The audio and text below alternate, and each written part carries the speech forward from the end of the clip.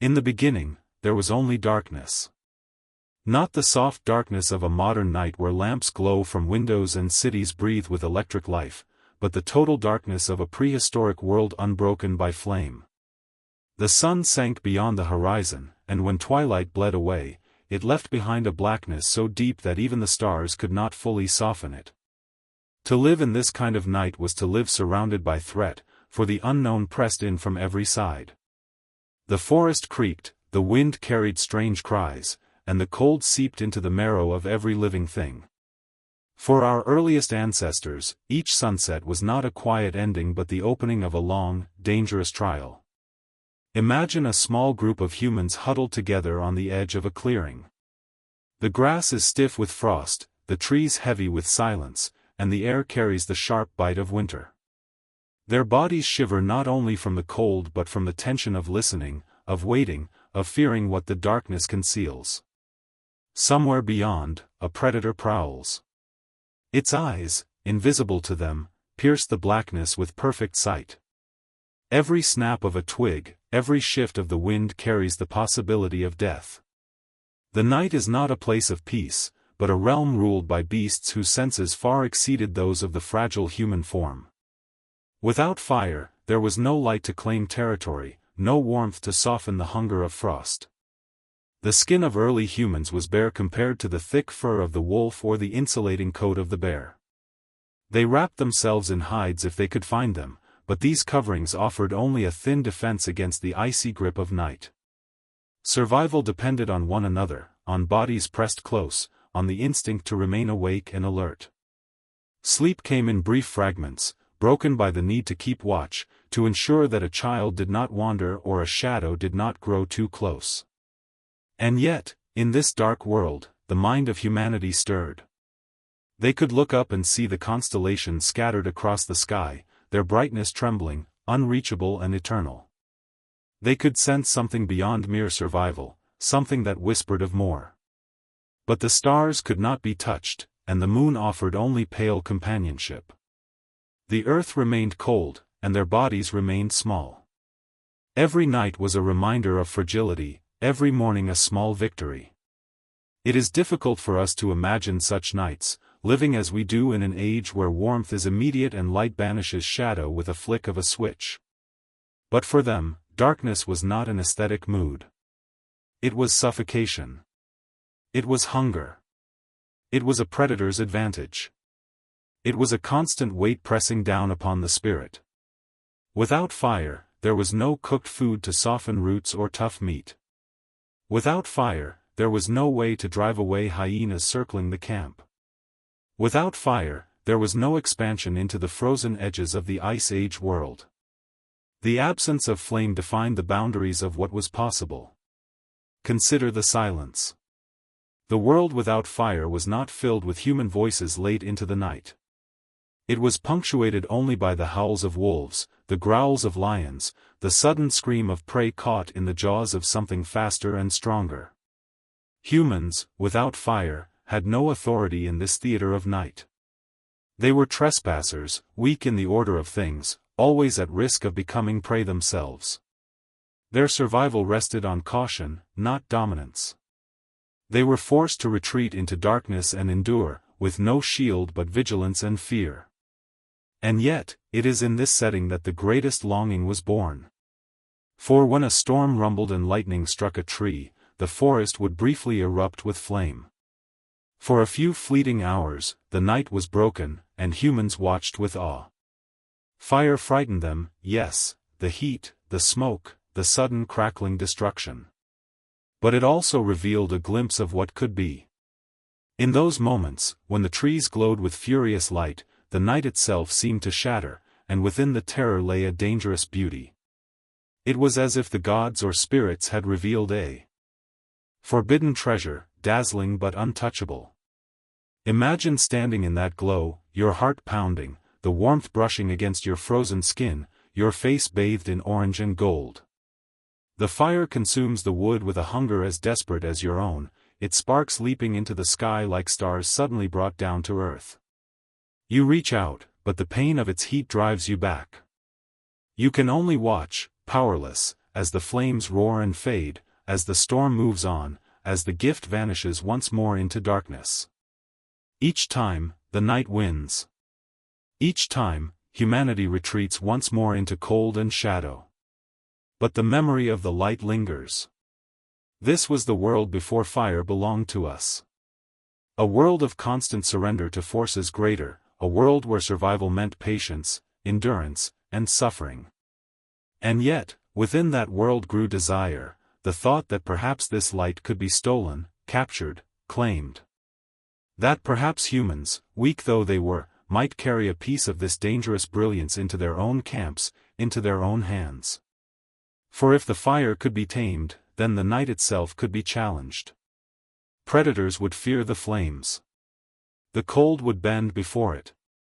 The human voice could rise in stories and songs beneath its glow. It would mean not only survival, but transformation. Before that theft, before that act of courage and defiance, there was only silence and darkness. Humanity sat waiting, yearning, imagining. The night stretched long, cruel and endless. And somewhere, within one tribe or another, a figure stirred. Somewhere, a brother began to wonder not if fire could be borrowed from the gods, but if it could be taken. In the stillness of the world without fire, the possibility of change flickered, not yet realized, but alive as thought. And that thought would one day ignite everything. Long before fire was a tool, it was a story. Across the scattered peoples of the earth, from icy coasts to tropical forests, myths arose to explain how this dangerous and beautiful element first came into human hands. And almost always, it was never simply given. Fire was too powerful, too sacred, too disruptive to arrive without struggle. It had to be stolen. It had to be taken from beings greater and more dangerous than ourselves. This is why so many cultures tell of a thief, a daring trickster, a bold figure, sometimes divine, sometimes human, sometimes animal, who seized the flame and carried it back to those waiting in darkness. The Greeks told of Prometheus, a titan who looked down at mortals and pitied them. They shivered in the cold, ate raw food, cowered in caves. Against the will of Zeus, Prometheus crept into Olympus and stole a spark of celestial fire, hiding it in a fennel stalk. He brought it down to earth, and with it gave humanity a new destiny. But the theft demanded punishment. For daring to give mortals a divine gift, Prometheus was chained to a rock, his body torn again and again by an eagle, suffering without end. In this myth, the theft of fire is at once heroic and tragic, a gift intertwined with eternal suffering. On the Pacific Northwest coast of North America, another story burned in the imagination. Among the Tlingit and Haida peoples, it was Raven who brought fire. Raven, the great trickster, saw that an old chief kept the fire hidden away, guarded and hoarded.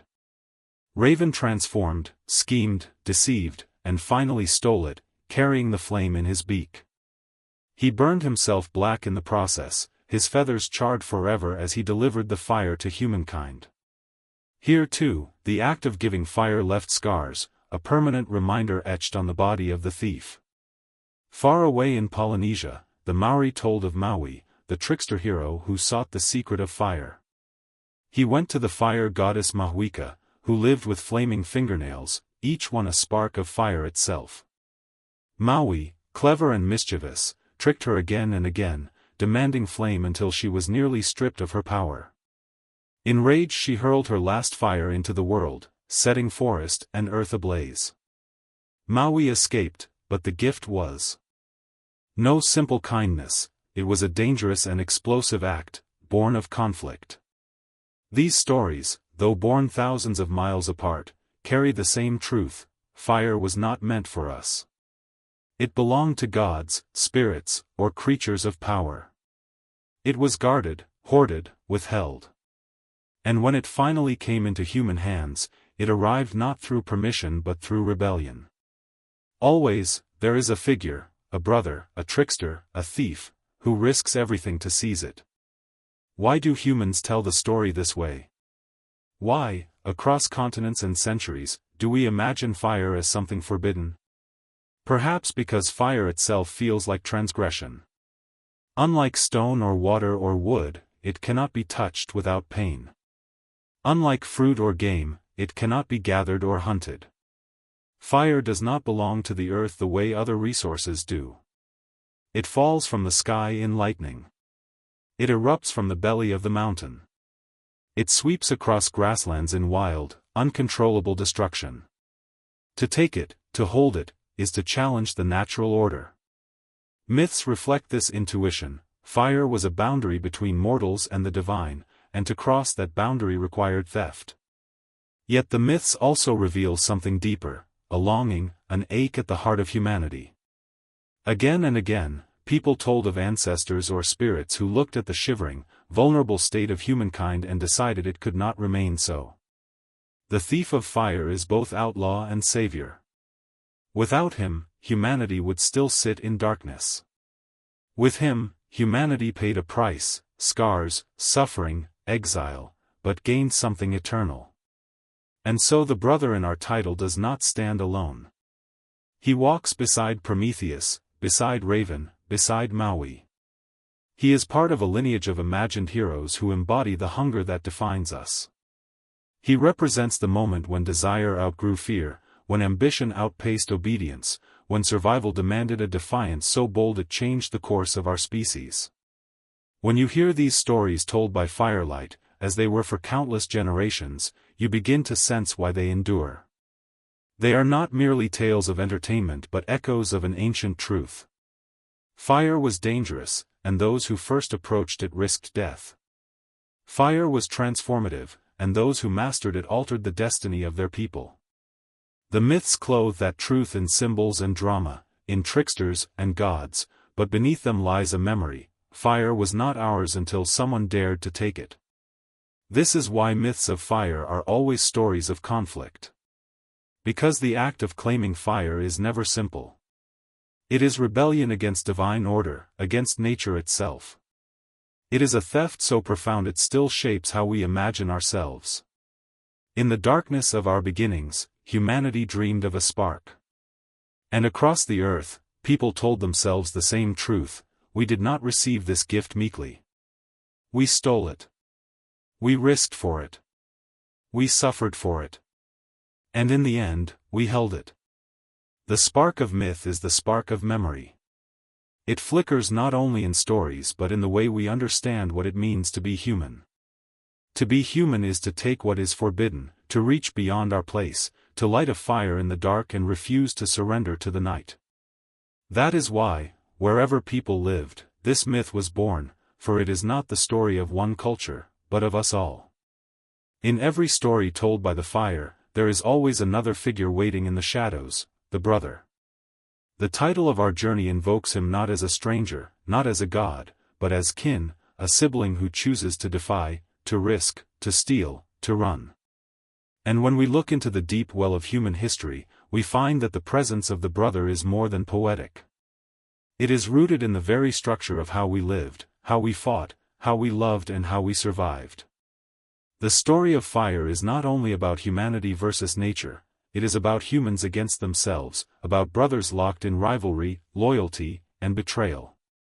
Imagine the earliest bands of hunter-gatherers. They were small, 20, 30, perhaps 40 individuals. At their center, families clustered together, bloodlines overlapping. Brothers grew up side by side, learning to throw the same stones, to chase the same prey, to drink from the same streams. They shared the same hunger, the same cold nights, the same desperate hopes. And yet within that closeness lay tension, because to share blood was also to share ambition. Brothers competed for food, for favor, for love. They measured themselves against one another because in their eyes, the other was the mirror of what they could or could not be. Anthropologists tell us that rivalry among siblings is one of the most ancient forms of human conflict. In the animal world, siblings often compete to the death, struggling for nourishment or dominance. Humans were not exempt. Even within the fragile harmony of a tribe, there was always the possibility of division. To imagine a brother stealing fire is to imagine not only courage, but betrayal. Did he steal it for himself, to claim power over others? Or did he steal it for the whole tribe, carrying the flame as a gift rather than a weapon? That ambiguity is what makes the brother such a compelling figure. He straddles the line between selfishness and sacrifice, between trickster and savior. Across human myths, the theme of brothers recurs again and again. Cain and Abel, Romulus and Remus, Osiris and Set, the earliest stories echo with the sound of siblings in conflict. Fire, as one of the most dangerous and transformative gifts, fits naturally into that pattern. To possess fire was to wield power.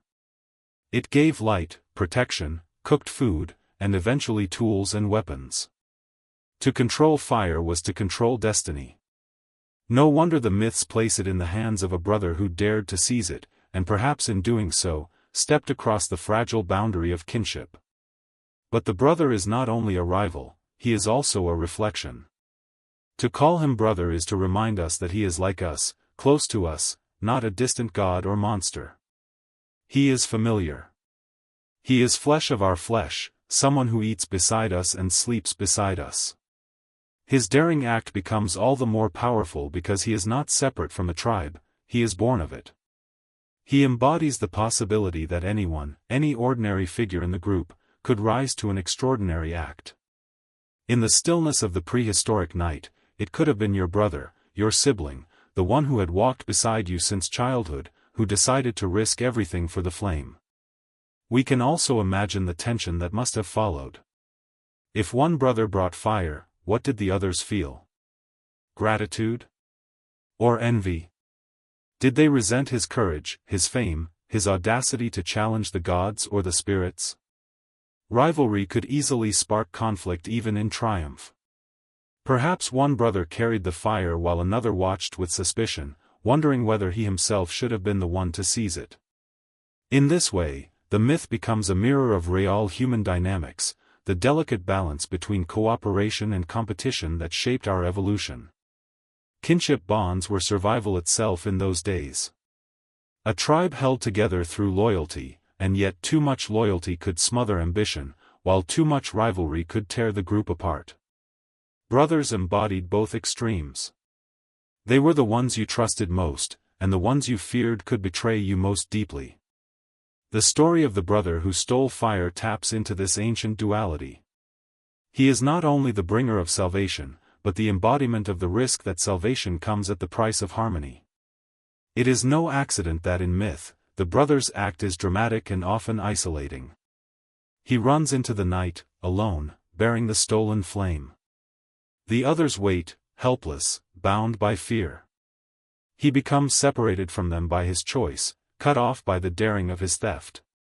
In a sense, he ceases to be simply a brother and becomes something else, an archetype, a figure who carries both the burden and the glory of change. But behind the archetype, we can still feel the human truth, the pain of separation, the question of belonging, the risk of exile. In reflecting on the brother, we also see something of ourselves. For every human being knows the experience of looking at someone close and feeling both love and competition. We understand what it is to measure ourselves against those who share our blood. And we know the complicated feelings when one of them dares to do something we ourselves could not. Pride mixes with envy. Gratitude mixes with suspicion. The myth of the brother who stole fire captures these tangled emotions and projects them onto the most primal act of all, seizing control of the flame. Perhaps that is why the story remains so powerful. Because it is not a tale of a stranger, but of kin. It is not about distant gods alone, but about the struggles within our own families, our own tribes, our own hearts. The brother who stole fire is us, not in abstraction, but in blood, in rivalry, in closeness. He is the figure who reminds us that transformation always begins within the bonds that tie us together, and that every great leap forward carries the risk of tearing those bonds apart. As the fire myth spread across cultures, the details shifted, but the pattern remained: someone close, someone familiar, someone like us, dared to take what was not given. In that moment, humanity's story became forever bound with the figure of the brother, the one who steps forward while the others wait, the one who risks both punishment and glory, the one who embodies the fragile balance of love and rivalry that defines what it means to be human. Before there was fire, there was forest. Vast, ancient, and indifferent, the forests of prehistory stretched across continents in dense, tangled layers of green and shadow. They were not the gentle woods we imagine today, with familiar trails and birdsong softened by distance. These forests were deeper, wilder, alive with eyes that never blinked and jaws that never hesitated. They were both womb and grave, cradle and predator. Humanity lived within them not as masters but as guests, vulnerable, cautious, and always aware of being watched. Picture a late Pleistocene evening. The air is heavy with the scent of pine resin and damp soil. Thick moss spreads across fallen logs, and vines coil upward toward the fading light. Insects hum, wings flashing in the last glow of sunset. The canopy above closes like a vast ceiling, swallowing the first stars. Beneath that green-black roof, the forest breathes. Its silence is not emptiness but presence, a silence that listens, a silence that waits. To step into it is to feel the weight of something immense and unseen pressing in on every side. Our ancestors walked these spaces with caution carved into their bones. Every rustle was a signal, every shadow a possibility of death. Saber-toothed cats crouched low in the underbrush, their bodies rippling with muscle built for ambush. Hyenas, larger and fiercer than their modern descendants, laughed in the distance, tracking scent trails invisible to human eyes. Even bears, towering, massive cave bears, claimed the same dens where humans sought refuge. In such a world, the forest was not simply scenery. It was a sentient presence, an ancient and watchful power. And without fire, the forest owned the night. Once the sun vanished, the undergrowth became a labyrinth of dangers. Humans had no claws, no fangs, no armor of fur thick enough to resist the cold. Their only weapons were sticks and stones, crude and limited in the dark. The forest knew this, or seemed to know, and its silence was not ignorance but patience. The predators moved as part of it, their bodies blending with its shadows, their movements hidden beneath its cover. To survive, humans gathered in groups, pressed back to back, eyes wide, ears straining. But no number of eyes could pierce the blackness completely. In this way, the forest shaped the mind of humanity. Fear of the dark, still alive in us today, was once no irrational dread but the memory of thousands of nights spent in forests where silence could mean the approach of death. The creak of a branch overhead might be nothing, or it might be the last sound before claws struck. The wind shifting in the leaves might be chance, or it might be the breath of something waiting. And so the human mind learned vigilance. It learned to read silence as language. It learned to live inside an environment where every detail might carry meaning, where survival depended on attention. But the forest was not only threat. It was also provider. The same shadows that concealed predators also hid food. Roots, nuts, fruits, and small creatures were gathered from its soil. Fresh water trickled through its veins, rivers winding beneath its canopy. For every danger it offered, it gave sustenance as well.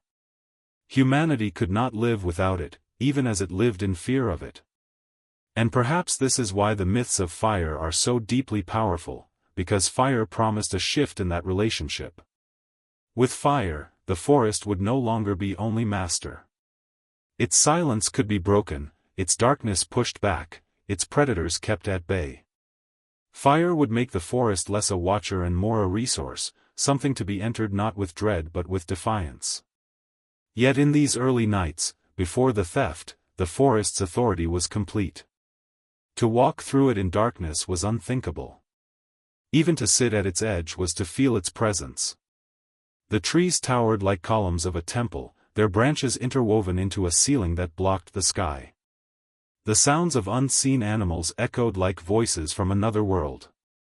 And always, there was the sense of being noticed, as if the forest itself had eyes, as if its silence was a kind of gaze.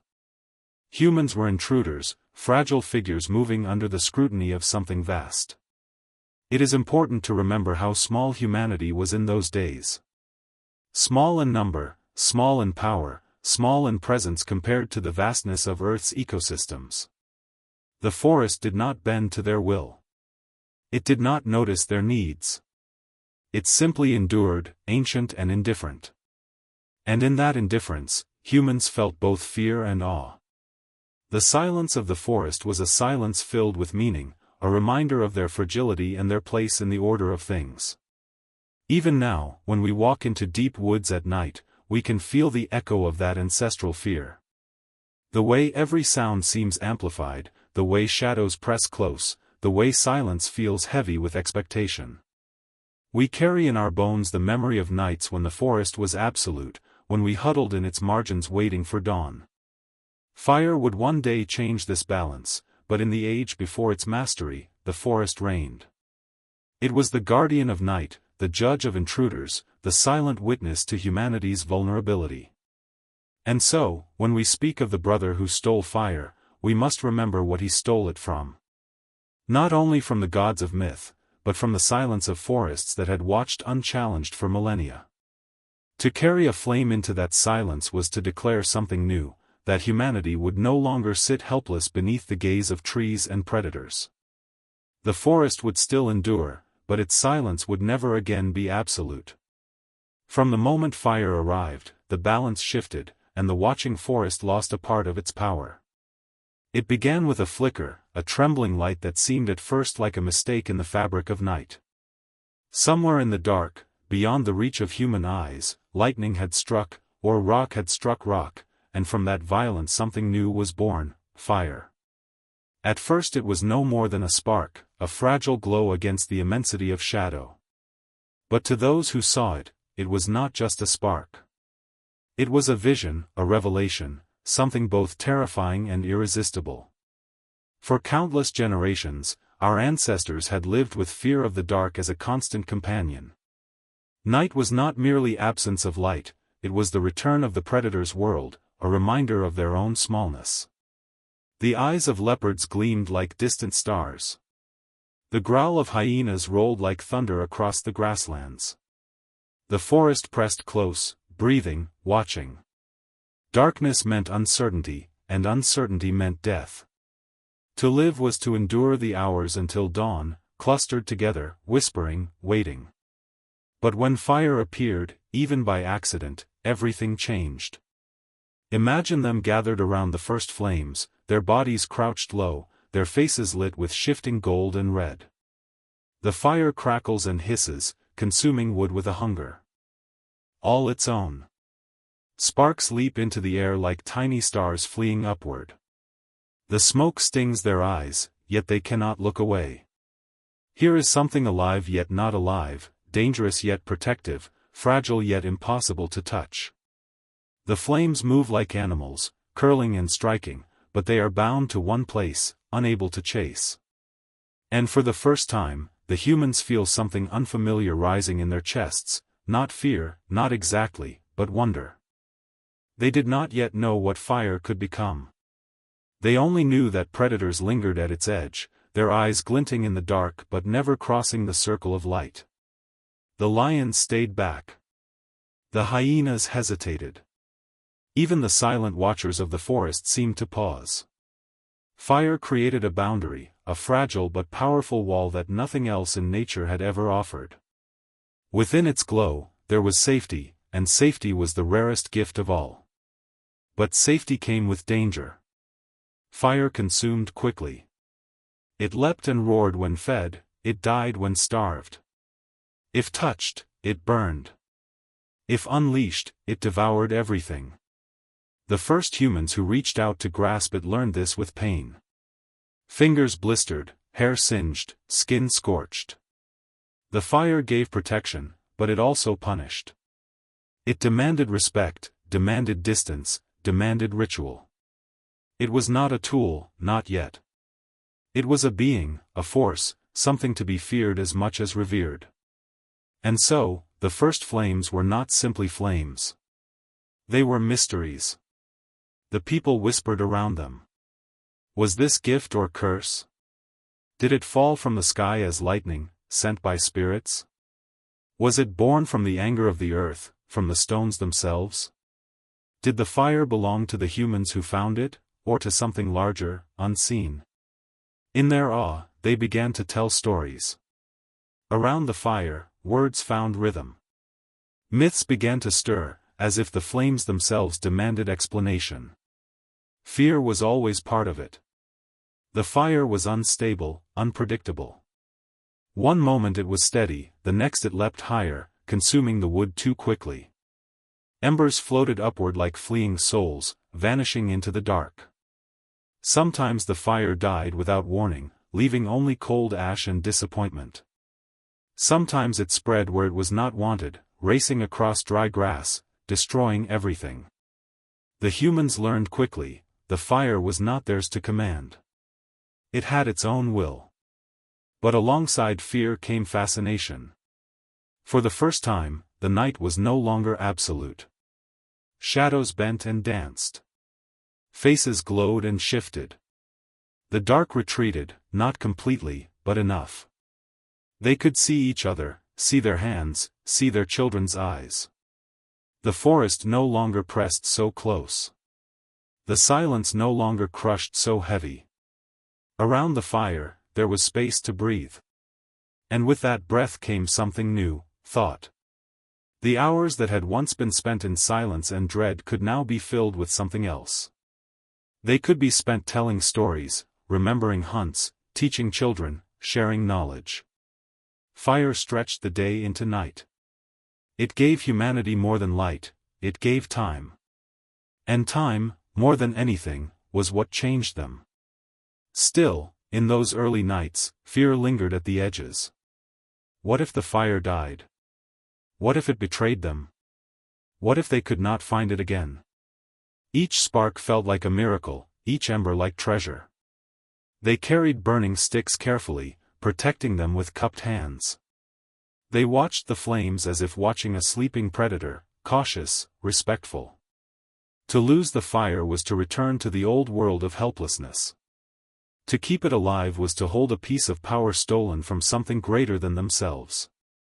The children, too, felt this fear and wonder. They reached toward the flames with small hands, laughed at the sparks, shrieked at the crackle. To them, the fire was alive, a creature that moved and spoke. And perhaps they were right. Fire was more alive than stone, more alive than water, more alive than anything else they had touched. It breathed, it consumed, it grew, it died. It was both friend and enemy, both gift and threat. The myths reflect this duality. In many traditions, the one who first brought fire is punished. Fire is not given freely, it is stolen. It belongs to the gods, to the spirits, to the earth itself. And the humans who hold it are always at risk of losing it, always watched, always judged. Perhaps this is because the first experience of fire was never pure triumph. It was triumph mixed with fear, victory mixed with uncertainty. Fire saved them from predators, but it also threatened to destroy them. It gave them life, but only if they respected its hunger. The first flames, then, were more than flames. They were thresholds. They marked the boundary between what was and what could be. They lit not only the night but the imagination. Around them, humanity began to dream differently. No longer entirely victims of the dark, they could imagine new possibilities, warmth in the cold, safety in the night, cooked food, hardened tools. None of these things existed yet. But the potential was there, glowing in the heart of the fire. And still, at the edge of the light, the forest watched. The predators lingered, waiting. The darkness crouched, patient. The fire had pushed it back, but not defeated it. Fear remained, though changed. It was no longer the fear of total helplessness, but the fear of losing what had been gained. The humans knew that without fire, they were nothing. With fire, they were something new. And that knowledge burned brighter than the flames themselves. So the first flames came with the first fears. Fear of the dark, fear of the predator, fear of the unknown. But also fear of the fire itself, fear of its hunger, fear of its loss. Out of this fear grew caution, reverence, imagination. Out of this fear grew humanity as we know it. For the fire was not just light in the dark. It was the beginning of a new kind of night, a night no longer ruled entirely by silence, but shared with something fierce and luminous. It was not long before the first wonder of fire began to reveal its double edge.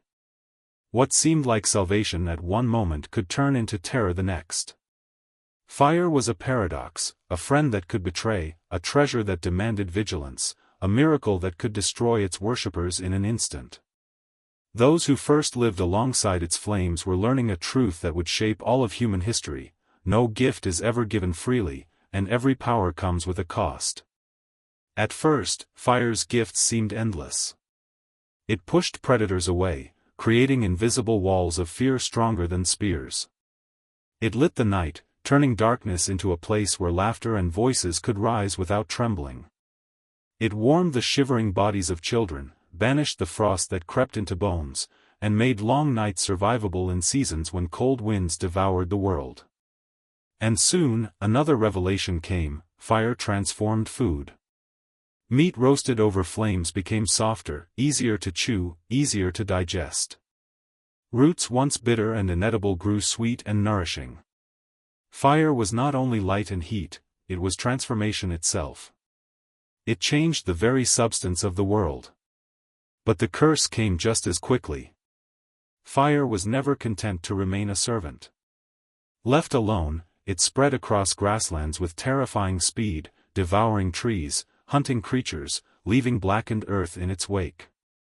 In a single gust of wind, the precious gift could turn into an unstoppable disaster. Families who had huddled in safety around its warmth could be scattered in fear, watching their shelters, their food, their very ground consumed. Fire was not theirs to command, it tolerated their presence, but it was always hungry, always dangerous. To keep fire alive was exhausting. A flame left untended died in silence, collapsing into useless ash. A flame fed too much roared into chaos. So night after night, someone stayed awake to guard it, feeding it with sticks, watching its breath, keeping it alive as one might keep alive a restless child or a sick relative. They learned to cradle embers in ashes, to carry glowing coals wrapped in bark or bone. In these moments, fire became more than an element, it became kin. It was fragile, it was needy, and yet it was powerful beyond comprehension. Fire had to be cared for, and that care demanded discipline. The curse was not only in the danger of destruction. It was in dependence. Once fire was known, there was no going back. To live without it became unbearable. The old nights, where humanity cowered in silence and fear, now seemed intolerable. A group that lost its fire, through storm, through accident, through carelessness, felt abandoned, stripped of power, plunged back into helplessness. The forest seemed darker, the predators bolder, the cold sharper. Panic spread in these moments, as if the very spirit of the group had been stolen away. Without fire, they were no longer whole. And so fire became a chain as much as a liberation. It bound them, demanded them, ruled them even as it protected them. This tension, gift and curse, safety and danger, seeped into the myths and stories they began to weave. They imagined fire as a spirit with moods and desires. It was alive, and like all living things, it could be angered, appeased, soothed, or betrayed. Some told stories of fire as a mother, giving warmth and sustenance. Others imagined it as a thief, stealing wood and air to live. Some feared it as a predator itself, more terrible than lions or leopards, one that consumed not flesh but the very world. To make sense of fire was to make sense of duality, of contradiction, of the delicate balance between survival and ruin. And yet, even as fear lingered, so did awe. For fire was unlike anything else in their lives. Stones were hard, water was fluid, plants grew and died, animals moved with instinct.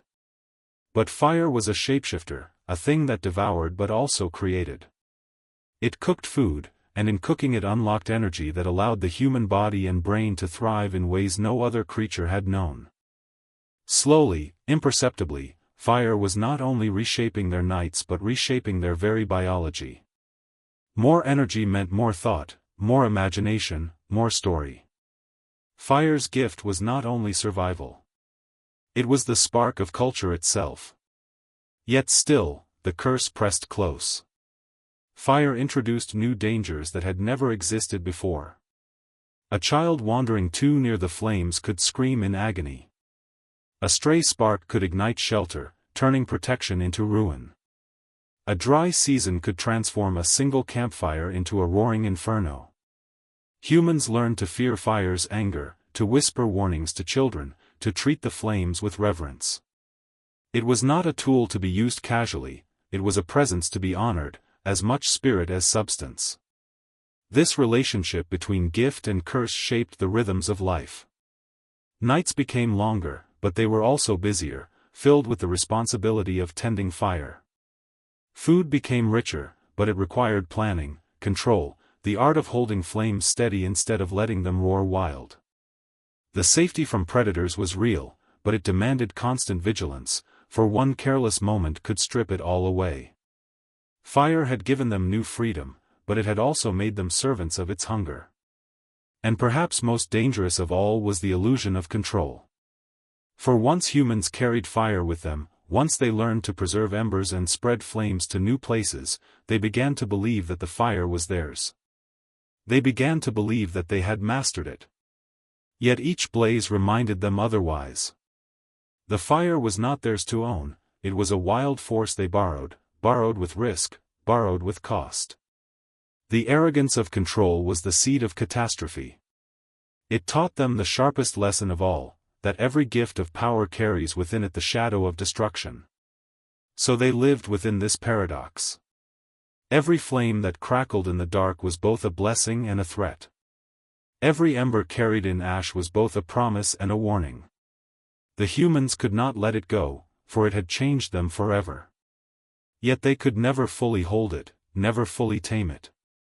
The fire was theirs, but not theirs. It belonged to them, and yet they belonged to it. And out of this fragile, dangerous bond, something extraordinary was beginning to grow. Fire was not just heat or light. It was responsibility, it was imagination, it was story. It forced them to watch, to learn, to think ahead. It demanded discipline and rewarded creativity. It bound them together around its glow, teaching them to share, to guard, to tell tales deep into the night. The gift and the curse were not opposites. They were two sides of the same flame, a flame that would one day shape the destiny of the species. But in those early nights, crouched in the glow, the people only knew this much: they had gained something they could never lose, and they had invited into their lives a force they could never escape. The fire gave them life, but it also bound them in chains of its own making. And from that moment on, humanity's path was forever entwined with flame. The fire did more than keep away predators or cook the flesh of the hunt. It did something far stranger, far deeper, something that would shape the invisible world of the human mind. For when the flames crackled and shadows danced on the cave walls, when the circle of light pushed back the infinite dark, a silence fell, not the silence of fear that had once gripped the night, but a silence of listening. And in that silence, voices rose. Words became longer, fuller, woven into rhythms that had never existed before. Around the fire, the first stories were born. The day had always belonged to survival.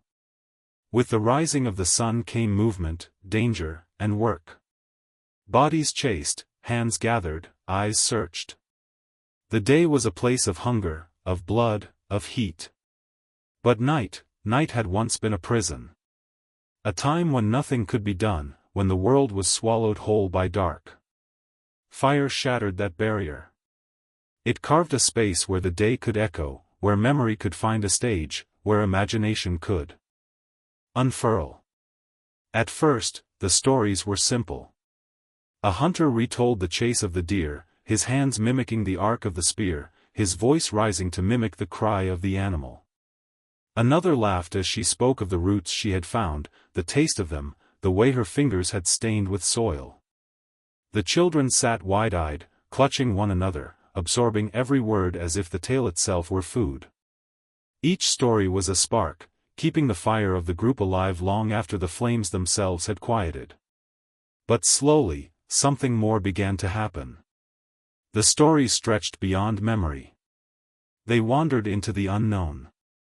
The glowing embers made the shadows on the walls grow long and strange, and the humans saw in those shadows the shapes of spirits, animals, ancestors. A rustle in the forest became the voice of a creature unseen. The leap of sparks into the night became the souls of the dead, escaping upward into the sky. Myths began, not as inventions but as necessary answers, born from wonder and fear alike. The fire was the stage, and the night was the audience. Around the flames, they spoke of the great birds that carried the sun across the sky, of the wolf that swallowed the moon, of the ancestor who once stole fire from the gods and ran into the night to hide it for his people. Each retelling grew richer, layered with new detail, carried from one mouth to another, until the story was no longer the memory of one person but the possession of the whole tribe. In this way, the night became more than a time of rest. It became a time of weaving words, weaving memory, weaving meaning. The stories carried knowledge, where the rivers bent, where the herds moved, where the berries grew. But they also carried dreams, visions of what might be, lessons of what must never be forgotten. Through story, the tribe remembered itself. Through story, the tribe imagined what it could become. The children were the most entranced. Their faces glowed orange in the firelight, their eyes enormous, their mouths slightly open as they absorbed the voices of their elders. To them, the fire was not just warmth, it was a window into other worlds. They dreamed differently than the generations before them, because their nights were filled with words, images, and songs. They would grow into adults who carried within them not just survival, but imagination. The flame did not just protect their bodies, it seeded their minds. And always, the fire itself was part of the tale. Its crackling voice was a drumbeat, a constant companion. Its glow painted the cave walls with moving figures. Its smoke carried prayers upward. The fire was not only the stage but the actor, the witness, the very spirit of the stories themselves. To speak around the fire was to speak to it, to feed it not only with wood but with words. Over time, these nights of stories created something entirely new in the human world, memory beyond the individual. Before the fire, knowledge died with the body. A hunter who perished in the jaws of a lion carried his experiences into silence. But around the fire, those experiences became collective. His story could be retold, his lessons passed on, his laughter preserved. Memory became longer than life. The tribe itself became a single vessel, carrying within it the voices of the dead. Yet even this gift carried its own curse. For stories could heal, but they could also wound. A tale told with fear could grow into a superstition that bound the tribe with chains of dread. A tale told with anger could ignite conflict, turning neighbor against neighbor. Words carried in the firelight had power, as dangerous as the flames themselves. They could unite or divide, guide or mislead, protect or destroy. The night of stories was never innocent. It was as sharp as it was beautiful. Still, in those earliest nights, the beauty prevailed. The people found in storytelling a new rhythm of life, one that balanced the brutality of the day with the wonder of the night. They found a way to bind themselves to each other, to make the darkness less frightening, to make existence itself seem larger and more meaningful. The fire gave them heat, but the stories gave them purpose. Together, they were the birth of culture, the first fragile threads of a tapestry that would grow across millennia. Imagine one of those nights, the fire low, the wood nearly gone, the stars above cold and unblinking.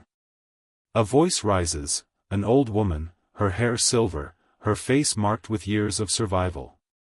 She speaks of a time before, when the people had no fire, when they cowered in silence. She tells of the ancestor who dared to steal flame, who carried it with blistered hands, who ran into the night pursued by spirits but never faltered. She tells this not as history, not as myth, but as truth, truth that binds them together, truth that makes the flickering light feel eternal. And the children listen, their small hearts burning with a conviction they do not yet understand, that they are part of something vast, something older than themselves, something that began with fire and would carry on as long as stories were told. Thus the night of stories became the true inheritance of fire. The flames lit not only the body but the imagination. They gave rise to voices that carried across generations. They created a second fire, one not of wood and spark but of memory and meaning. And just like the first fire, this second fire was both gift and curse, both salvation and danger. But it was unstoppable. Once the stories began, they could not be unmade. They would live on, glowing in the dark, long after the flames had gone cold. The flames did not only give warmth and light, they gave movement. Every flicker of fire sent shadows leaping and twisting along the cave walls, across the trunks of trees, and over the bodies gathered in its glow. For early humans, who had lived their lives in the steady patterns of sun and moon, this dance of shifting shapes was unlike anything they had ever known. It was a theater of mystery, a living performance born from light and darkness entwined. At first, these shadows were frightening. A sudden stretch of black against the stone might look like a beast crouching, ready to spring. The wavering silhouette of a companion's head could become monstrous, strange, otherworldly. Children shrank back, clutching their mothers, whispering with wide eyes. The fire gave them safety, but it also birthed illusions. It taught them that the world was not as simple as it seemed. Things could change in an instant. One moment a man's shadow was his own, the next it was something uncanny, something alien. Yet over time, fear gave way to fascination. The people began to play with the shadows, moving their hands before the flames, stretching their fingers into claws, twisting their arms into wings. They discovered that they could make animals appear on the walls, crude but recognizable, the long neck of a gazelle, the horns of an antelope, the prowling shape of a lion. Laughter rose as they mimicked the creatures they both feared and hunted. The shadows became a game, a strange new kind of language, where gesture spoke as powerfully as voice. This play was more than entertainment. It was revelation. In the shadows, they saw the first signs of representation, the idea that one thing could stand for another, that a shape could become a symbol. A hand was not just a hand, in the firelight, it could become a bird, a beast, a spirit. The walls of caves became canvases, not yet painted but already alive with movement and meaning. The dance of shadows was the first art, fleeting but powerful, a bridge between the real and the imagined. The shadows also stirred something deeper, the sense that there was another world, layered atop the visible one. When a man raised his arm and saw it stretch monstrously large upon the wall, did he not wonder if some spirit was guiding it? When a child's shadow loomed taller than any adult, did she not believe for a moment that she had become something greater, something beyond herself? The fire revealed a truth that would echo across the ages: reality was not fixed. It could bend, transform, deceive. And in that transformation lay mystery. Soon, the dance of shadows became ritual. At night, as the flames burned brightest, the people gathered not only to speak but to perform. One would step before the fire and twist his body so his shadow leapt upon the wall like a predator. Another would crouch low, hands shaped into horns, and the children would shriek with delight. In these performances, they retold their hunts, their fears, their myths. The shadow of a man could become the ancestor who had stolen fire, fleeing into the dark. The shadow of a woman could become the spirit of the river, flowing endlessly. The walls were alive, and in that aliveness, story and image fused. It was in these moments that the boundary between play and sacred blurred. The tribe may not have had words for it, but they were inventing theater, ritual, art. They were discovering that movement could carry meaning, that images could hold power, that the world of symbol was as real as the world of flesh. The shadows were not just illusions, they were presences. They reminded the people that unseen forces walked with them, forces that could be invoked through gesture, honored through mimicry, feared through silhouette. The elders saw something important in this. Shadows were not merely tricks of light, they were doubles, echoes of the soul. Every person had one, every animal too. The shadow was inseparable from the being, yet untouchable, untamable. To watch your shadow dance on the wall was to watch a piece of yourself outside your body, moving with you but not entirely under your control. Some began to whisper that the shadow was the spirit itself, the part of you that lived beyond flesh. When you died, perhaps it was the shadow that fled upward, like sparks into the night. This belief deepened the rituals of the fire. Now, when the people danced before the flames, they were not only entertaining themselves, they were calling upon the spirits of the shadows. They stamped their feet, clapped their hands, raised their arms. The shadows grew large, immense, stretching across the stone until the cave seemed filled with giants. In that moment, the tribe was no longer small, no longer fragile. They were vast, accompanied by spirits, protected by ancestors. Fire gave them this illusion, and in illusion they found strength. And from strength came culture. The dance of shadows was not idle play, it was instruction. Children learned the shapes of animals before they ever faced them in the hunt. They saw the twisting silhouettes of lions, the flight of birds, the prowl of hyenas. They learned to mimic, to anticipate, to imagine. The shadows became lessons, practice, rehearsal for survival. Art was never separate from life, it was woven into the very act of staying alive. But the shadows also fed imagination beyond survival. They suggested stories that had no purpose except wonder. What was the great horned figure that appeared on the wall when three men stood together in the firelight? What spirit moved when the flames bent suddenly, distorting the shapes into creatures no one had ever seen? The fire made monsters, gods, ancestors, dream beings. It seeded myths that would echo down through time, myths of creatures larger than life, myths of powers unseen. Even the silence of watching shadows had its magic. The fire hissed, the wind sighed, the shadows moved, and the people sat in awe. For a few moments, they forgot hunger, forgot fear, forgot even themselves. They were transported into another world, one that existed only in the glow and the dark. And in those moments, the idea of another world, beyond the visible, beyond the touchable, grew inside them.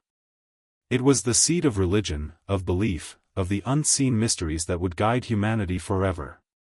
The dance of shadows was fleeting, vanishing when the flames died. But its memory lingered. By day, when the sun shone, shadows were plain, predictable. By night, they became magical. And so the people sought to preserve them, to make them last. They began to trace their hands on stone, leaving behind the shapes that fire had once projected. They painted animals on cave walls, echoing the beasts that once leapt as shadows in the firelight. From shadows came art, from art came memory, from memory came culture. Thus, the fire did more than warm or protect. It revealed a truth hidden in darkness, that humans were not only creatures of flesh, but creatures of image, symbol, and story. The shadows taught them that the world could be doubled, that a shape could mean more than itself, that reality was richer than the eye alone could see.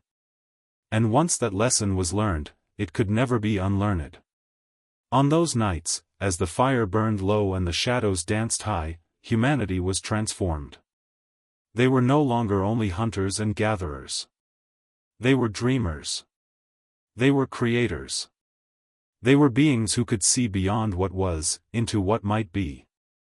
The shadows taught them this, and in teaching, gave them a gift as powerful as fire itself. Among the gathered tribes, there were always two kinds of men. One was the dreamer, the one who sat longest by the fire, shaping shadows, telling stories, finding meaning in sparks and smoke. The other was the hunter, the one who moved silently through the trees, who brought down beasts with steady hand and sharp eye, who measured his worth by meat and survival. They were brothers not only by blood but by destiny, two halves of the same people. Yet as the fire grew to hold greater meaning, so too did envy grow between them. The dreamer brother saw in the flames a path beyond hunger, beyond fear. He saw gods in the flicker, spirits in the smoke, ancestors in the shadows. His words bound the tribe together, giving them not only instruction but vision. He was listened to, respected, perhaps even feared. The hunter brother, though skilled, began to notice how often the tribe's eyes turned not toward his trophies of meat but toward the dreamer's tales. What was meat compared to mystery? What was survival compared to stories that gave survival meaning? At first, the envy was small, a flicker of irritation. But envy, like fire, can spread. The hunter watched his brother raise his arms before the flames and saw the tribe gasp at the shadow cast upon the wall. He saw the children gather not at his side to learn the ways of the spear, but at the dreamer's feet to hear tales of spirits and monsters. The hunter gave them food, yet it was the dreamer who gave them wonder. And wonder, he feared, would one day matter more. In the silence of the night, when the fire burned low, the hunter brooded. Was he not the one who risked his life? Was he not the one who bled, who faced tooth and claw? Without him, the tribe would starve. Without the hunter, the dreamer's words would be empty wind. And yet it was the dreamer who was becoming the heart of the people, the one who carried their awe. Envy turned to resentment, resentment to anger.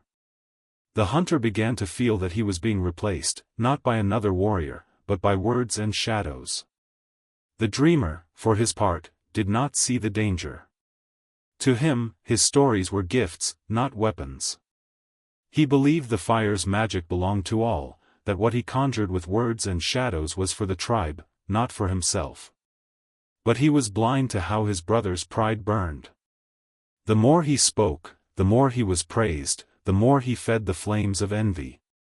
And envy, once ignited, seeks to consume all. One night, the fire blazed high, and the dreamer performed a ritual of shadows. He crouched low, stretching his arms into the form of a great beast, telling of the first lion that had stalked mankind. The tribe leaned forward, eyes wide, breaths held. The children laughed, then screamed with delight as his shadow grew larger, looming upon the wall like a god. The hunter sat apart, his jaw clenched, his hands gripping his spear. He watched their eyes, not on him, not on his kill that lay roasting by the flames, but on the dreamer's moving form. He felt invisible. He felt betrayed. When the dreamer ended his tale, the people erupted in voices, clapping hands, praising his gift. The hunter stood. Abruptly, his voice sharp as flint. "Do shadows feed you?" he demanded. "Do they fill your belly? Do they keep the beasts from tearing you apart?" The laughter died. All turned toward him. His eyes burned with fury as he raised his spear. "Without the hunt, without the kill, you are nothing. Shadows will not save you. Stories will not keep you alive." The tribe fell silent. The dreamer lowered his arms, his face calm but heavy with sorrow. "Brother," he said softly, "the hunt gives life, but the fire gives meaning. What is survival if we do not know why we live? The spear feeds the body, but the story feeds the soul." Those words, meant as wisdom, struck the hunter like insult. His envy flared into rage. In that moment, he saw not a brother but a rival, not family but threat. The spear in his hand trembled, and for a heartbeat, the firelight caught his shadow upon the wall, a dark figure looming over the dreamer, weapon raised. The tribe gasped. In the shadows, they saw what might come to pass, a murder written before it happened.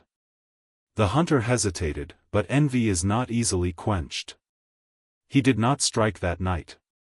The spear lowered, the silence stretched, and the tribe breathed again. But something had broken between them.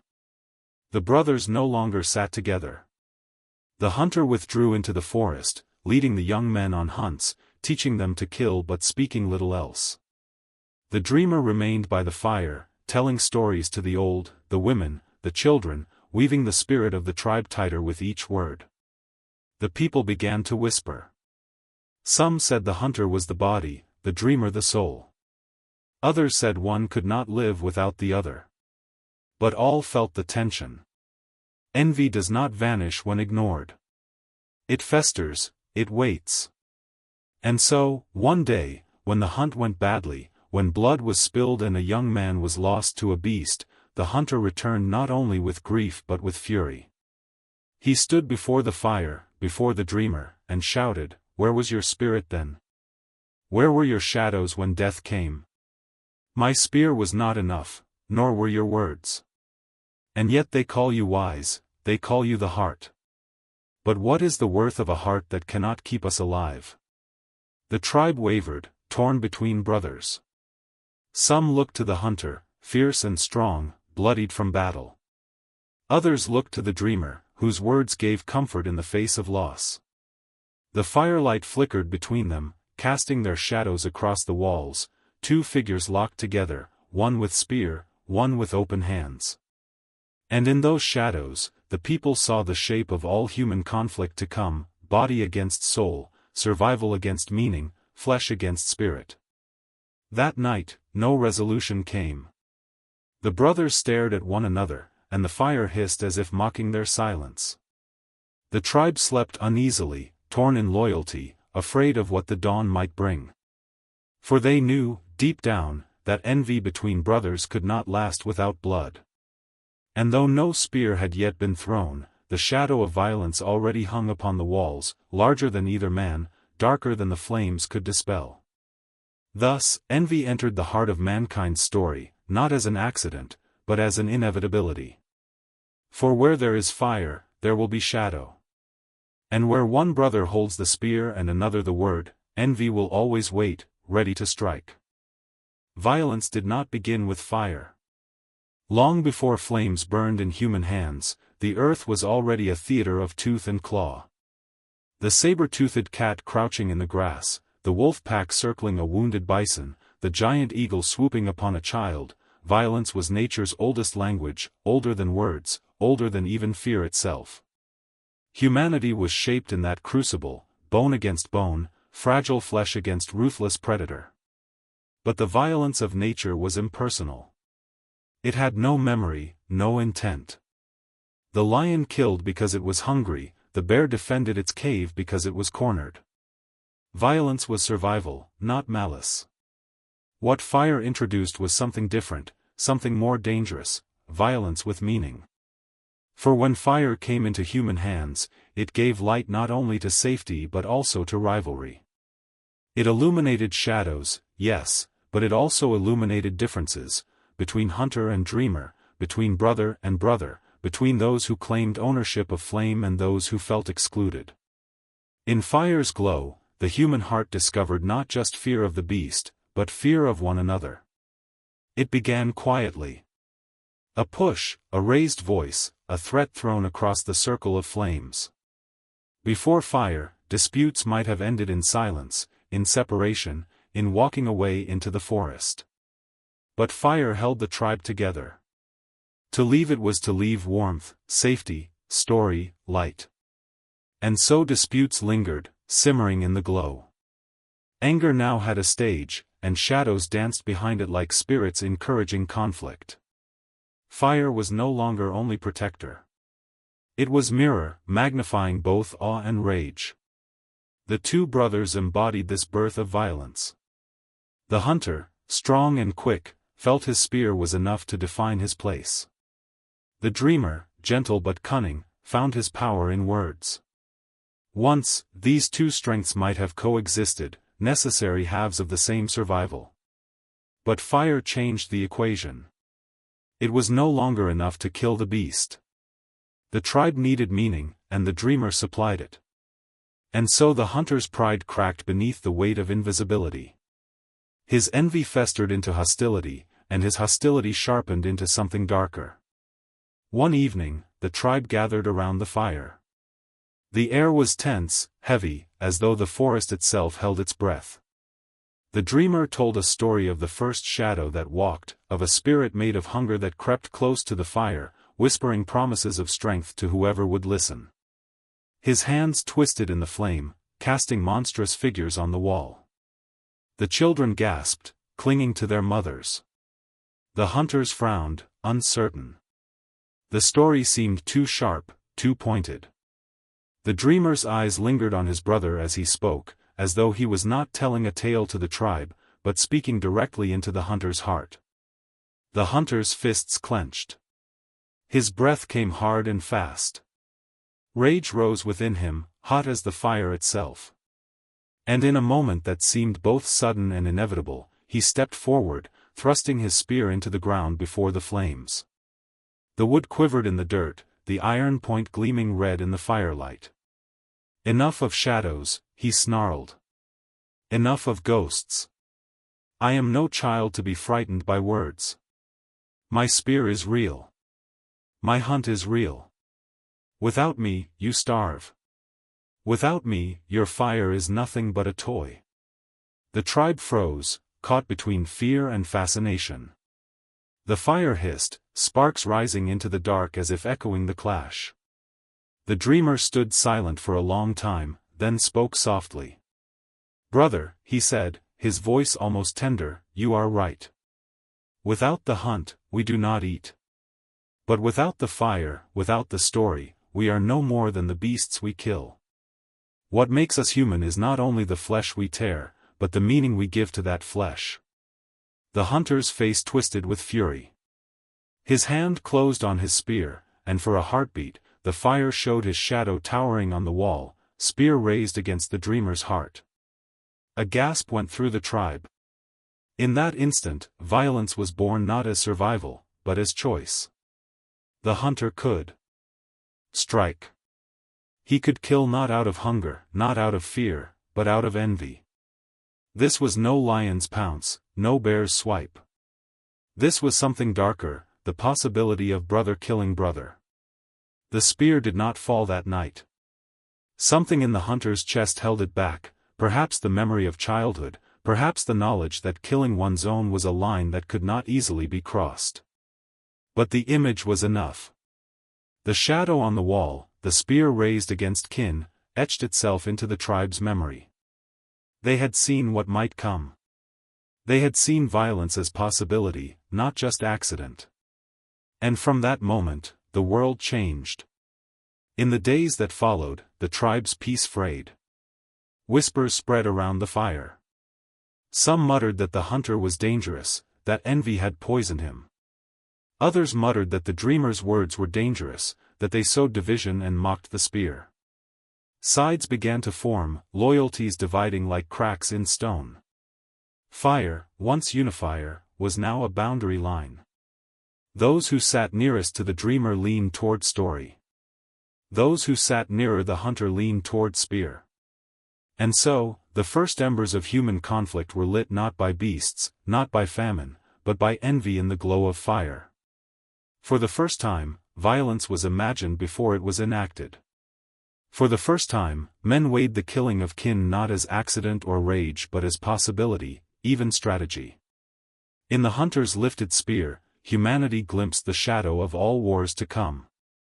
The forest, watching in its ancient silence, must have understood. Predators killed to eat, to defend.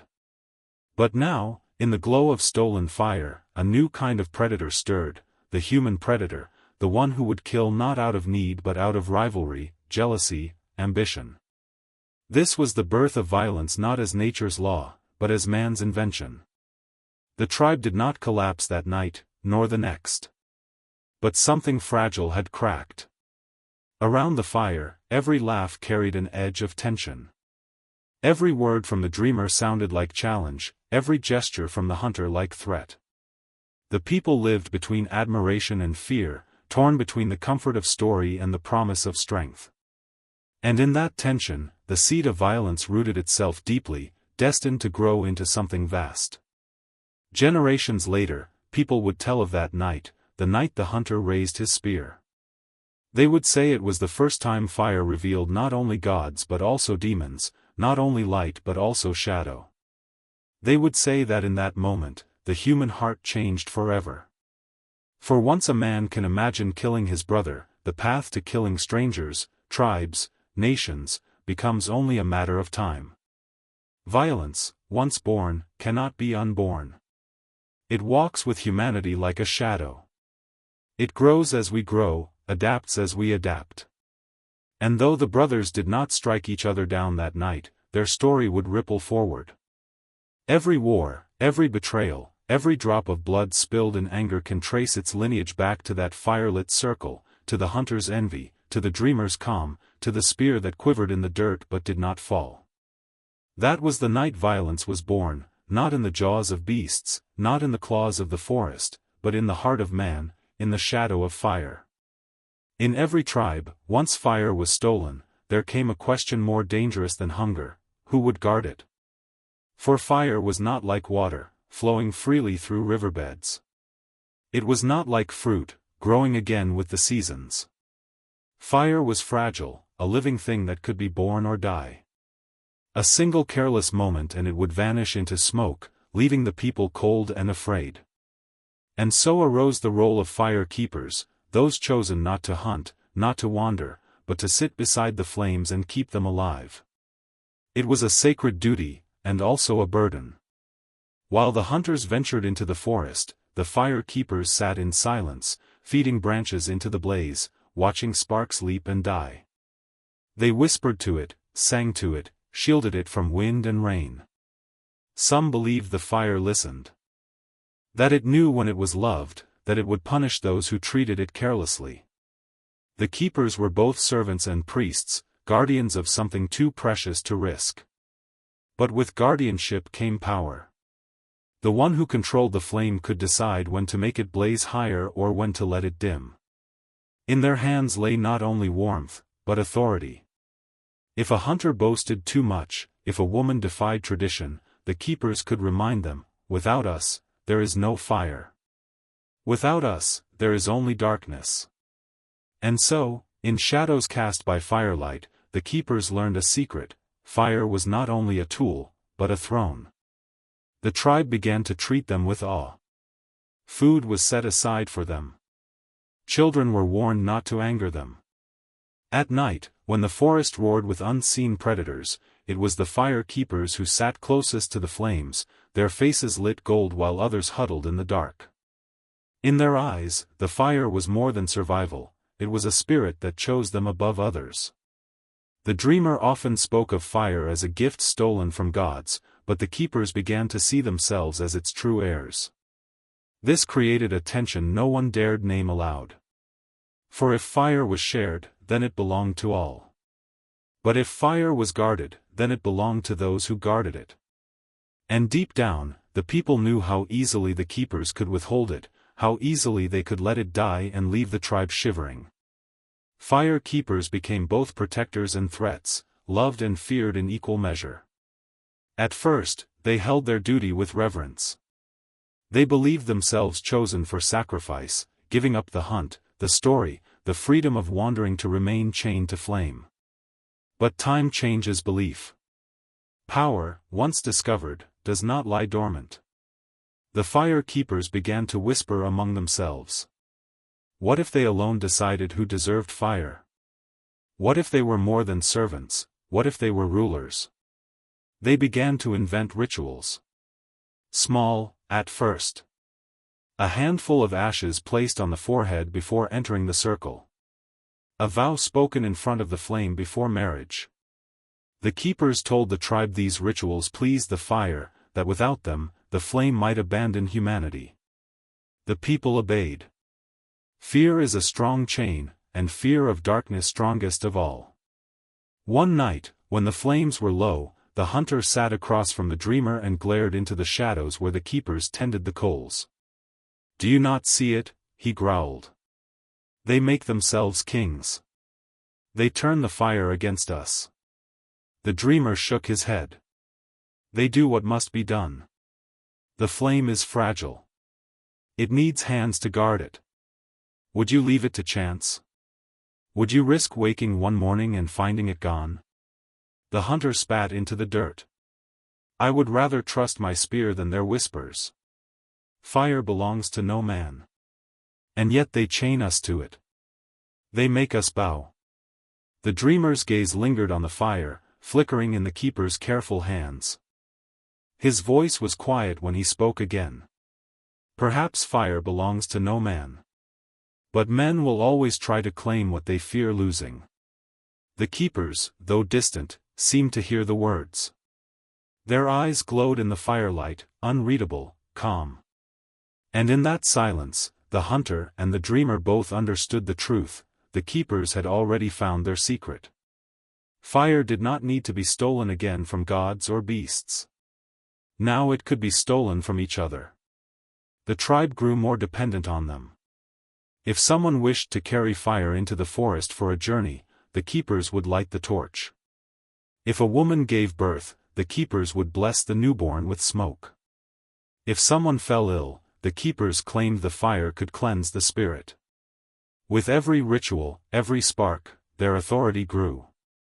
And though the tribe grumbled, none dared to defy them. For what is rebellion without fire? To leave the circle was to embrace darkness, to risk the predators waiting beyond. And so even those who distrusted the keepers stayed close, whispering resentment but obeying their rules. In this way, fire became the first throne of mankind, the first tool of power, the first crown of rulers. The brothers watched this unfold differently.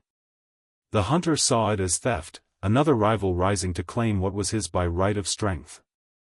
The dreamer saw it as inevitability, as the next chapter in the story of fire. But both knew that the keepers had bound the tribe in ways more permanent than spears or stories. They had made fire not only survival, not only symbol, but law. And deep within the forest, beneath the vast silence of the trees, predators prowled unaware of the human struggle. To them, fire was only light, strange and dangerous. They could not see what the humans saw, that within its flames burned the first seeds of hierarchy, of command, of oppression. The beasts of the forest hunted because they must. But the humans had begun to hunt something greater, power itself. Thus, the secret of the fire keepers was not only that they guarded the flame, but that they had discovered its true nature. Fire was not just survival. It was obedience. It was submission. It was the power to bind others through fear of its absence. This was a truth that would echo through every age that followed, through kings and priests, through rulers and nations. All would, in their way, become fire keepers, guarding not only flames but the light of knowledge, of law, of faith, and using it to hold humanity close. And the tribe, huddled in the circle of light, did not yet know it. But they were the first subjects of this ancient rule, the fire keeper's secret. The fire had always been a creature of the earth. It was born from friction, from sparks, from lightning striking tree trunks. It crawled low across the ground, devouring branches and grass, licking stones until they cracked in the heat. To the people, it was a thing of soil and wood, of ash and smoke. But one night, in a moment of awe, the tribe saw it reach higher than they had ever imagined. The flames did not stay low, they climbed, they roared, they rose against the darkened heavens as though challenging the sky itself. It began with a storm. The day had been heavy with heat, the air pressed tight, the forest restless. Clouds had gathered in towering columns, black and trembling with thunder. The tribe huddled near their small fire, trying to shield it from the gusting wind. And then the lightning came. A single bolt struck a tree at the edge of the forest, splitting it with a crack like the sky itself tearing. Instantly, fire leapt upward, racing through bark and branches, surging higher with every gust of wind. The people gasped, frozen. They had seen fire born from lightning before, but never like this. The tree was a torch against the night, flames racing to its crown, spilling outward into the canopy.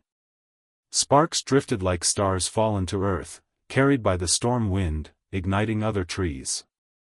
Soon, the forest was alive with fire, an inferno climbing higher than any man, higher than any beast, until the very sky seemed ablaze. The tribe screamed. Some fell to their knees, believing gods had descended in wrath. Others ran, dragging children, stumbling over roots and stones. The air thickened with smoke, choking, burning eyes, filling mouths with the taste of ash. Above, the storm raged, thunder booming, rain hissing against the flames but not enough to stop them. The fire leapt from tree to tree, consuming the forest, painting the sky with orange light that turned night into something brighter than day. The hunter stood still, his face lit red by the inferno. In his chest, fear battled awe. Here was fire not as tool, not as hearth, but as conqueror. Here was a power greater than any spear, greater even than his own rage. No man could fight this. No beast could withstand it. The forest itself, ancient and eternal, bowed before the flames.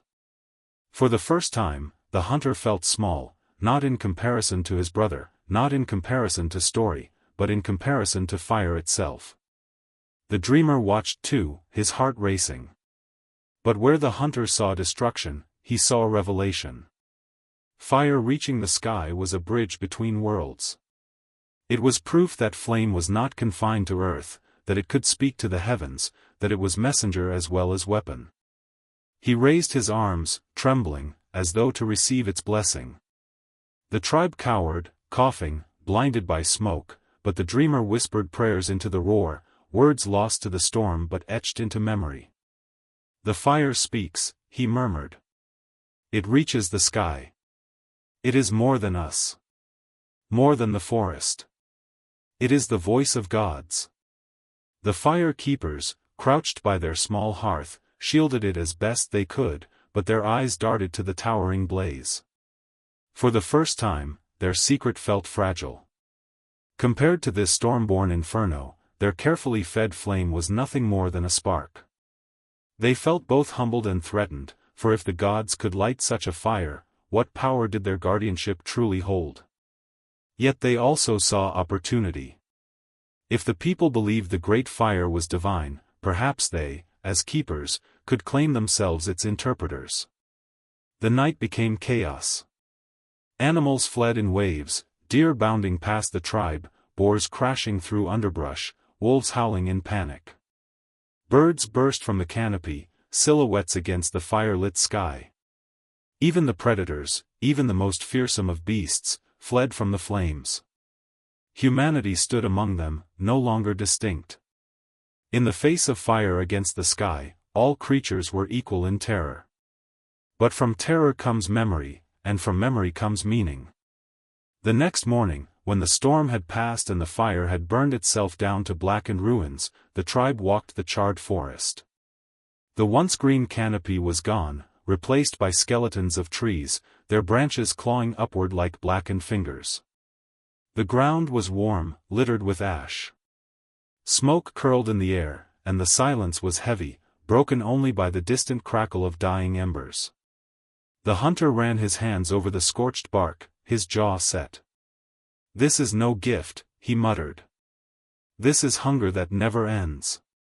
If it can devour the forest, it can devour us." His eyes narrowed, as if seeing for the first time that fire could turn against those who sought to master it. The dreamer knelt in the ash, scooping it into his palms. He smeared it on his skin, across his chest, his face, his arms. "No," he whispered, eyes shining. "This is not hunger. This is power. This is the sky bowing to flame. This is proof that we hold in our hands a piece of the divine." The tribe divided in thought, some swayed by the hunter's caution, others by the dreamer's faith.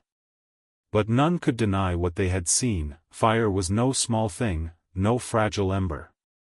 It was vast. It was unstoppable. It was a force that could change the world itself.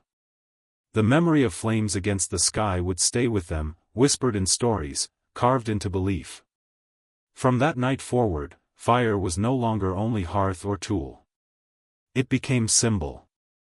To see flame was to remember the Inferno, to remember that night when the forest burned and the sky glowed red. Children were told of it with trembling voices. Hunters swore oaths before it. And the dreamer wove it into myth, telling of gods who rained fire to remind men of their place. But the hunter never forgot the other truth, that fire could not be trusted, that it could betray, that it could consume its masters as easily as it consumed the forest. Where his brother saw divinity, he saw danger. And in that divide, the seeds of future conflict grew deeper. For flames against the sky had shown both halves of fire's nature, creator and destroyer, god and monster. It was not one or the other. It was both. And humanity, standing between awe and terror, would have to decide how to live with something that reached higher than the trees, higher than their fear, higher even than their dreams. The fire had come like a storm, and when it was gone, the world was unrecognizable. Where once had stood towering trees, their crowns thick with leaves and alive with birds, there was only ruin. The tribe walked through the silence, their footsteps sinking into ash. Each step sent up little clouds that clung to skin and hair, the smell of smoke still heavy in the air. The forest they had known since birth, the forest that had given them fruit, water, and shelter, was now a grave of blackened trunks. The children wept quietly. To them, the forest had been more than resource, it had been their playground, their familiar world. Now, the ground was scarred, and the trees no longer sang with wind.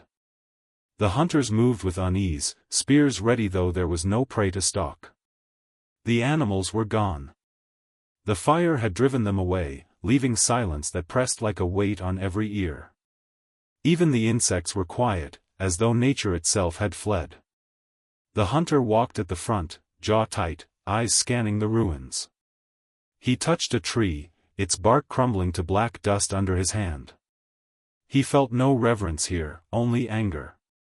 The forest had been destroyed by the very force his brother claimed as divine.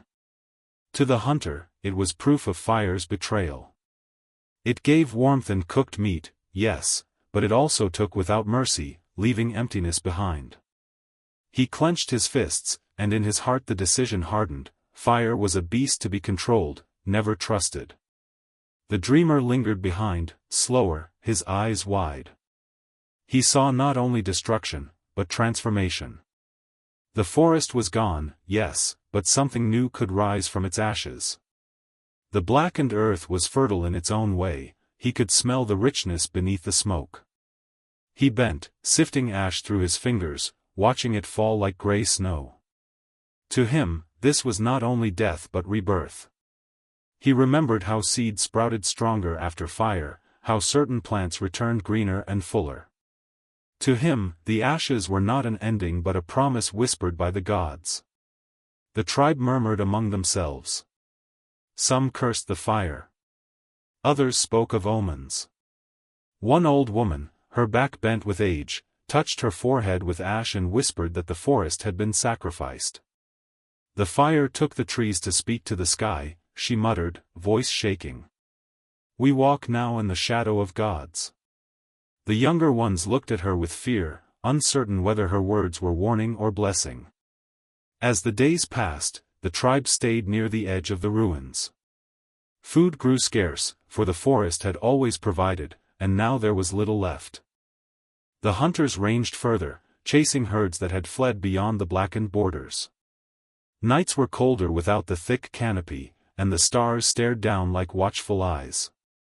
The fire keepers guarded their small flame more fiercely than ever, as though it were the last remnant of a world that had burned away. In the silence of those nights, stories began to form. Around the fire, the dreamer spoke of the great burning as a test.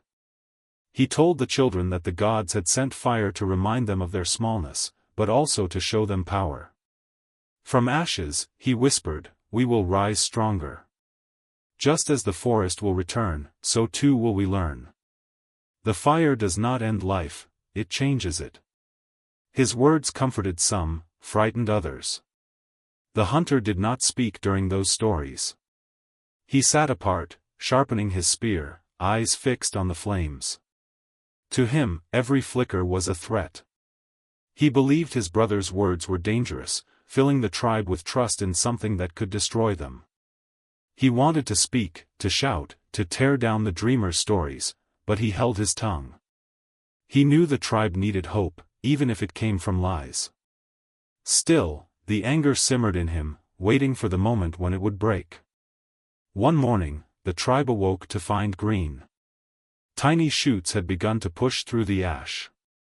Small, delicate plants, trembling in the breeze, breaking through black soil with quiet defiance. The children pointed, eyes wide, and the dreamer laughed, joy spilling from his chest. "Do you see?" he cried. "The forest lives again. From death comes life. The gods have shown us their truth." He knelt, touching the fragile leaves with reverence, as though they were sacred offerings. The hunter said nothing, but his gaze hardened. Yes, the forest would return, but slowly, too slowly. In the meantime, the tribe would starve if they trusted only in new growth. To him, the green shoots were not miracle, but proof of weakness. Fire had destroyed everything, and only time, long and merciless, could repair it. Survival could not depend on faith, it depended on strength, on skill, on the spear in his hand. The tribe divided quietly. Some gathered near the dreamer, drawn to his visions of renewal, of gods guiding their path. They smeared ash on their faces, sang softly to the fire, prayed for guidance. Others stood with the hunter, eyes wary, choosing caution over devotion. They kept their distance from the flames, treating it as useful but dangerous, like a wild animal that might turn and bite. The fire keepers watched this division with unease. Their role, once secure, now wavered.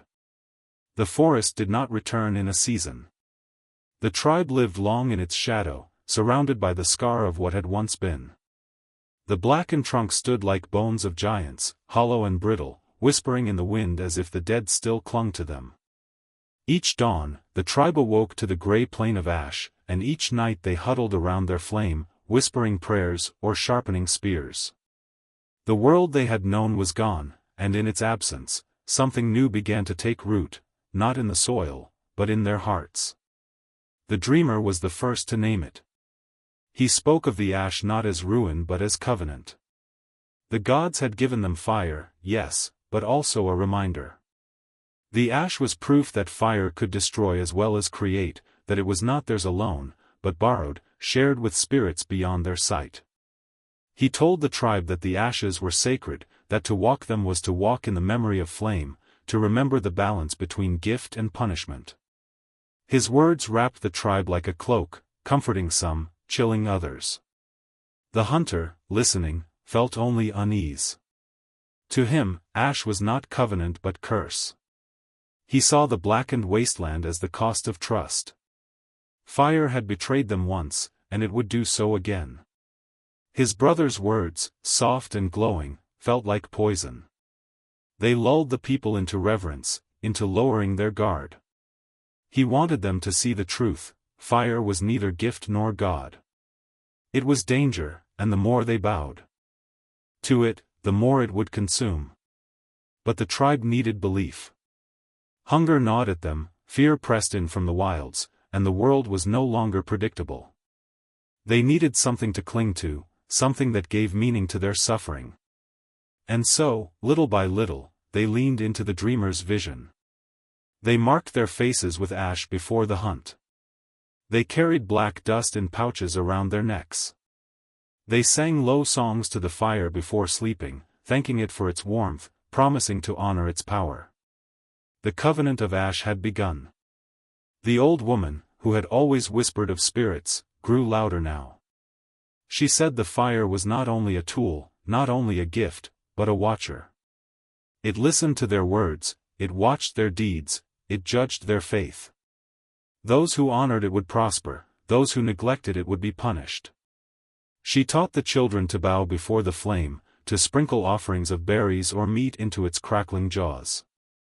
The tribe began to see fire not just as survival but as something holy. The fire keepers seized upon this change. Their role, once practical, now became sacred. They were not just guardians of embers, but priests of the flame. They spoke with authority, declaring when the fire was pleased or angry, when offerings were required, when silence must fall. Their voices carried weight they had never held before, and the tribe obeyed. The keepers no longer feared being forgotten. The covenant of ash had bound them to power. The dreamer did not seek power, but it came to him nonetheless. The people looked to him for visions, for interpretations of omens. When the wind carried sparks high, they asked him what it meant. When the smoke curled strange, they begged for his wisdom. He gave them stories, not commands, but in his words they found direction. To them, he was not just brother, not just dreamer, he was the one who heard the gods in the flames. The hunter watched in silence, his rage growing with each day. He saw the tribe bending their knees, giving their strength away to shadows. He saw his brother rising, not with spear or blood, but with words and dreams. He felt the ground slipping beneath him. The tribe no longer looked to the hunter for survival alone, they looked to the dreamer for meaning. And meaning, he realized, was stronger than fear. But meaning could also divide. Not everyone accepted the covenant of ash. Some whispered doubts in the dark, afraid to be heard. They said the forest had not burned because of gods but because of fire's nature. They said the flames would return, no matter how many prayers were spoken. These whispers often died quickly, smothered by fear of punishment, but they lingered like sparks under dry leaves. The covenant had united the tribe on the surface, but beneath, it cracked. Children grew up in this new world, their first memories not of green forests but of gray soil, of ash clinging to their feet.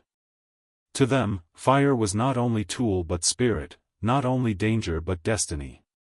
They learned to speak to it as they would an elder. They learned songs that had not existed before, songs born of flame. Their games mimicked the dance of fire, their laughter echoing the crackle of burning wood. They would become the first generation truly raised under the covenant, bound to fire by birthright. Seasons turned. Slowly, the forest began to return. Shoots grew into saplings, saplings into young trees. Animals crept back cautiously, sniffing the air, testing the ground. The black scar softened into green once more. Yet the covenant did not fade. Even as life returned, the memory of fire's destruction remained. The tribe carried ashes in their pouches, painted their faces in gray, sang their prayers to flames. The covenant was no longer tied to the ruins, it had become part of their soul. And still, the hunter stood apart. He taught the young hunters discipline, skill, vigilance. He told them not to trust in songs or prayers, but in the strength of their arms, the sharpness of their spears. Some listened, but many turned to the dreamer, whose words filled the night with visions brighter than the stars. The hunter grew bitter, feeling himself not only eclipsed but betrayed. His brother, once equal, now stood above him, crowned not with leaves or blood but with firelight. One night, the tribe gathered around a great blaze. The air was filled with chanting, with the smell of burning offerings. The fire keepers spoke of renewal, of the gods watching. The dreamer lifted his voice, telling of how the first fire had been stolen by an ancestor who braved the night, carrying flame in blistered hands. He told of how the gods had forgiven, had given them covenant, had promised strength if they remembered the ashes. The tribe wept, laughed, sang. The fire was no longer just light in the night, it had become a boundary line. On one side stood the dreamer, his voice soft but steady, his stories filling the tribe with meaning, hope, and reverence. On the other stood the hunter, sharp-eyed, jaw set, his body a shield of flesh and will, his truth not woven in myth but carved in survival. They were brothers by blood, but the flame had made them rivals by belief. At first, their conflict was quiet. A glance across the fire, one filled with warmth, the other with suspicion. A word here, a silence there, each building into a wall that rose between them. The tribe noticed, though none dared speak of it openly.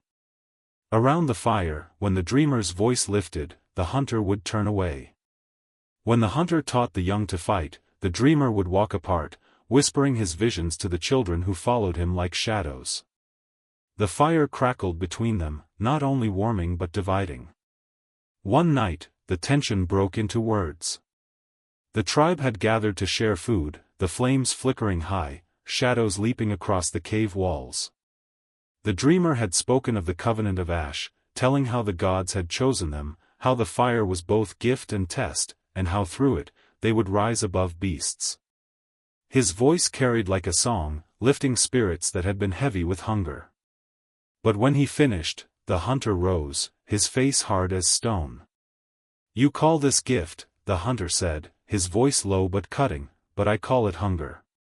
Look at the forest, it is bones. Look at the animals, they are gone. Look at the ash on your hands, it is death. Fire does not bless us. It takes. And it will take again." The tribe fell silent. The flames hissed, as though the fire itself was listening. The dreamer met his brother's gaze, sorrow in his eyes. "It takes, yes. But it also gives. The meat we eat tonight, cooked by fire. The warmth that saves our children, born of fire. The light that lets us speak these words, it is fire. You see only destruction, brother. But I see balance." The hunter's jaw tightened. Balance is a lie. Fire is not God. It is beast. It feeds only because we feed it. The moment we falter, it dies. The moment it grows, it devours. To bow to it is to bow to death. The dreamer did not shout, did not harden. His voice was soft, almost pleading. And yet without it, we would be blind in the night. We would eat raw flesh. We would cower in darkness. Fire may hunger, but so do we. It is like us, dangerous, yes, but alive. To understand it is to understand ourselves. The tribe listened, torn between them. Some nodded to the dreamer, soothed by his vision of fire as spirit, as teacher.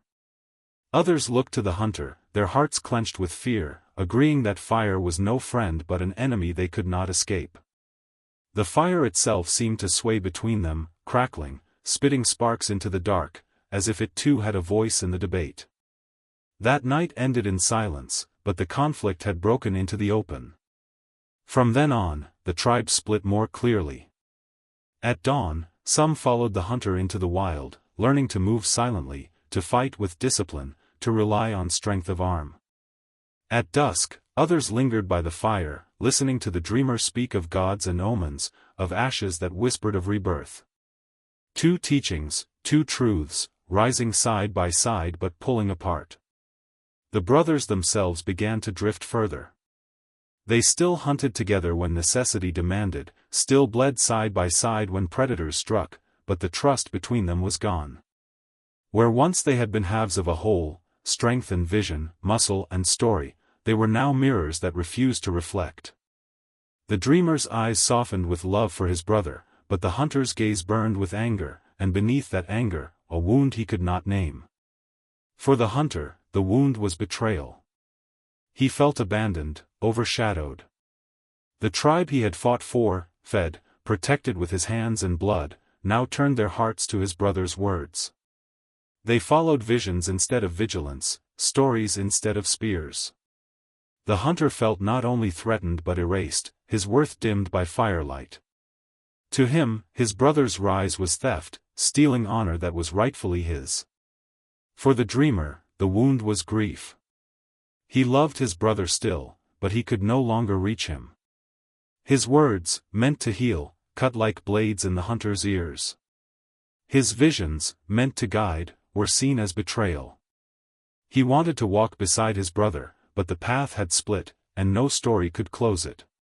He feared not the hunter's anger, but the emptiness that grew between them, a chasm widening with each passing night. The tribe lived in this tension, pulled between awe and fear, between the dreamer's light and the hunter's shadow. Some wished for peace, for the brothers to unite as they once had. But others began to whisper, perhaps this conflict was fate. Perhaps the gods themselves had set brother against brother, to test the tribe as they had tested the forest. And so, conflict became part of life. The fire burned each night, crackling between them, a silent judge of their words and silences. Every flame was a reminder of their divide, to the dreamer, a holy spirit, to the hunter, a dangerous beast.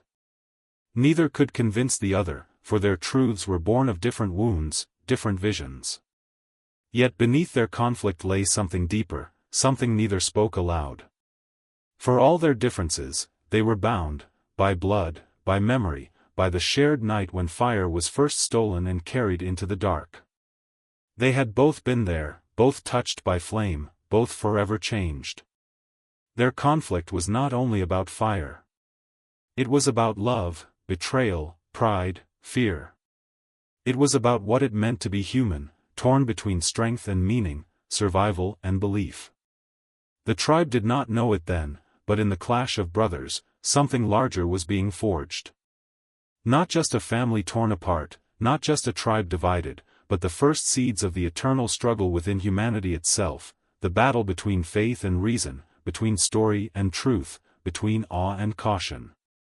The fire had given them warmth and hunger, hope and fear, and now it gave them this, a mirror of their own hearts, split in two. The night carried on, the flames rose and fell, the stars turned above. And in the glow of the fire, two brothers sat apart, watching the same flame with different eyes. One saw God. The other saw beast. And between them, the fire burned, patient, eternal, waiting. The night after the theft of fire did not end with triumph.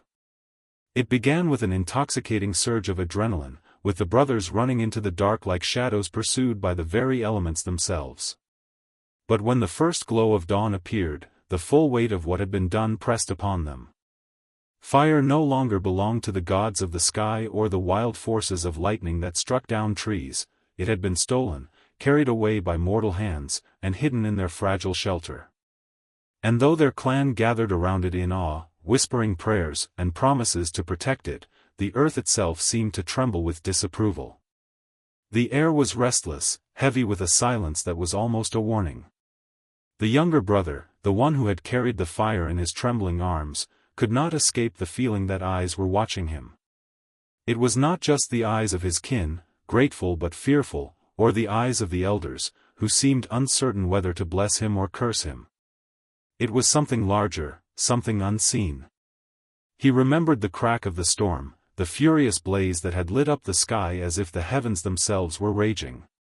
He wondered if they had committed an unforgivable act, one that would bring punishment not only upon themselves but upon all who shared their blood.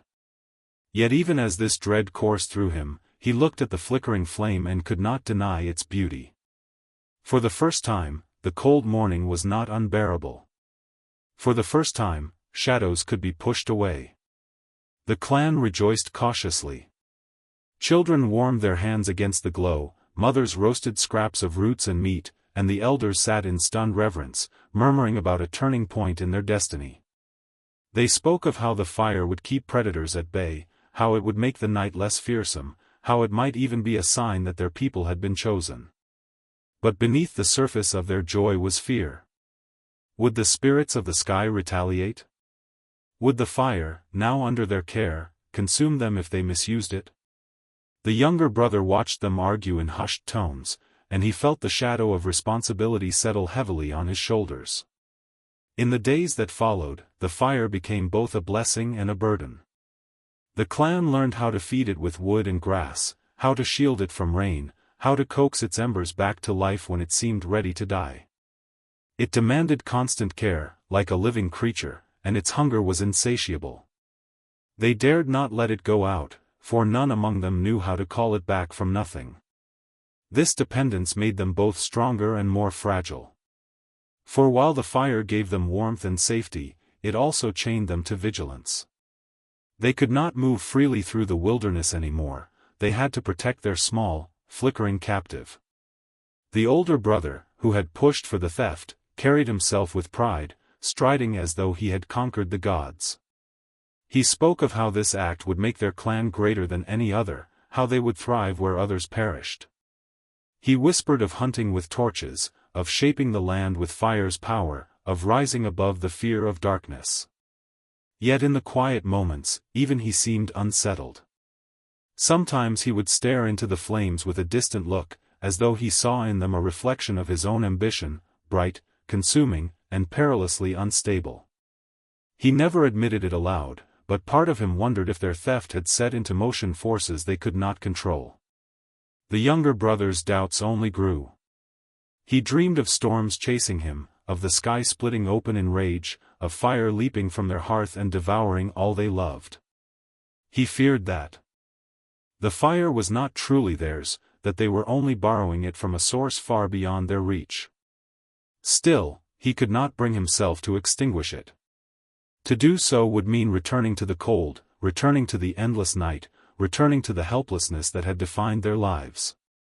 And so he remained silent, torn between awe and guilt, between devotion and dread. Soon the clan began to change. Where once the night had been filled with silence and fear, it was now alive with dancing shadows and stories told around the flame. They began to imagine futures that stretched further than a single day, to dream of survival that extended beyond mere chance. Fire had given them not only warmth but also vision, the capacity to see beyond the present moment. But with this gift came the first stirrings of division. Some saw the fire as sacred, demanding rituals and offerings to appease the unseen forces they believed had been offended. Others saw it as a tool, a weapon to wield and control. Between reverence and ambition, between fear and power, a rift began to form. The aftermath of the theft was not a single moment but a slow unfolding, a ripple that spread outward through every aspect of their lives. The clan could no longer return to what they had been before. They were marked by their act of defiance, forever changed by the secret flame they had dared to steal. And while the fire burned steadily, so too did the questions in their hearts. What price would they pay for this gift? Who would they become in its light? Would they remain the humble children of the earth, or would they rise too high and invite destruction upon themselves? As the flames crackled and cast their glow on the faces of the people, the younger brother sat apart, listening to the rhythm of the fire and the silence of the night beyond. The stars overhead looked colder now, as though the heavens were keeping their distance, watching with judgment. And though no punishment had yet come, he could not shake the feeling that it was only a matter of time. The aftermath of the theft was not triumph or ruin, not yet.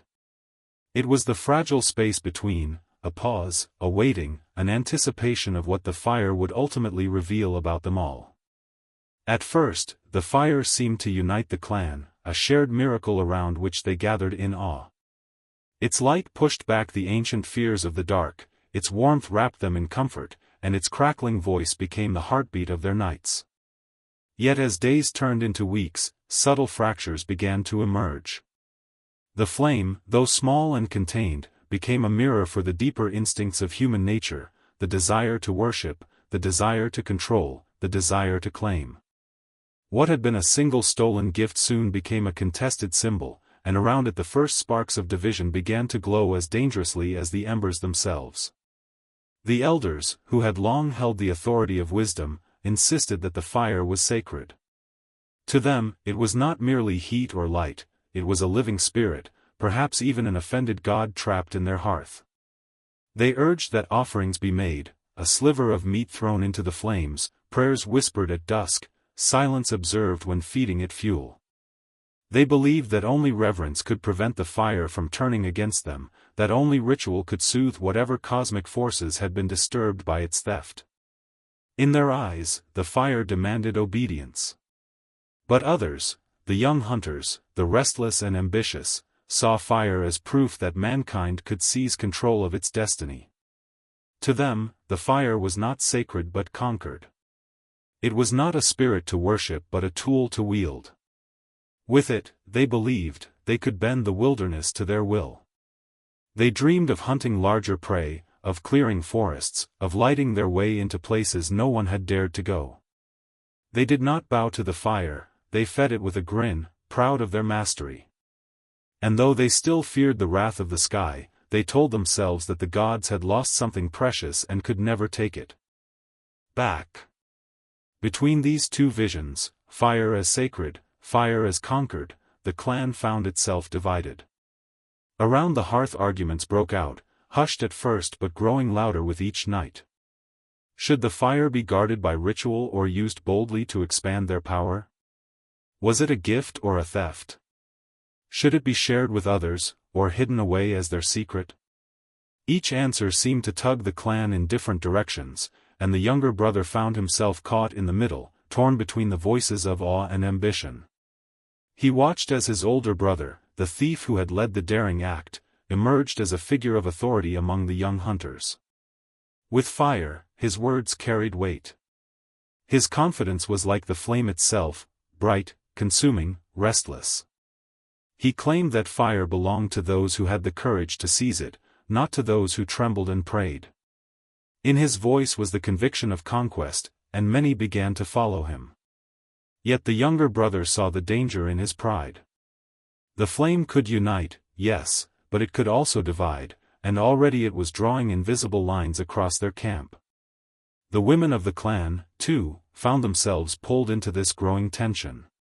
Some sided with the elders, valuing the fire's protective spirit and fearing its wrath if mishandled. Others, especially the mothers, saw in fire a new form of security for their children, and they clung to it with both gratitude and fear. For them, the fire was not merely sacred or powerful, it was hope itself. The younger brother noticed how mothers lingered by the flames long after nightfall, whispering to their children stories of safety, of light chasing away monsters, of a future less haunted by the unknown. Fire, for them, was not an argument but a promise. Yet the promise itself carried risks. With the fire, the clan grew bold.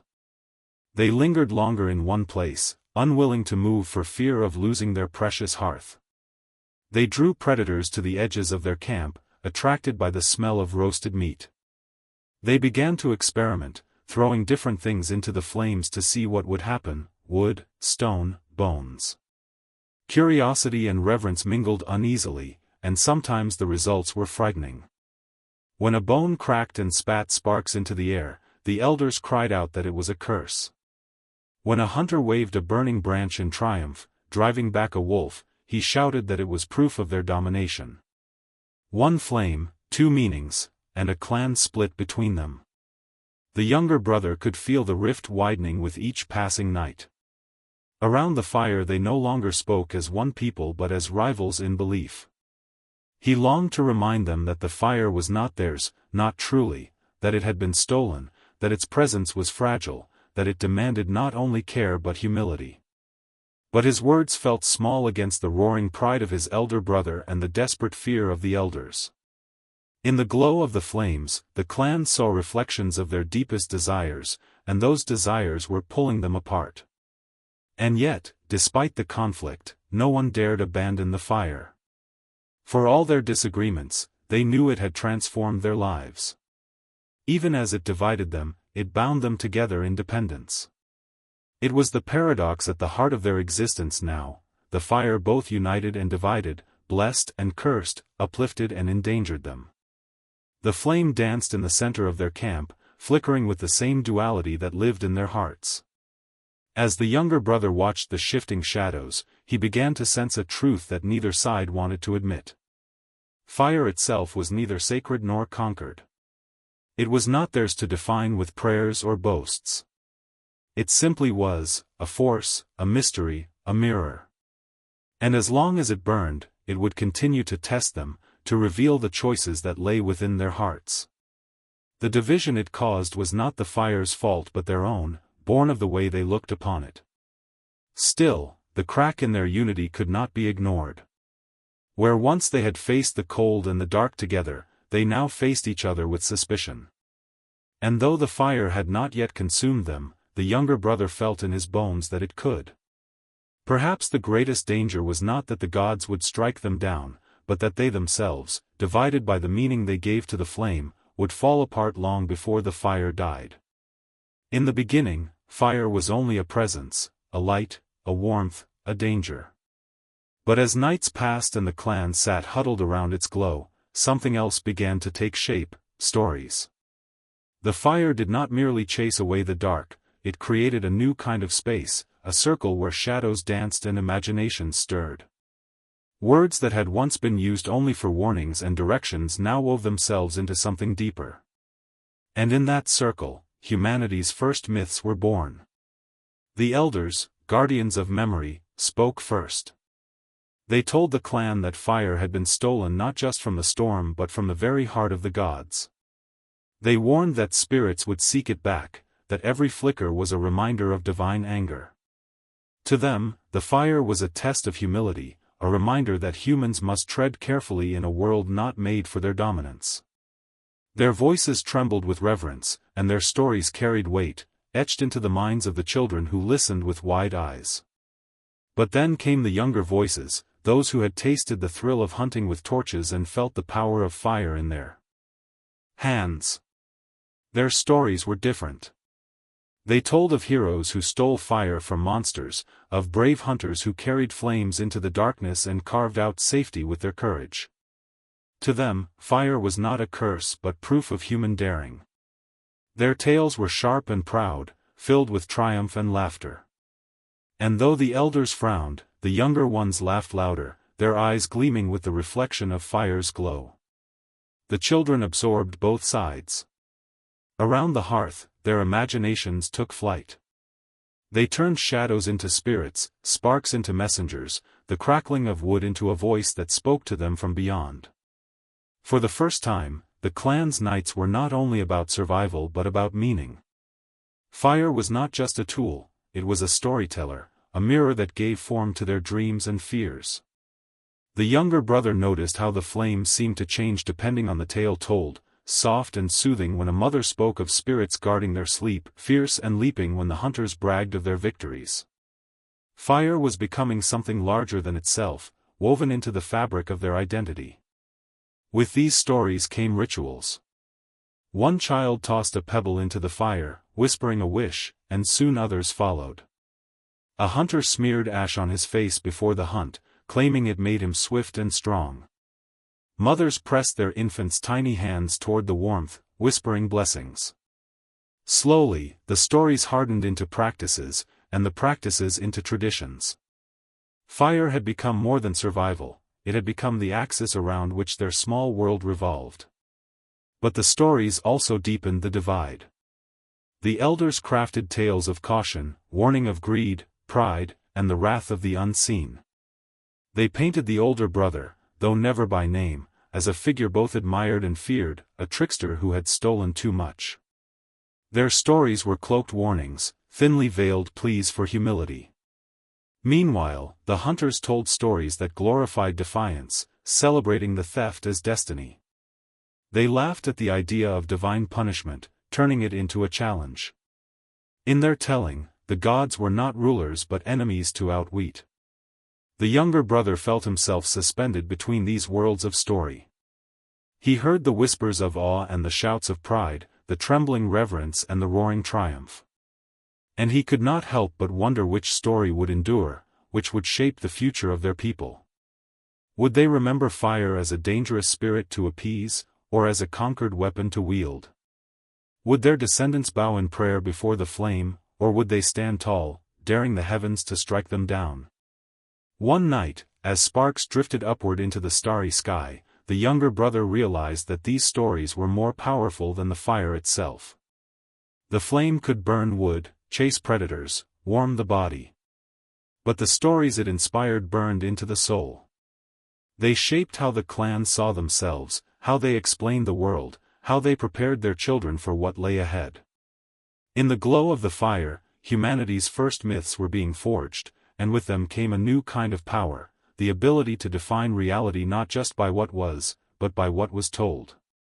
The stories did not end with words. They became songs hummed into the night, gestures made with flickering shadows, dances that mimicked the leaping flames. Around the fire, the clan began to imagine more than survival, they began to imagine themselves. And once imagination took root, the fire became more than a physical possession. It became a sacred stage upon which the human spirit revealed itself, raw and unafraid. In those nights, fire transformed from stolen flame into something far greater, the cradle of culture. The clan might still have feared the gods, still have worried about punishment, but within the circle of light, they discovered something no storm could take away, the ability to tell stories, to bind themselves together with meaning, to reach beyond the world they could touch. And though the flame might one day die, the stories would live on, glowing inside them like embers waiting to be carried into the next dawn. At first, the fire seemed to belong to everyone. It was placed at the center of the camp, its glow falling on all faces equally, its warmth wrapping around the whole clan. But as the days stretched into moons, something subtle began to shift. The fire may have been stolen in secret, but once it became the heart of their lives, questions of ownership began to fester. Who had the right to tend it? Who had the right to speak over it, to feed it, to claim it as theirs? And in those questions, envy grew like a weed in the cracks of unity. The older brother, proud of his daring, positioned himself close to the fire. He had been the one to lead the theft, the one who had carried courage into the storm, and in his eyes, that meant authority. He stood tall when feeding it branches, as though the fire's hunger answered only to him. When hunters gathered to discuss their next raid, he spoke first, and his words were taken with weight. The flame had become his throne, and he reveled in it. But the elders resented this. They saw in him not only pride but arrogance, a dangerous belief that fire was his alone. They reminded the clan that fire belonged to the spirits, not to a single man. They insisted that tending the flame should be a duty shared, a sacred task performed with humility. Their voices carried the gravity of tradition, but in the bright glow of the flame, their authority seemed to wane. The old ways were shadows at the edge of the firelight, and the new light belonged to those bold enough to seize it. Among the hunters, too, rivalry took root. They admired the older brother but envied the way he seemed to draw respect simply by sitting nearest to the fire. Some whispered that without him, the flame would have been lost in the storm, but others muttered that it had been chance, not courage, that gave him his role. These murmurs grew sharper each time he mocked their fears or boasted of his daring. In the darkness behind the firelight, jealous eyes watched, and unspoken thoughts lingered like sparks waiting to ignite. The younger brother noticed the change with a heavy heart. He had never sought power, never claimed the fire as his, though he had carried it in his own trembling hands on the night of the theft. He had believed the fire was for all, a gift to be shared, a fragile miracle that demanded care. Yet now, when he approached the flames, he felt the weight of his brother's gaze, possessive and challenging. Sometimes he caught hunters smirking as though he had been forgotten in the tale, his role erased by the louder voice of pride. Even the children, who once saw the fire as pure magic, began to mimic the rivalries of their elders. Some clung close to the older brother, listening eagerly to his stories of conquest and daring. Others leaned toward the elders, repeating their warnings and prayers. Playful arguments by the fire turned into sharp exchanges, laughter into silence. The flame had become a teacher, yes, but it was teaching division as much as it was teaching unity. The women of the clan found themselves caught in the currents of envy as well. Some admired the older brother's boldness, believing his strength would protect their children. Others whispered that he was reckless, that pride would bring disaster upon them all. Around the fire, alliances formed in glances and gestures, silent but powerful. The glow that had once united them now cast long shadows, and in those shadows envy grew unchecked. One evening, the tension broke into open conflict. The fire had grown weak after a day of rain, its embers dim and fragile. The clan gathered in nervous silence, knowing that if it died, they might never find it again. The older brother seized the moment, stepping forward with authority. He declared that only he had the knowledge and courage to keep the fire alive, that the clan must trust him alone. His hands moved with practiced confidence as he fed the embers carefully, coaxing them back to life. When the flames leapt upward again, his followers cheered, and pride gleamed in his eyes. But the elders were not silent. They accused him of arrogance, warning that fire would turn against those who claimed mastery over it. They demanded that others share in the tending, that no single hand should hold so much power. Voices rose, sharp and angry, echoing against the darkness. Hunters muttered challenges, elders lifted their staffs, and for the first time, the clan stood not as one but as rivals in the firelight. The younger brother, caught between them, tried to speak. He begged for calm, reminding them that the fire did not belong to any man but to all. His words, however, were drowned out by the clamor. Pride and envy had grown too strong, and his voice, though sincere, was fragile against the storm of ambition. He watched helplessly as the firelight illuminated faces twisted with anger, as though the flame itself had stirred the worst within them. That night, when the arguments finally faded into silence, the younger brother sat apart, staring at the flames. He realized that fire had given them more than warmth and safety, it had given them something they had never known before: hierarchy. Power. Status. Those who sat closer to the fire held more sway, those who fed it commanded respect, those who told stories in its glow-shaped belief. The fire was not just light, it was a crown. And like all crowns, it drew envy, rivalry, and division. The shadows it cast were not merely on the ground but in their hearts. What had begun as a miracle was now a contest. And though the fire burned on, steady and indifferent, the clan itself flickered with unrest. The younger brother could not shake the feeling that the true danger was no longer from the gods above or the beasts in the wild, but from the envy and rivalry rising within their own circle. The flame had given them power, yes, but in its glow, it had also revealed their hunger for more. The night fire was stolen was remembered as triumph. The days that followed were remembered as change. But in time, the clan began to realize that every gift carries a cost, and every act of daring demands a price. Fire had given them warmth, safety, light, and vision. Yet it had also given them something heavier: responsibility, division, and danger.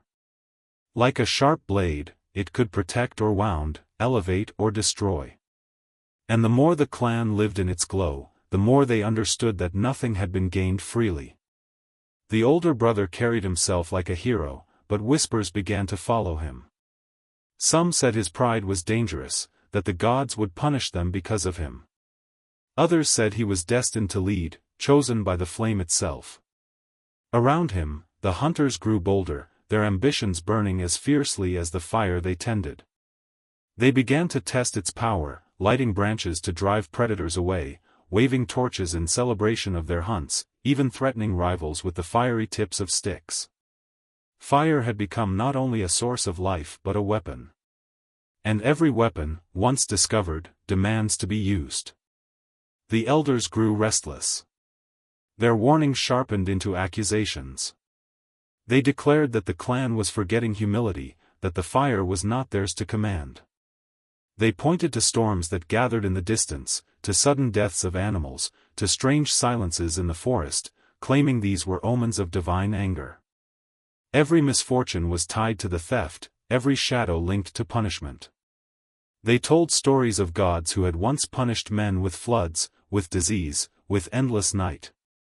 The younger brother listened in silence, his heart torn between the weight of their fear and the blaze of his brother's pride. The mothers, too, began to feel the price. Though the fire kept their children safe from cold and predators, it also demanded constant vigilance. Sparks leapt unexpectedly, burning small holes in furs. A child wandered too close, and his hand was seared with pain. A hut caught flame and smoldered to ruin before it could be saved. The people began to understand that fire was never tame. It was not a tool they fully controlled but a restless spirit, always hungry, always testing their care. Its light was a blessing, but its hunger was endless, and every ember reminded them that one mistake could consume everything they had. For the younger brother, the price weighed most heavily at night. He could not sleep without hearing the crackle of the flames, without imagining storms chasing him, without wondering if he had doomed them all. He saw how his brother stood taller, his shadow long against the firelight, and he feared what that shadow would one day become. He remembered how the clan had once been united in fear of the dark, and he wondered if they were not safer in that fear than in this new pride. Fire had revealed greatness, yes, but also greed, arrogance, and envy. And the younger brother felt caught in the middle, unable to decide whether the theft had been salvation or curse. One evening, the elders told a story that silenced the clan.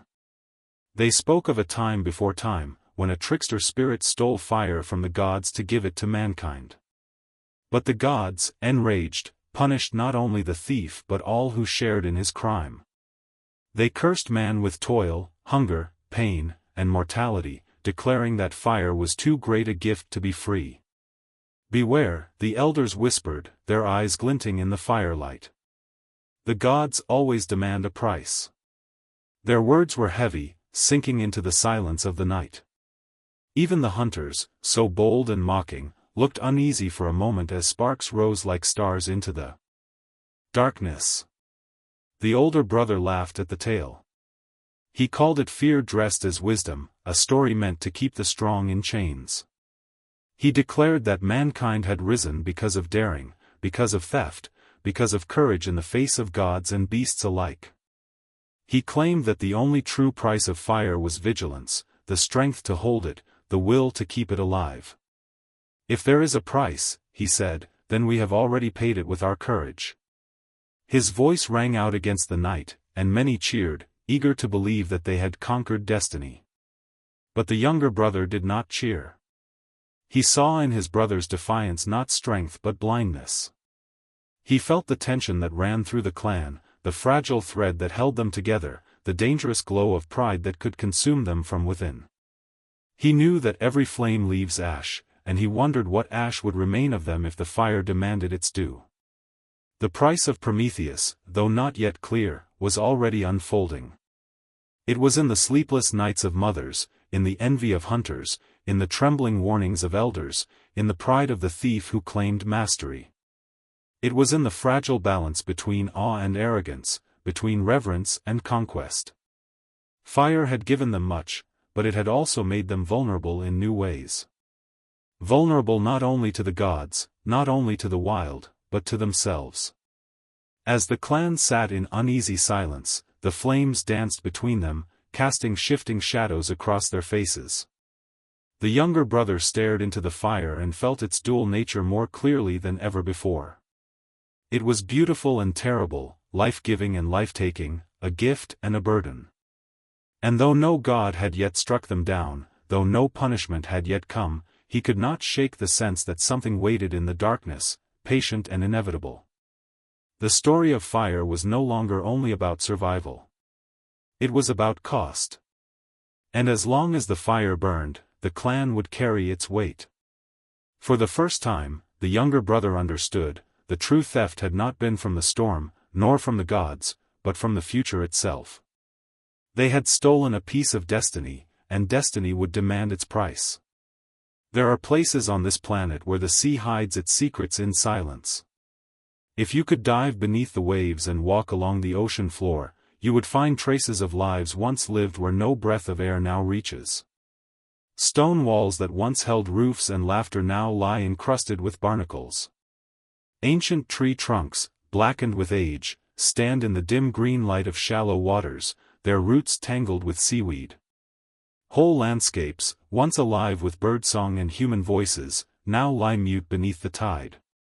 These are the forgotten shores, the places where the ocean has claimed what once belonged to the land. To speak of forgotten shores is to speak of memory itself, both human and geological. Every coastline that has ever existed leaves behind traces, scars, and echoes. Some can be seen clearly, a row of weathered posts on a beach where a pier once stood, the faint shape of a road that now disappears beneath a lake, the ghostly outline of a village visible when tides or droughts pull back the water.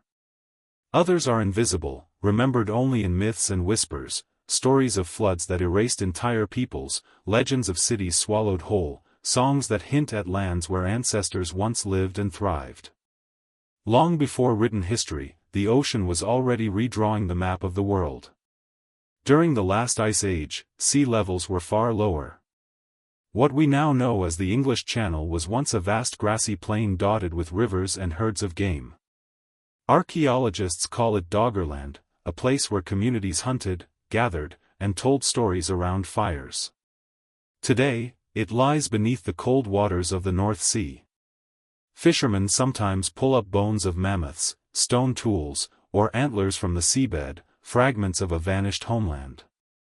For those people, the shoreline was not where it is now.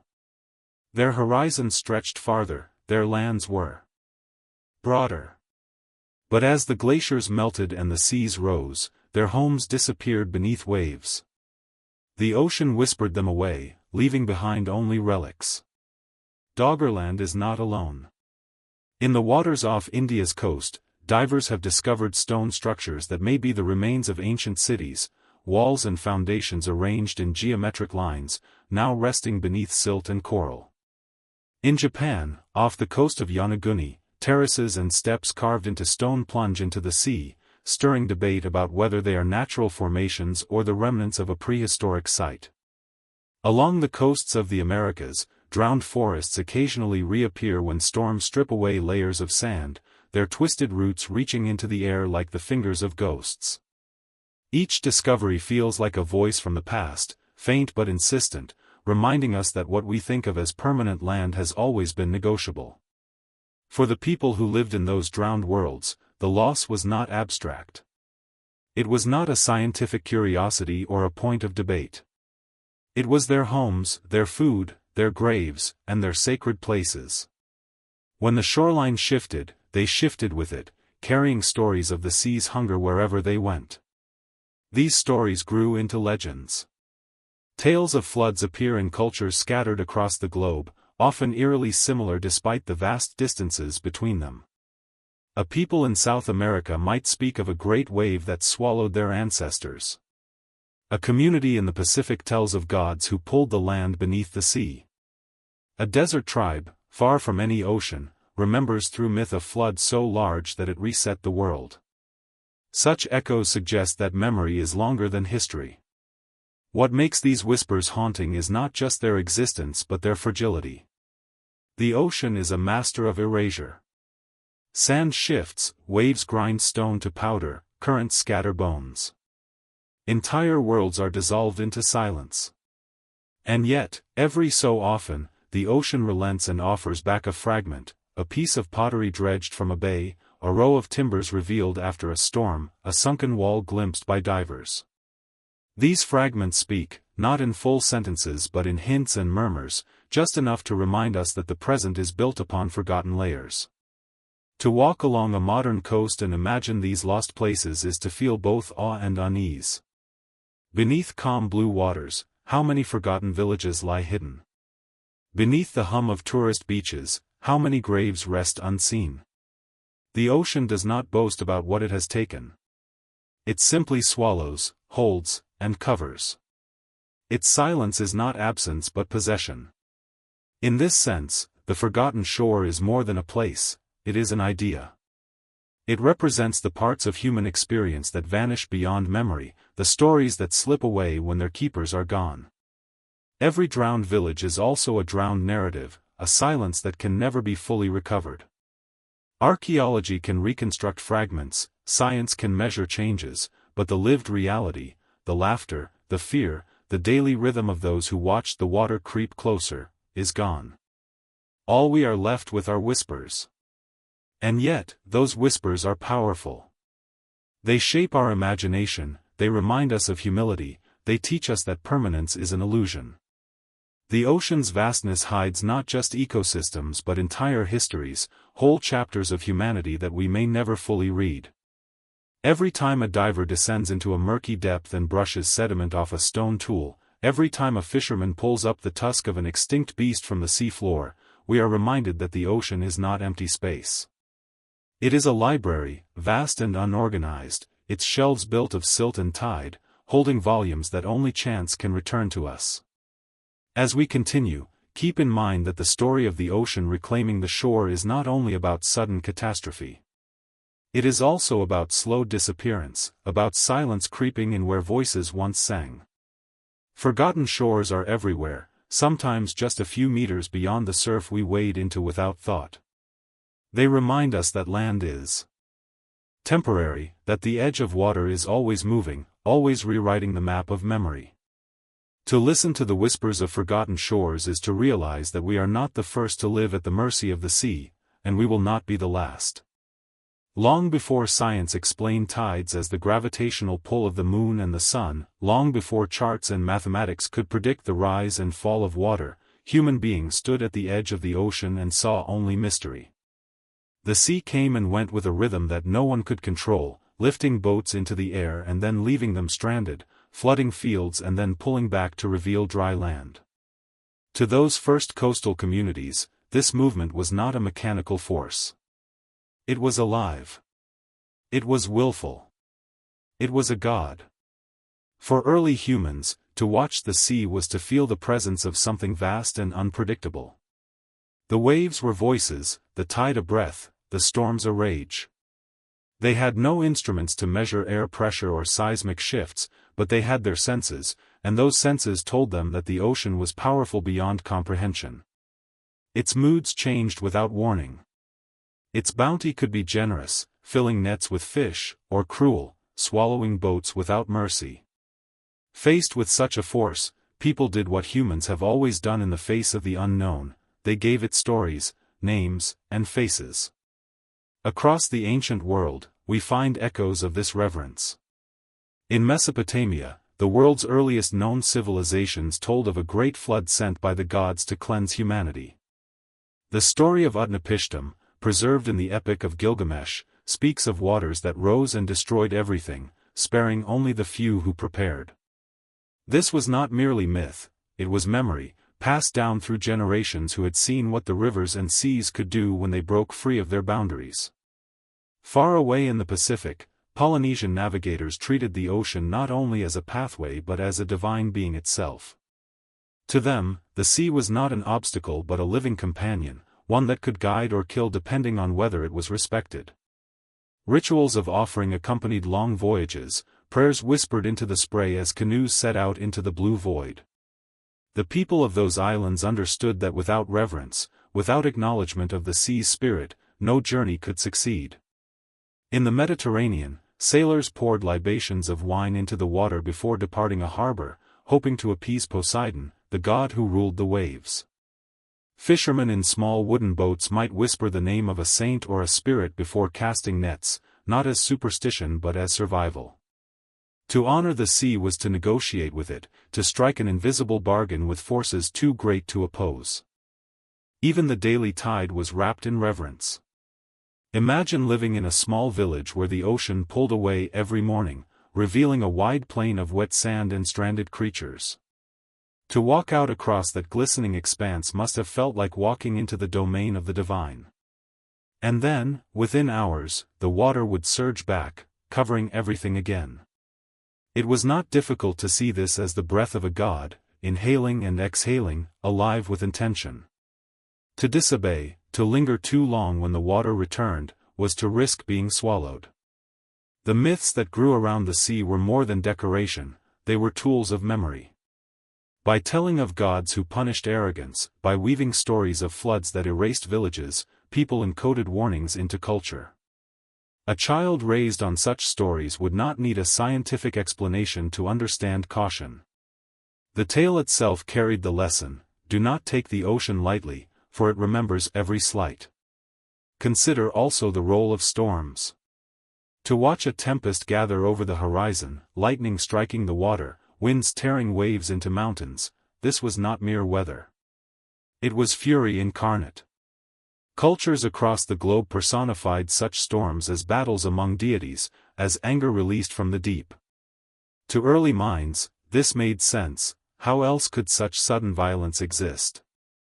A god enraged could explain what science had not yet learned. And by giving the sea a voice, by framing it as a conscious power, people could speak to it, plead with it, attempt to negotiate survival. The tide as a god was not always a punisher. In many traditions, it was also a giver, a mother, a bringer of life. Coastal communities depended on the daily rhythm of water for food and fertility. The ocean's generosity was celebrated in festivals, dances, and songs. The Māori sang of Tangaroa, the great god of the sea, who provided fish and sustained the people. In West Africa, the Yoruba revered Yamaya, mother of waters, a nurturing figure who symbolized abundance. To live by the shore was to live in constant tension between gratitude and fear, between seeing the sea as mother and as executioner. What is striking is how similar these myths are, even when separated by vast distances. Whether in South America, Asia, Africa, or Europe, the ocean was always more than water. It was personality, it was memory, it was justice. The universality of this view suggests that it was not mere imagination. It was a response to lived experience. People across the world must have seen the sea rise without warning, storms drown fields, and waves take lives. In response, they told stories that gave meaning to what might otherwise seem meaningless. And so the tide was a god, because it had to be. To stand against the ocean without reverence was suicide. To honor it was survival. Every prayer, every offering, every myth was a way of saying, "We see you, we fear you, we need you." It was not foolishness but wisdom, born of generations who learned that to ignore the whispers of the waves was to court destruction. Today, we may no longer bow to Poseidon or whisper to Tangaroa before casting a net, but the feeling remains. To stand at the shore, to watch a storm roll in across the horizon, is to feel something ancient stir inside us. Even with all our science, part of us still feels the tide as a god. And perhaps that part is wiser than we admit. Long before stone cities rose on hills and valleys, before temples were carved into cliffs or palaces built of marble, humans sought out the edges of water. To live by the shore was to live at the meeting point of abundance and danger. Archaeologists tracing the earliest settlements often find their remains not deep in forests or deserts but near rivers, lakes, and seas. It was along these edges that humans discovered that survival could be not only possible but rich. Imagine the end of the Ice Age, when glaciers melted and coastlines were reshaped with every passing generation. Small bands of hunter-gatherers moved with the rhythm of seasons, following herds and foraging for roots and berries. Yet again and again, they were drawn to the shoreline. Here, at the place where land and sea touched, life offered itself in greater variety than almost anywhere else. A single tide might bring in fish, crabs, mussels, and seaweed. Birds flocked to the coast in countless numbers, their eggs and meat within reach. Estuaries gave fertile soil where early experiments with planting could succeed. Freshwater met saltwater, creating wetlands alive with reeds, eels, and wild grains. For people with no farms, no herds, and no storage, this abundance must have seemed like a miracle.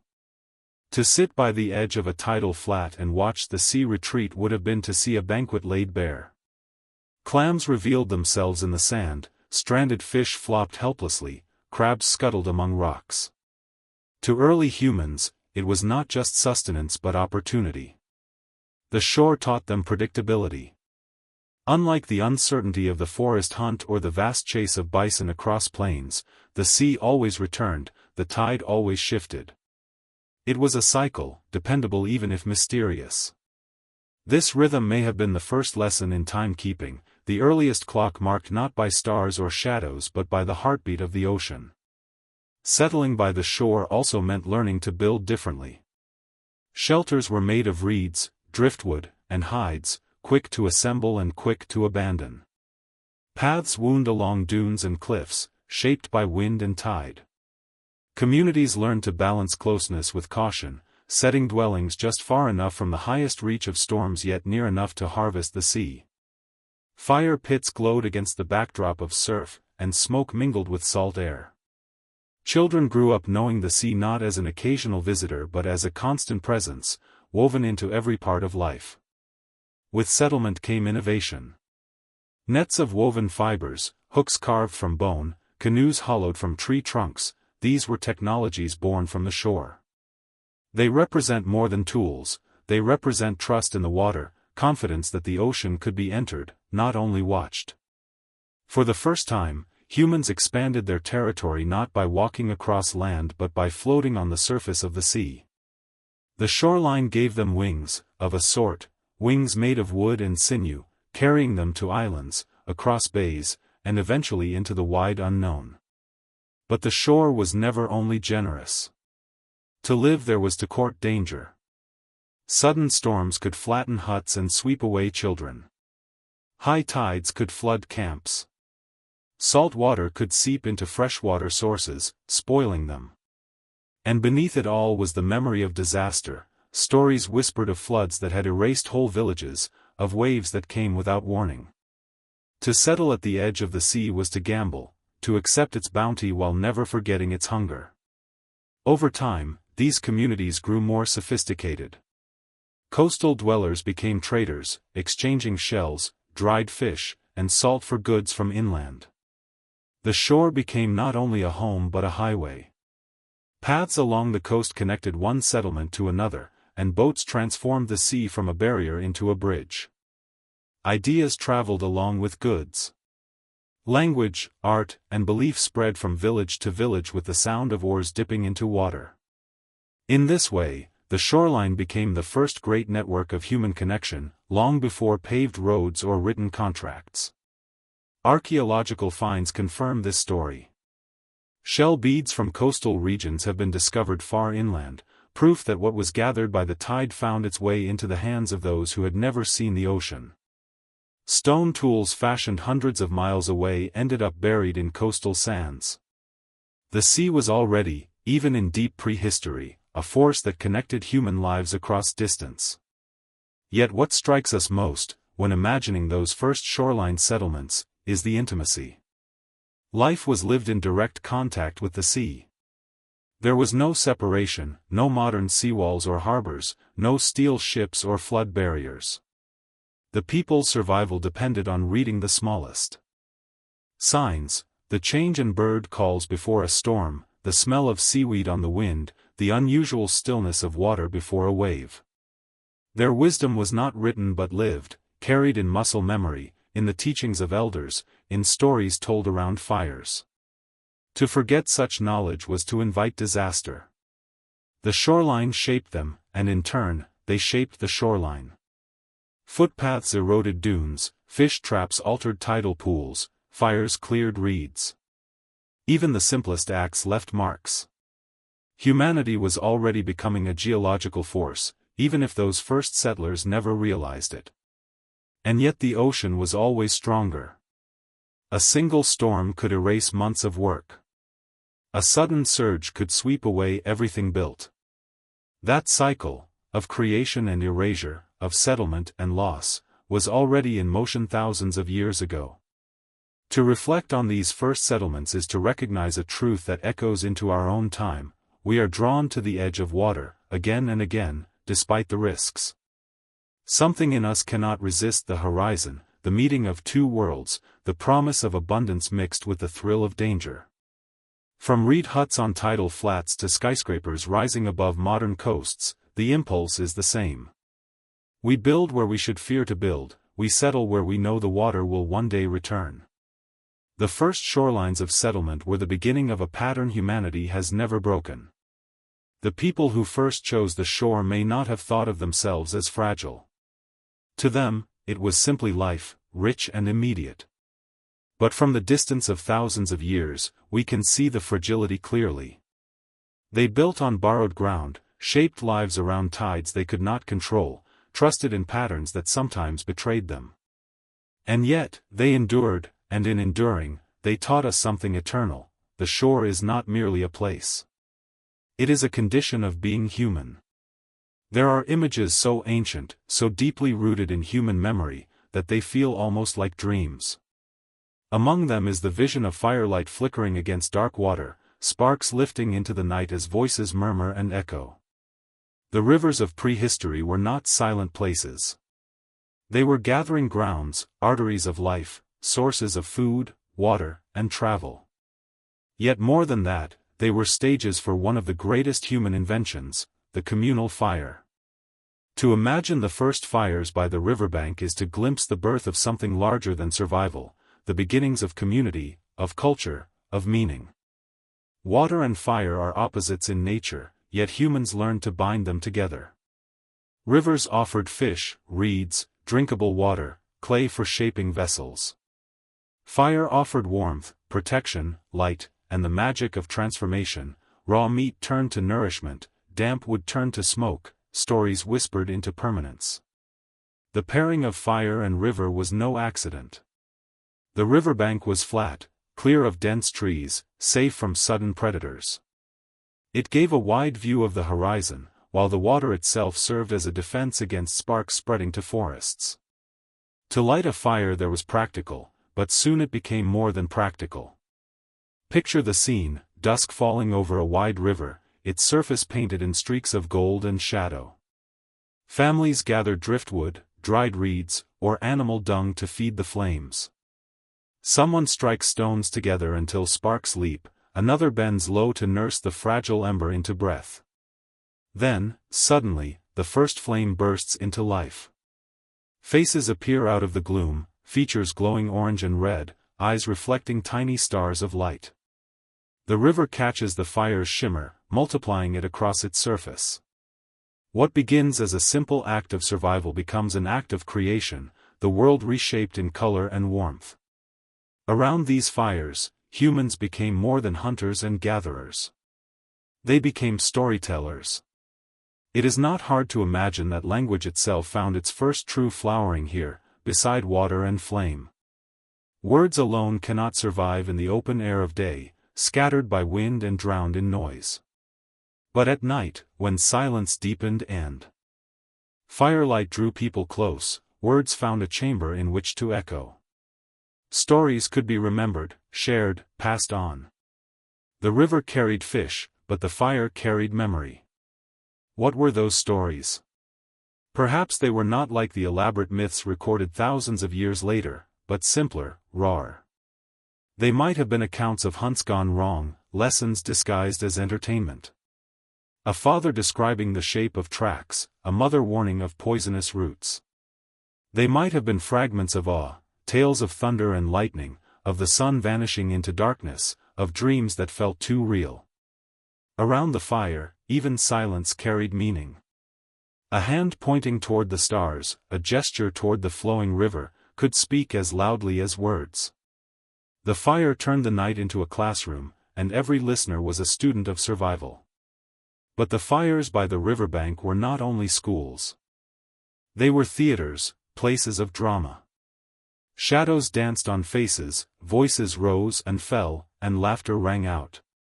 Children watched wide-eyed as adults mimed the chase of an antelope or the sudden lunge of a crocodile. Song likely grew from these gatherings, born of rhythm, the crackle of flames, the beat of hands on hollow logs, the chorus of voices blending with the flow of water. Music, like fire, transformed the ordinary into something more. It bound the group together, made them feel less alone. The riverbank fire was also a crucible of intimacy. Away from the hunt and the work of day, people saw one another differently in the glow. Eyes softened, faces seemed closer, and bonds deepened.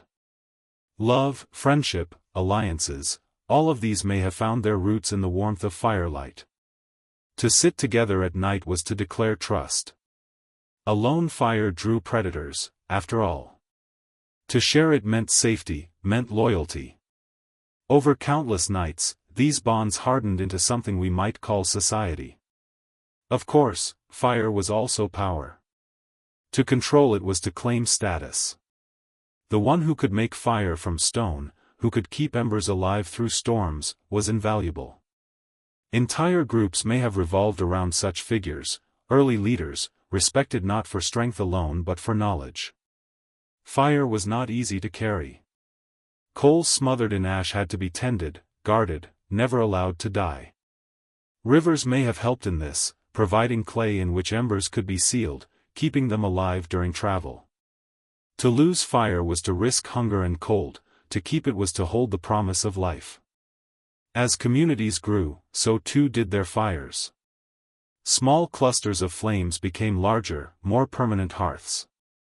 Rings of stone appeared, circles that kept the fire contained and gave it dignity. Ash built up year after year, leaving traces that archaeologists still uncover today. Each layer is a page in the book of human becoming. To uncover such a site, a darkened stain of charcoal on ancient earth, is to find proof that our ancestors once sat there, once dreamed there, once turned night into something human. But the fires by the riverbank were not always peaceful. Just as they united, they could divide. Rival groups saw smoke rising and approached with curiosity or hostility. A fire was both a beacon and a challenge. "Here we are," it declared, "we claim this place." Battles may have been fought for control of a riverbank, for the right to sit by fire and water. The ashes that remain are not only of meals and stories but of conflict, of lives cut short in the glow of flames. And yet, despite danger, the pattern repeated. Wherever humans settled, the same image emerges: rivers and fire, water and flame. Across continents, across languages, the story is the same. It suggests something deep in us, a recognition that life requires balance, coolness and warmth, flow and spark, nourishment and inspiration. To sit by fire beside water is to feel whole. If we listen carefully, we can still hear it. On modern campsites, on the banks of great rivers that still run, people gather and light fires. They tell stories, sing songs, share food. They may not know it, but they are repeating a ritual older than civilization itself. The rivers have changed course, the fires are smaller, but the essence remains. Humanity has always been drawn to the meeting of river and flame, to that fragile light shining against the endless dark. The first fires by the riverbank were not just survival. They were the beginning of something larger: culture. The river carried bodies, the fire carried souls. Together they made humanity not just a species but a story that continues to burn. Memory is not carved in stone. It is fluid, shifting like the waters that once lapped against ancient shores. Human beings, long before writing, long before clay tablets or papyrus scrolls, carried their history in voices, in gestures, in the rhythm of stories told and retold by the fireside. To understand how memory functioned in these distant times is to peer into the tide of human consciousness itself, the ebb and flow of knowledge that sustain generations. Imagine a child sitting beside the riverbank fire, listening intently to an elder speak. The child does not write, cannot record the words, yet those words sink deep into the fabric of their mind. Repetition is the key. The same tale, told again and again, carves grooves in memory the way water shapes stone. Each retelling is slightly different, reshaped by the teller, but the essence remains. The memory becomes less about precise details and more about the wisdom, the lesson, the warning encoded within. In this way, memory was not a personal possession but a communal river, flowing through the group, carrying with it knowledge of edible roots, dangerous beasts, safe migration paths, the rhythms of the seasons. To forget was to risk death, to remember was to survive. But memory was more than survival. It was identity. The stories told around fire and water were not just about how to live, but why to live, who we were, and what it meant to belong to a group. The tide of memory did not move evenly. Some things were remembered with intensity, others slipped away. Trauma etched itself deeply. A flood that swept away a camp, a predator that struck in the night, these moments burned themselves into the collective imagination. They were retold for centuries, even millennia, until they became myths of angry rivers or spirits dwelling in the darkness. Memory magnified what mattered most: danger, awe, love, and loss. And so, long before writing, memory was already shaping culture. The great myths of later civilizations, the flood stories of Mesopotamia, the watery deluges of Mesoamerica, the ocean gods of Polynesia, did not emerge from nowhere. They are the echoes of ancient memories, told and retold so many times that they hardened into myth. The tide of memory, like the tide of the sea, always returns, reshaping what it touches. But memory is fragile. Without writing, it depends on the living. When an elder dies, so too may an entire branch of knowledge. Imagine a grandmother who knows the secret places where medicinal plants grow. If she is not asked, if her knowledge is not absorbed, the tide carries it away forever. The river forgets. Human beings learned early to fight against this loss. They invented rituals, songs, chants, and dances, not just for beauty, but as vessels of memory. Rhythm helped preserve knowledge, melody made it harder to forget, repetition locked it into the mind. The earliest songs may not have had words as we know them, but patterns of sound, rises and falls that echoed the rise and fall of the tide itself. In repeating those sounds, people repeated their knowledge. In this way, memory became art. And art, in turn, became a mirror of memory. Carvings on bone, ochre handprints on cave walls, the scratch of lines representing animals, all of these were attempts to anchor memory, to give it weight against the flood of forgetting. Yet even with these anchors, memory remained fluid. It adapted, changed, like a river changing course. A story told by one group might flow into another, altered slightly to match new landscapes, new dangers. Myths traveled as people traveled, carried not in bags but in minds. They spread across valleys and plains, seeding variations of the same tale wherever they landed. A lion in Africa might become a bear in Europe, might become a tiger in Asia, the essence of the predator remembered, even as the form shifted. This is why so many ancient cultures share strikingly similar motifs. The flood that destroys and renews. The serpent lurking in water. The hero who crosses the river between life and death. These are not coincidences, but tides of memory that began flowing tens of thousands of years ago by the fires on prehistoric riverbanks. Each time a story was told, it was like a stone dropped into water, ripples expanding outward, overlapping with other ripples, until an entire sea of shared human memory formed. But memory also contained longing. Not everything was practical. Or dire. Around the fire, people remembered the laughter of loved ones now gone, the sight of stars mirrored on the river's surface, the smell of rain on dry earth. These softer memories may have been even more important, for they connected people not just to survival but to meaning. To remember joy, to remember beauty, is to remember why life is worth living. The tide of memory nourished the spirit as much as the body. Philosophically, memory became a way of resisting time. Time moves only forward, but memory allows humans to move backward, to visit again the faces of the past, the moments of love and fear and wonder. It was, in a sense, the first form of time travel. When an elder described the hunt of their youth, the listeners were carried into that moment, living it again. The past was not gone, it was alive, flowing like a tide that could be summoned at will. Yet memory had another, darker aspect. Just as tides can overwhelm, so too can memory drown. To remember loss too vividly is to reopen wounds. To cling too tightly to the past is to be trapped by it. Perhaps this is why stories softened sharp details over generations. They blurred, grew symbolic, less raw, more mythic. In this transformation, pain could be borne. Tragedy became legend, grief became ritual, fear became lesson. The tide smoothed the jagged stones of memory, making them easier to hold. And so, in prehistoric nights, humans lived not only in the present moment but in layers of memory. They inhabited the world of now and the world of then, woven together. To sit by a riverbank fire was to sit at the meeting point of time's flow, the river carrying the present, the fire carrying the past, both joining in the tide of memory. Modern humans, with books and hard drives and digital clouds, often forget how fragile memory is. But the truth is, we still live in its tide.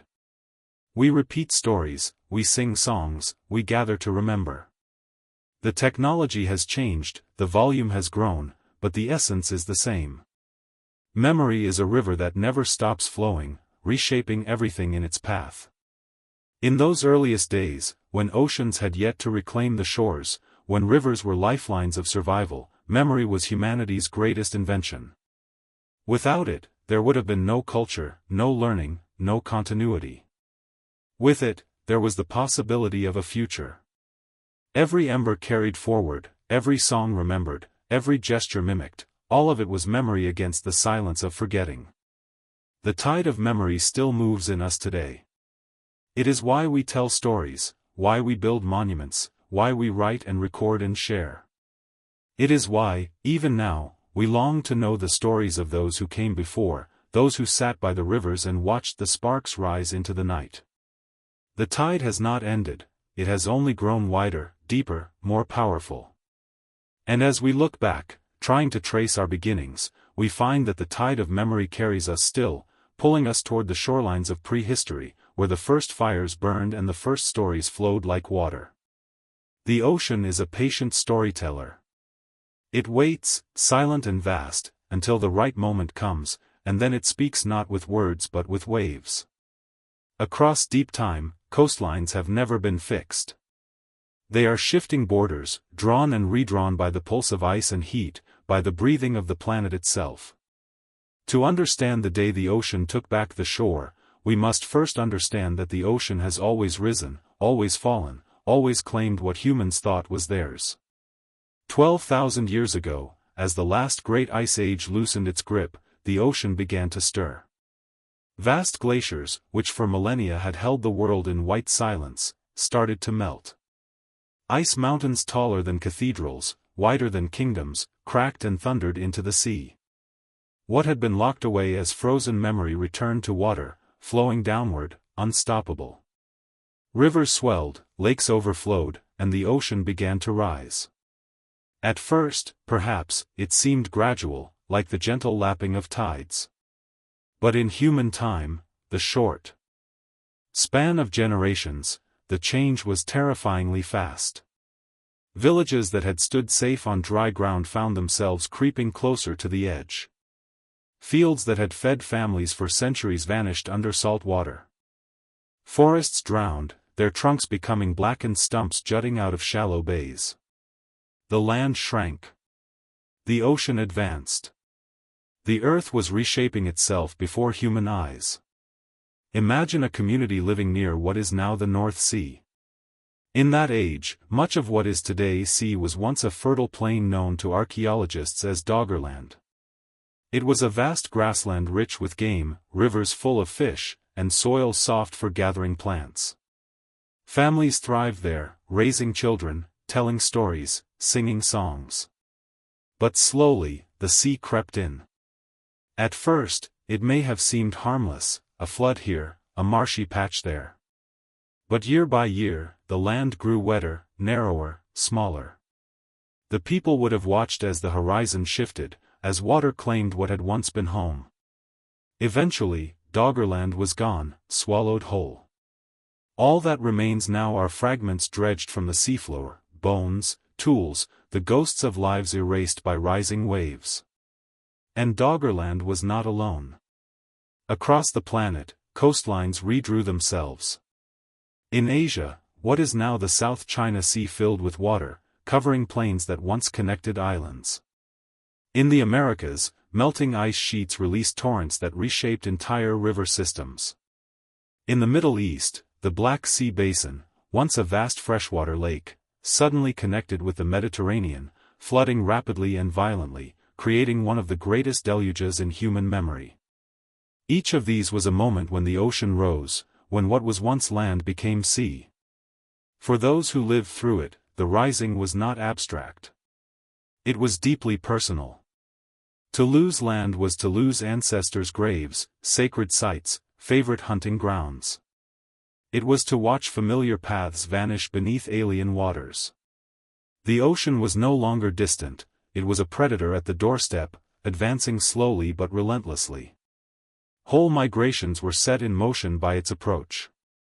People abandoned low-lying regions, carrying their stories inland. With them went the memory of what had been lost. These memories became myths. Flood legends are some of the most widespread in human culture. From Mesopotamia's tale of Utnapishtim to the biblical story of Noah, from Hindu traditions of Manu to the Maya accounts of deluge, the theme repeats: water comes, destroying and renewing, erasing and remaking. Such stories are not coincidences. They are echoes of real events, embroidered and reshaped over generations. They are how humans remembered the ocean rising. Picture a community on the shores of the Indian subcontinent, watching the Arabian Sea swell during monsoon after monsoon. Each year, the water pushes a little farther inland, salt creeping into soil that once grew millet and barley. The people are forced to retreat, carrying their gods, their rituals, their ways of life. And as they retreat, they tell stories of divine anger, of celestial floods, of oceans that demanded tribute. In this way, the pain of loss was transformed into myth, into meaning. The ocean's rise was not always catastrophic in a single moment. More often, it was slow, almost imperceptible. But sometimes, it struck with fury. Ice-dammed lakes in North America burst, releasing floods of unimaginable scale. Torrents rushed toward the ocean, raising sea levels in violent surges. Coastal settlements could be wiped out in days, families forced to flee as the sea swallowed everything. For the survivors, such events would have been apocalyptic. They had no way of knowing the vast forces at play, only that the world they knew was ending. Yet not all was loss. The ocean gave even as it took. New coastlines meant new fishing grounds. Rising seas created estuaries rich with life, attracting birds, fish, and shellfish. For some, the encroaching ocean was not just a threat but an opportunity. People learned to adapt, to fish in deeper waters, to build boats that could ride the waves. The ocean was both destroyer and provider, a god with two faces. Still, the psychological impact cannot be overstated. To watch the land vanish is to feel powerless. Imagine standing where your grandparents once stood, only to see their world drowned beneath saltwater.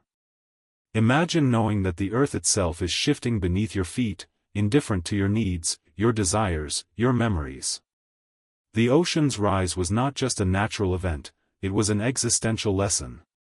Humans learned, painfully, that nothing is permanent. That the shore you walk today may be gone tomorrow.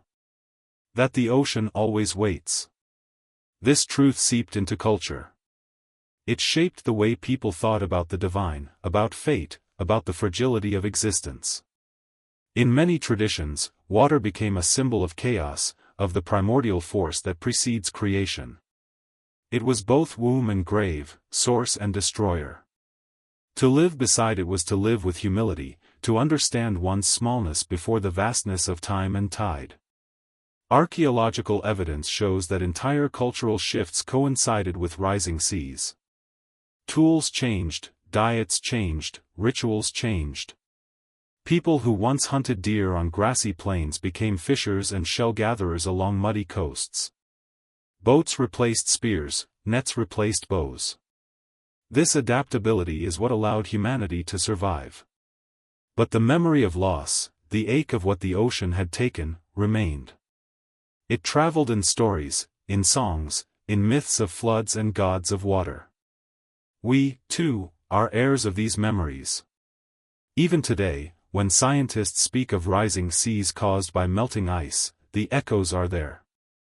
The same fear, the same uncertainty, the same helplessness. The difference is that now we can measure it, predict it, chart it on maps. But deep inside, the ancient resonance remains. The ocean rising is not just data, it is a wound in the human story, repeated across ages. When the ocean rose in prehistory, it was not a single day, a single event, but an era of endings and beginnings. It redrew the world. It scattered people, forced them into new lands, birthed new myths. It was, in many ways, the stage upon which civilization itself was born. For without the push of the ocean, without the floods that forced migrations, humans might not have spread, might not have adapted, might not have carried their stories inland to seed the great cultures of the future. The ocean is never truly gone. It only waits, patient, watching. Its rise in the past is a reminder, a whisper from prehistory, that what we build, what we claim, what we believe permanent, may one day belong to the waves. When the ocean rose, it taught humanity its first lesson in humility. And it is a lesson we are still learning. Stone does not speak in words, yet it remembers. Where wood rots and bone decays, where stories dissolve into air, stone endures. It carries the faint fingerprints of prehistory, the echoes of lives once lived on shifting shores. To walk among ancient stones is to enter into conversation with deep time, to hear voices not in sound but in presence. Every chipped flint, every carving, every upright monolith whispers of hands that once shaped it, of eyes that once gazed upon it, of communities that once called it sacred. Long before writing, stone was the first canvas of memory. In caves hidden from sunlight, humans pressed ochre onto rock walls, tracing the outlines of bison, mammoth, and fish. These were not mere decorations. They were echoes, attempts to hold onto what might otherwise be lost. When the ocean rose and swallowed the shores, the paintings on higher ground remained, reminders of a world that was changing. Each stroke was an act of defiance against forgetting, against the erasure of memory. By rivers and coastlines, people carved into rock faces. Spirals, lines, dots, and figures marked stone surfaces, their meanings now half lost to time. Some may have been maps of stars, guides to migration, or symbols of water and tide. Others may have been prayers, petitions to forces larger than themselves. To carve in stone was to make a claim, that something of this fleeting human life could endure beyond the body, beyond the campfire, beyond even the encroaching ocean. Stone tools tell their own story. Flint napped into blades, axes, scrapers, each fragment is an echo of human ingenuity. To hold one today is to place your hand where another hand once pressed, to feel the rhythm of strikes repeated until the edge was sharp. These tools speak of adaptation, of survival in a world that was shifting beneath the feet of those who wielded them. They also speak of artistry. Some tools were made more beautifully than necessity demanded, edges smoothed, forms balanced. In this, we hear not only the echo of survival but of pride, of beauty, of a mind reaching beyond the immediate. Perhaps most haunting are the standing stones, the great monoliths planted into earth by hands that sought permanence. Long before Stonehenge, long before the megalithic cultures of Europe, humans were raising stones. Some aligned with the sun, marking solstices and equinoxes, tying human life to cosmic rhythms. Others stood alone, silent sentinels watching over landscapes that have long since changed. Imagine such a stone on a shoreline now buried under the sea, toppled and submerged by the rising ocean. Its echo remains only in those that survived further inland, reminders of what once stood everywhere. Stone was also grave. Bodies were buried beneath cairns, covered with slabs, marked by upright markers. These stones held not just echoes of memory but echoes of grief, of love, of attempts to honor and preserve the dead. For communities watching the ocean swallow their land, burial stones may have been a way of holding on to the past, of saying, even if the land is gone, even if the water takes all else, this will remain. The echoes in stone are not always clear. Archaeologists uncover them like half-heard whispers, piecing together meanings that have blurred with time. A spiral carved into a cliff, is it a symbol of the sun, of water, of eternity? A cluster of dots, is it a constellation, a calendar, a simple game? The mystery itself is part of the echo. It reminds us that meaning was once here, that people once cared enough to carve, to paint, to build. Even if we cannot hear their exact words, we can still feel their presence. Stone also carried sound. In certain caves, where stalactites rang like bells, humans struck them, filling the dark with echoes. In open landscapes, upright stones created acoustics where voices amplified, where chants and songs grew louder, richer. Stone became both stage and instrument, magnifying human voices into something larger, something communal. To hear an echo in such a place is to hear not just your own voice but the voices of all who have come before. Even myths remember these echoes. Across cultures, stones are often said to speak, to hold spirits, to weep or bleed. Folk tales tell of stones that were once people, petrified for their deeds, forever frozen in place. Such stories suggest that even in prehistory, humans felt the weight of stone as more than material. It was permanence in a world of change, an anchor against the tides, an echo of something eternal. When we find stone circles or carvings today, we often see them as ruins. But to those who made them, they were not ruins, they were living presences, filled with meaning. To place a stone upright was to say, we were here. This mattered. Remember us. Even if the ocean rose, even if the forests shifted, the stone would stand. And in its endurance, the echo would remain. There is a paradox in stone. It is hard, enduring, unchanging, yet it carries the voices of lives that were fragile, fleeting, gone. To walk among ancient stones is to feel the weight of both. The echo is faint, but it is there, waiting for us to listen. And so, even now, when we visit the remnants of prehistoric sites, when we hold flint tools in museums, when we trace carvings half erased by time, we are hearing the echoes in stone. They tell us that humanity has always sought permanence, always fought against the flood of forgetting. They remind us that even when oceans rise and lands vanish, something of us remains, etched into the bones of the earth itself. Stone does not speak in words, but it remembers. And if we listen closely, we can still hear the echoes. There is a silence that lingers over places once filled with laughter, with the rhythm of footsteps, with the smoke of cooking fires curling into the morning sky. Villages, once alive with community, now lie hidden beneath layers of silt, sand, or seawater. They are ghostly absences, their stories erased from the surface of the world but etched into the memories of the earth. When we speak of vanished villages, we are not only speaking of houses washed away or walls toppled by waves, we are speaking of entire worlds lost. Imagine standing on the edge of a shoreline thousands of years ago, where huts woven of reed and timber clustered together against the wind.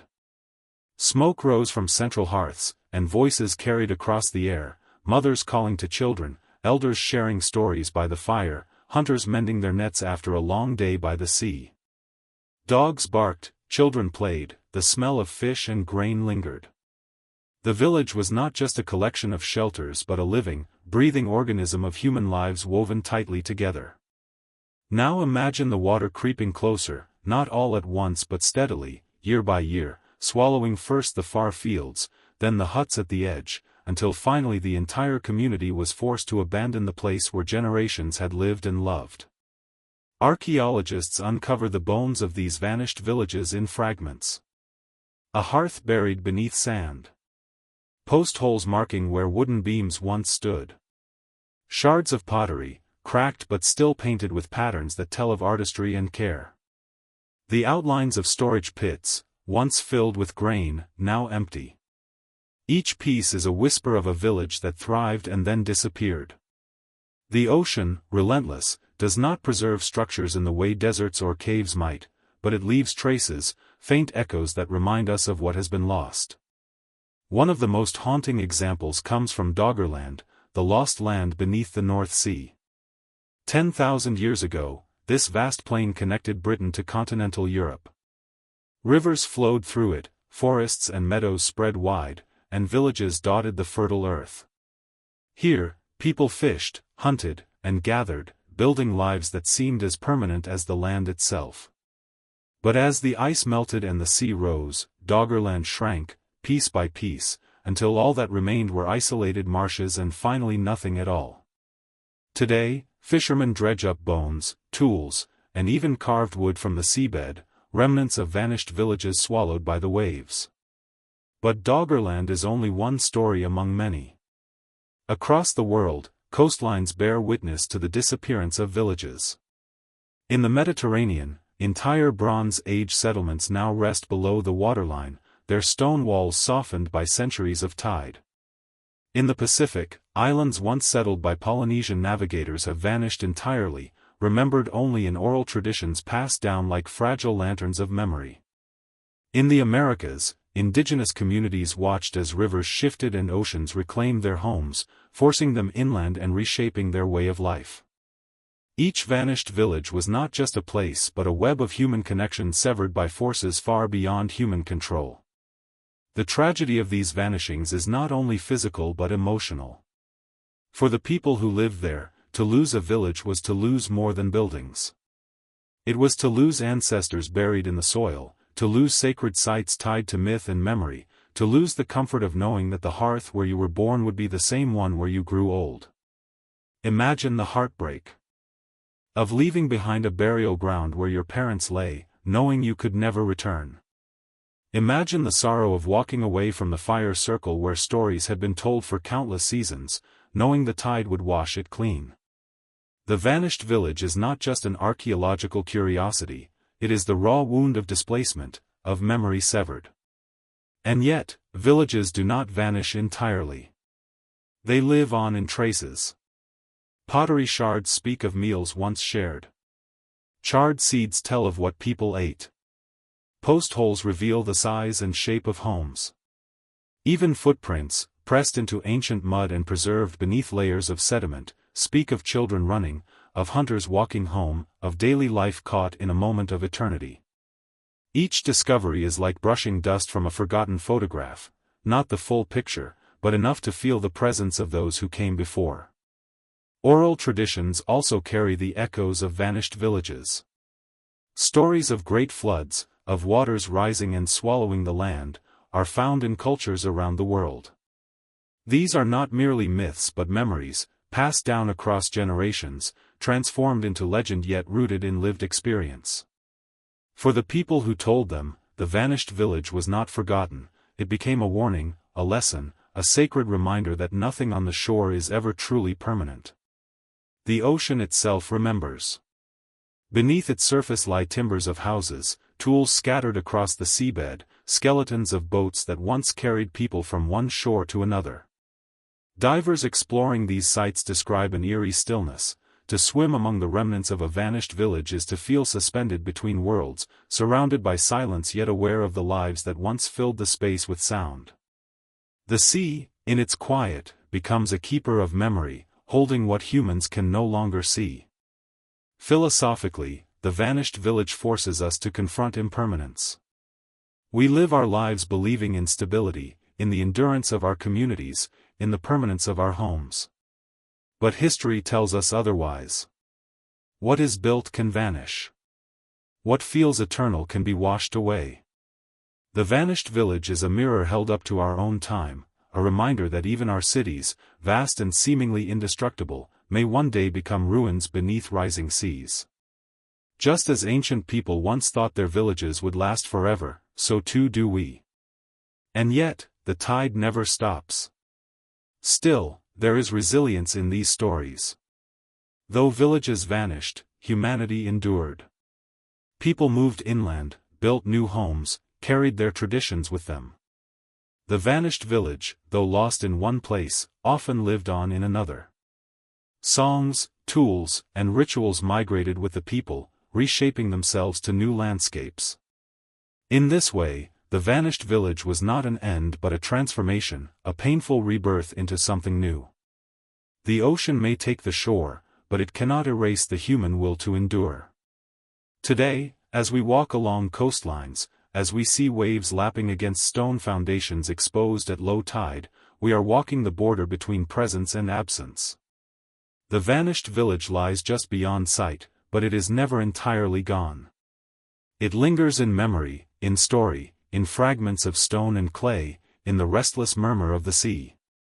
To listen closely to the ocean is to hear not just the crash of waves but the muffled voices of those who once lived where the water now lies.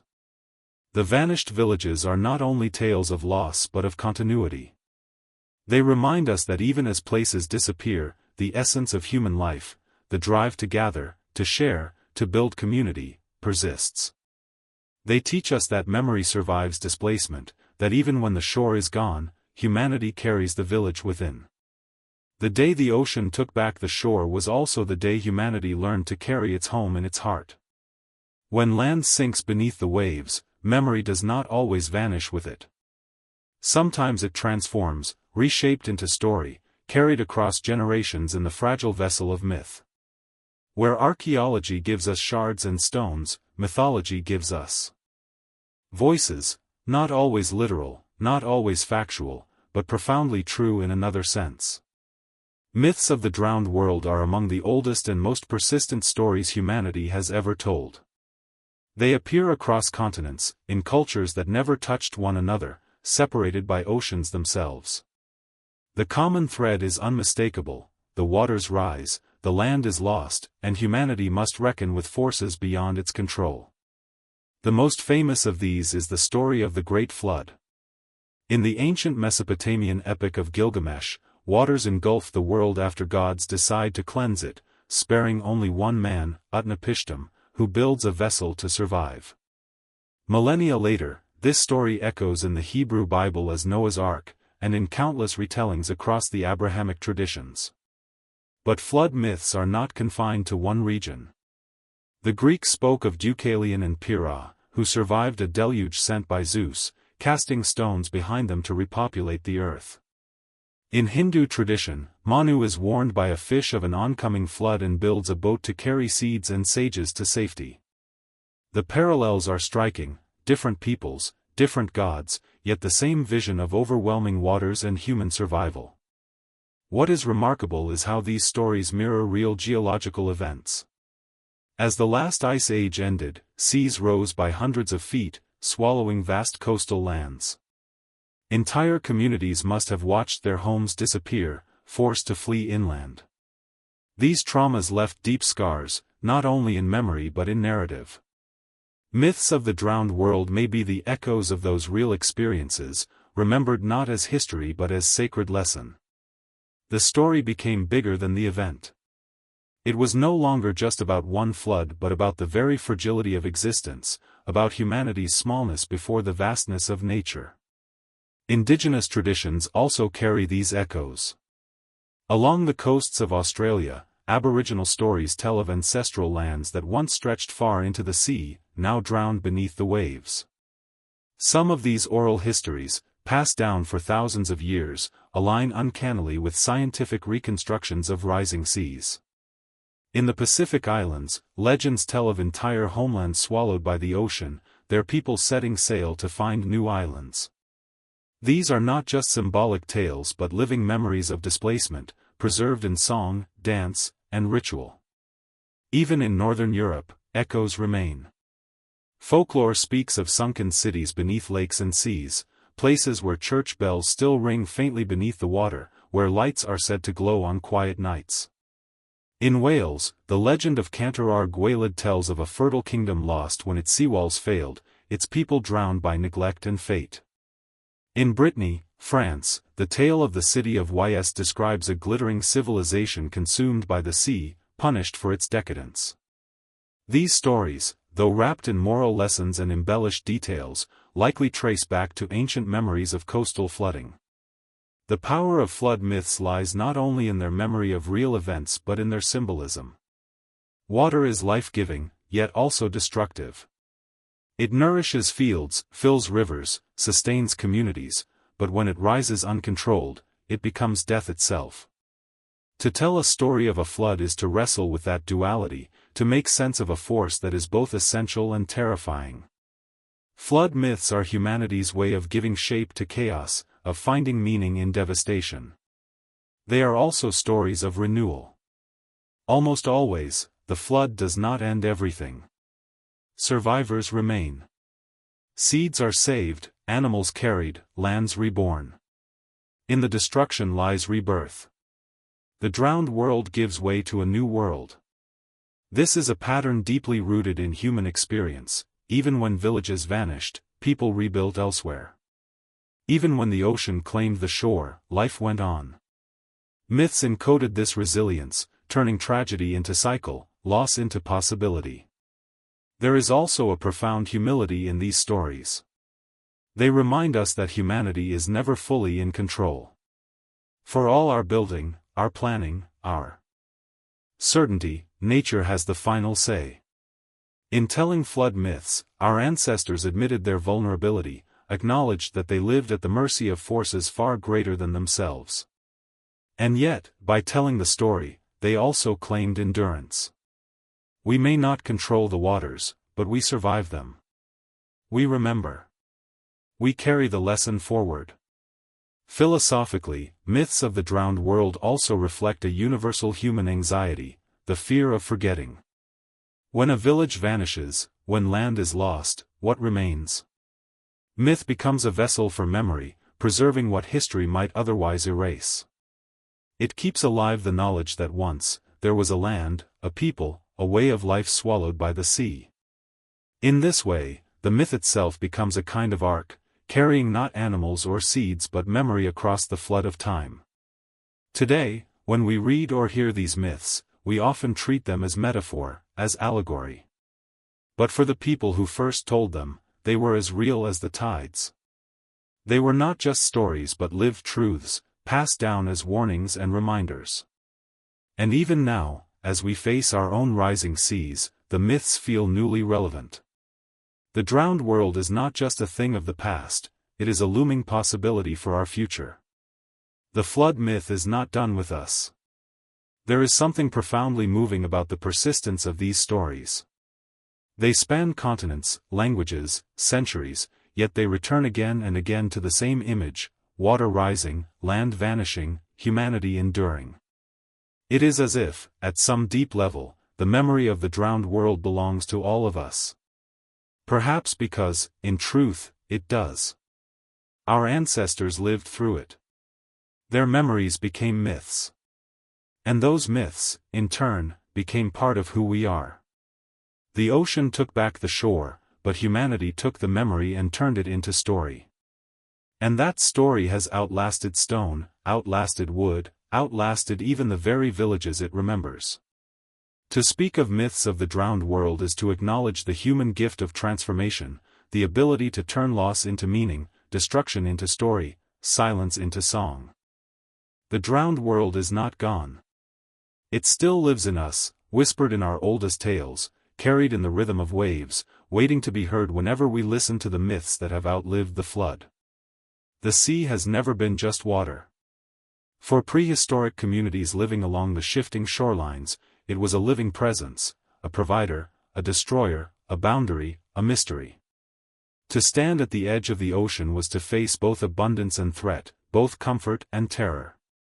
No wonder, then, that rituals grew along the coasts like wildflowers, woven into daily life, seasonal cycles, and great upheavals. By the sea, humanity sought connection not only with nature but with the unknown. Rituals by the sea were acts of negotiation. The ocean gave fish, shellfish, and salt, but it could also take lives, flooding villages, capsizing boats, swallowing entire stretches of land. To live beside such power meant constantly seeking balance. Offerings were made at tide pools or cast into waves, shells arranged in patterns, bones of animals, carved figures, beads of stone. These were not idle gestures. They were contracts, acknowledgments of the sea's authority. Each offering said, "We know you, we respect you, please, remember us kindly." Archaeological finds along coasts reveal traces of these acts. In Scandinavia, deposits of tools and weapons have been found in wetlands and estuaries, deliberately placed rather than lost. In Japan, early Jaman sites hold shell middens where certain bones and ornaments seem arranged with ritual intent.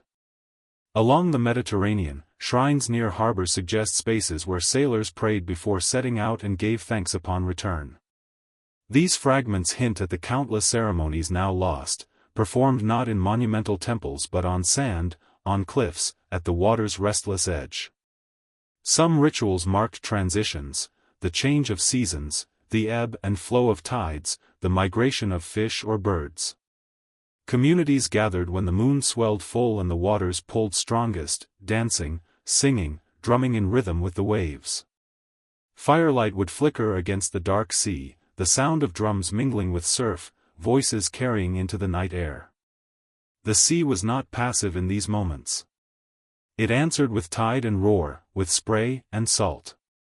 For those who stood in that liminal space between land and water, it was a dialogue with something greater than themselves. Other rituals were tied to death.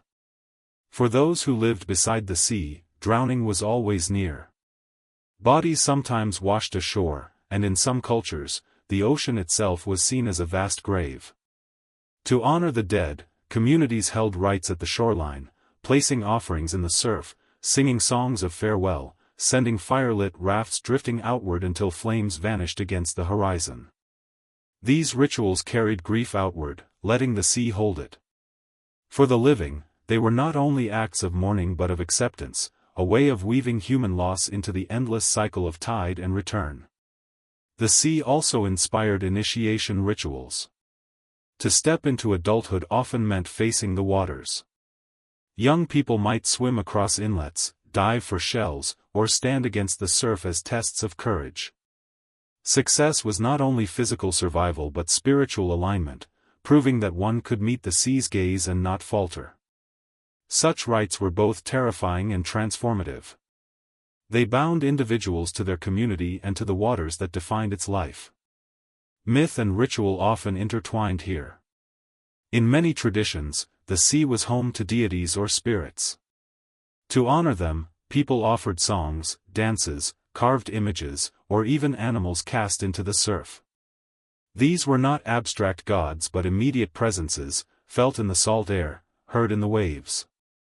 To perform ritual by the sea was to stand in their presence. It was both supplication and celebration, a way of acknowledging that human life was but one rhythm among many. Rituals were also acts of memory.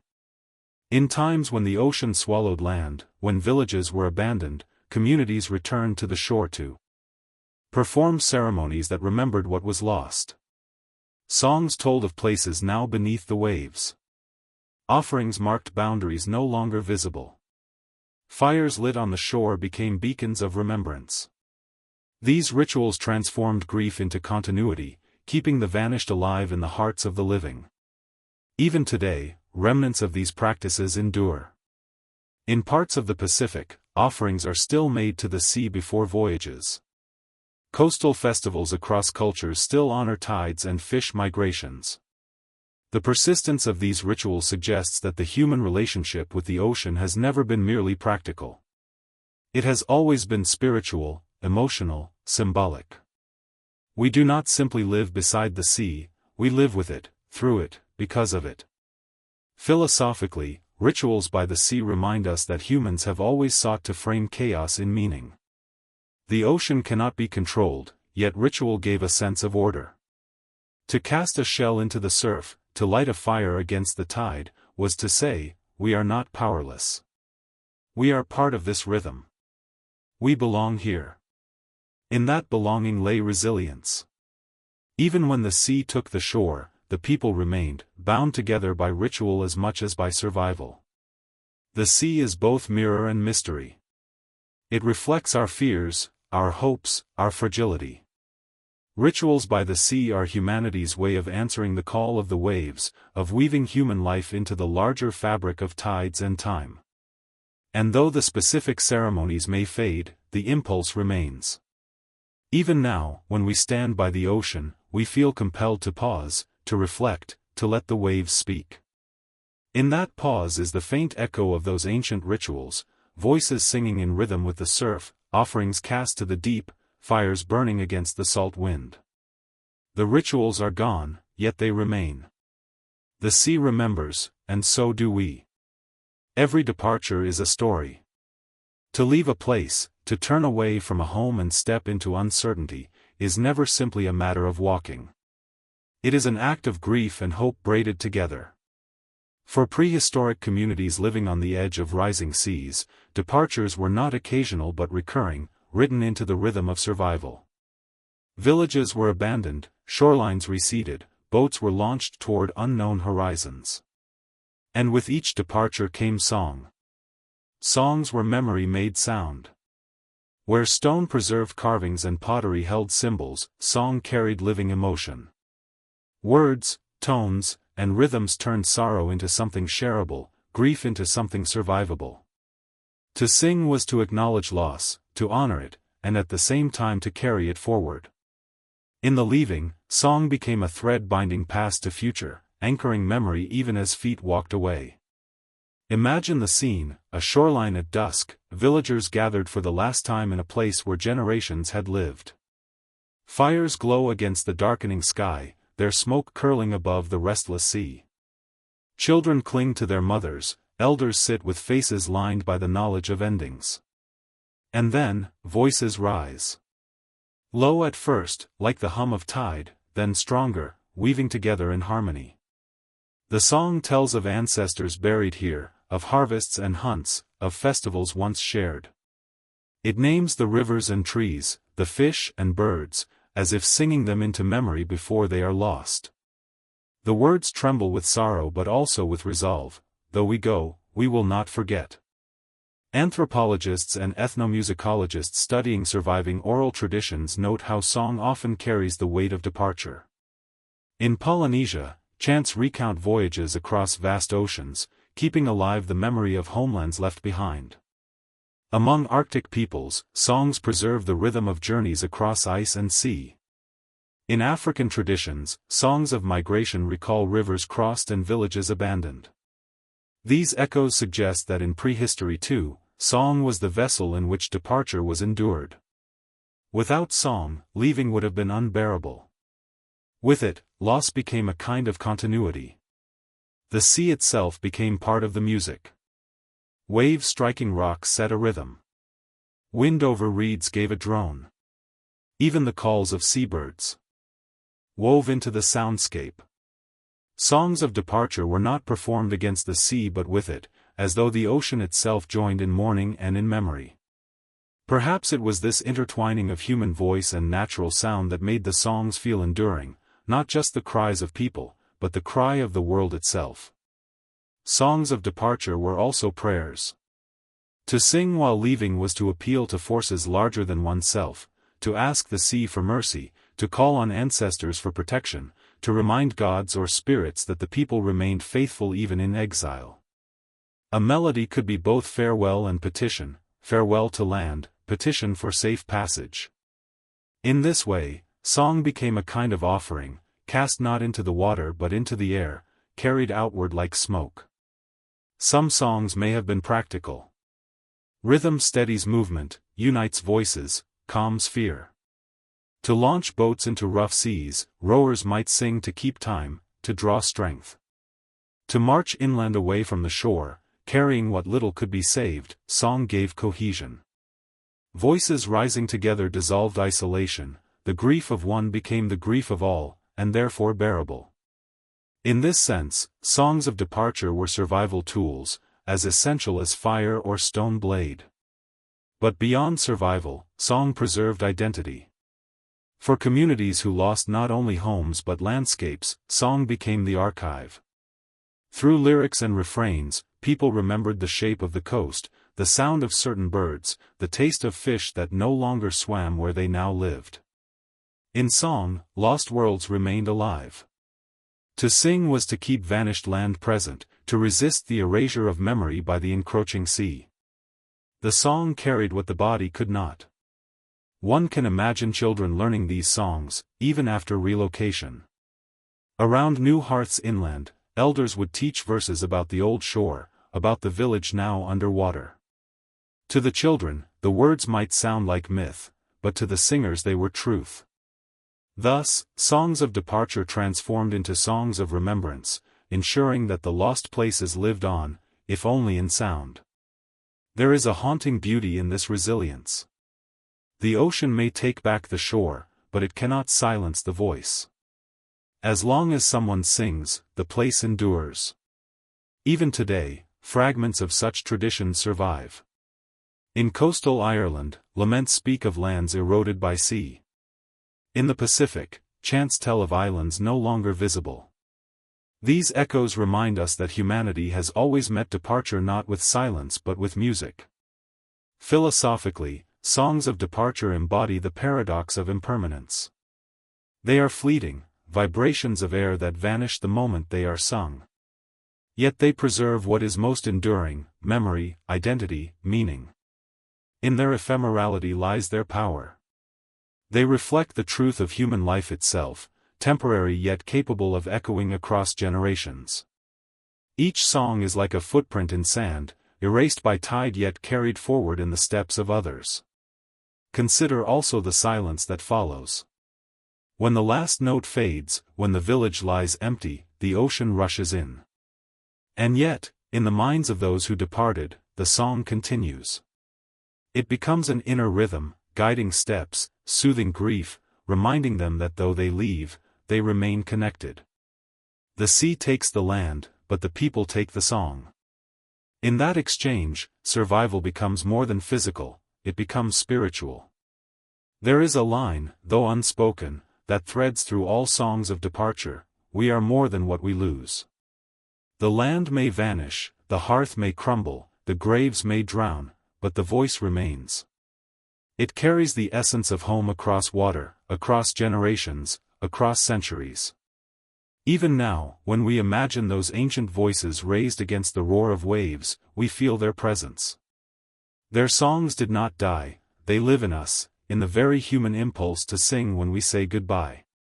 To leave is to wound. To sing is to heal. Prehistoric communities knew this truth instinctively. And so, whenever the ocean took back the shore, voices rose. They rose in lament and in hope, in farewell and in promise. They rose to remind the sea, and themselves, that nothing is ever truly lost as long as it can still be sung. The songs of departure are gone now, their melodies dissolved into silence, their words forgotten. But if you stand on a shoreline at dusk, if you listen closely between the crash of waves, you may hear them faintly. Not in language you understand, but in rhythm, in tone, in the rise and fall of sound carried by wind and water. They are there still, woven into the sea's eternal song.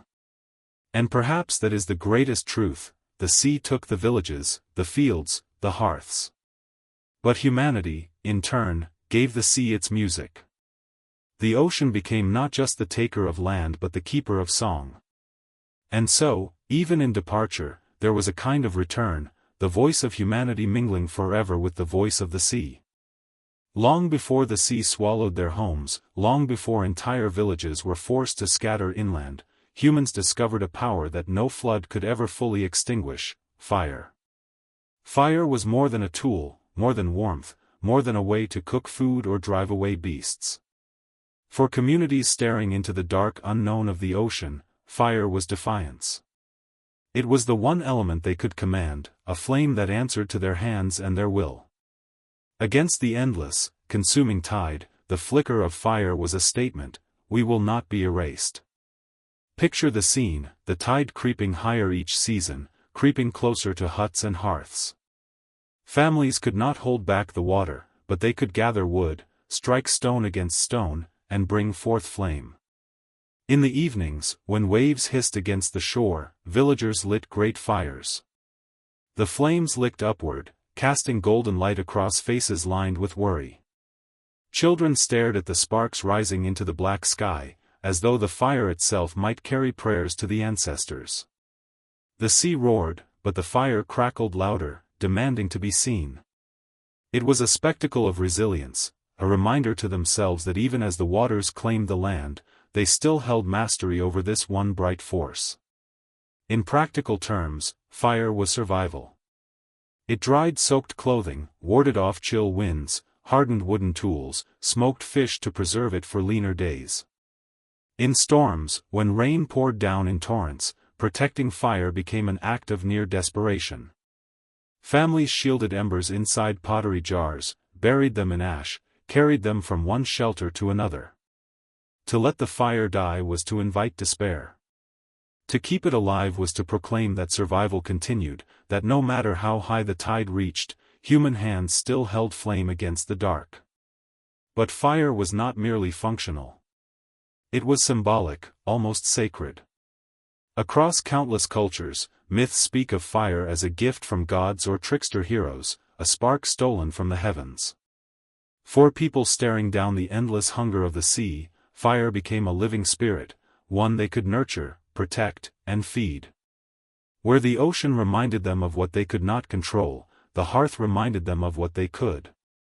A single flame held in a clay bowl was a promise: here, in this small circle of light, we remain human. It is easy to imagine ceremonies in which entire communities gathered at night around towering bonfires, flames rising as if to challenge the very horizon. The sea pressed closer with every moon, but still the fires blazed. The rituals may have been solemn, voices raised in chant, or joyous, children leaping across sparks in play. In every case, fire declared continuity. The land might vanish, but the flame could be carried. It belonged not to the shore but to the people themselves. Even departure was marked with fire. Before leaving a village for the last time, elders may have set flames to old huts, letting smoke rise into the sky as a signal to the ancestors. To abandon a place without fire would have felt like leaving a body without soul. Fire made farewell complete. It burned memory into the air, turning sorrow into smoke that drifted far beyond the shore. And as boats pushed away into open water, torches burned in the prows, casting light on dark waves, a fragile but powerful statement of resistance. There is poetry in the way fire and water mirror each other. Both are hungry, both consume, both reshape landscapes. But where water takes, fire transforms. The flood erased homes without trace, but fire turned wood to ash, ash to soil, flame to memory. By wielding fire, humans reminded themselves that they were not helpless against the elements. They too could wield a power of transformation. They too could create light where there was none. Consider the psychological weight of this act. In times when everything seemed to dissolve into water, the act of striking flint and watching a spark leap into flame was affirmation. A tiny crackle, a flicker of light, and suddenly despair gave way to determination. Children who had wept at the loss of fields and hearths could be soothed by the familiar glow of embers. Elders who mourned drowned graves could still feel dignity in tending the fire. In this way, flame became therapy, binding communities together when everything else fell apart. Even today, we see echoes of this prehistoric defiance. Campfires still gather families together in a circle of safety. Candles are lit in memory of the lost. Torches burn in protest marches. Fire has never been only about utility, it has always been about meaning, about declaring presence in a world that threatens to erase us. In prehistory, standing before the rising tide, lighting fire was both ancient ritual and future inheritance. Ultimately, fire was humanity's answer to the sea. The water came without asking, cold, endless, indifferent. But humans struck back with sparks. They raised flames against waves, refusing silence, refusing surrender. Though the water always won in the end, the fire had already done its work. It had sustained the body, lifted the spirit, preserved the memory. Fire did not stop the flood, but it kept humanity from drowning in despair. And so, the image remains, a shoreline at night, waves surging, villages trembling. Yet in the darkness, fire burns. Its light dances across faces determined not to vanish. The tide rises, but the flames rise too, as if to say, you may take the land, but you will never take the fire. When the sea came, it did not only claim land and homes, it claimed the very rhythm of childhood. The children born during those years of rising waters became known, in whispered memory, as the children of the flood. They were the ones who had no memory of the wide-open fields their parents spoke of, no recollection of villages stretching far into fertile plains. For them, life had always been a narrowing shoreline, a creeping tide, and the sound of water that never left the air. Imagine a child standing barefoot on wet sand, toes sinking slightly into the earth, listening to the eternal hiss of waves. To the older generations, that sound was a warning, a reminder of what had been lost. But to the children, it was the soundtrack of existence. The ocean was not invader, it was environment. They grew up with it as constant companion, a force that shaped their games, their fears, their songs. Where their parents longed for dry earth, they built little boats out of reeds and driftwood, racing them along tide pools. They splashed in brackish water, laughed when waves knocked them down, and in their innocence found joy in the very element that their elders dreaded. Yet innocence never lasted long. Children of the flood learned quickly that the sea was unpredictable. One moment playful, the next cruel. Stories abound of little ones pulled too far while wading, of mothers running into waves with desperate screams, of families gathering around fires to mourn another loss to the tide. From a young age, they were taught rules: never turn your back to the sea, never wander to the water's edge alone, never trust the stillness of calm waves. Their lullabies often carried warnings hidden in gentle melodies, songs that wrapped danger in soft notes so that even toddlers absorbed the lesson: the sea can love you and kill you in the same breath. Still, there was resilience. These children became masters of adaptation. They learned to swim almost before they could walk.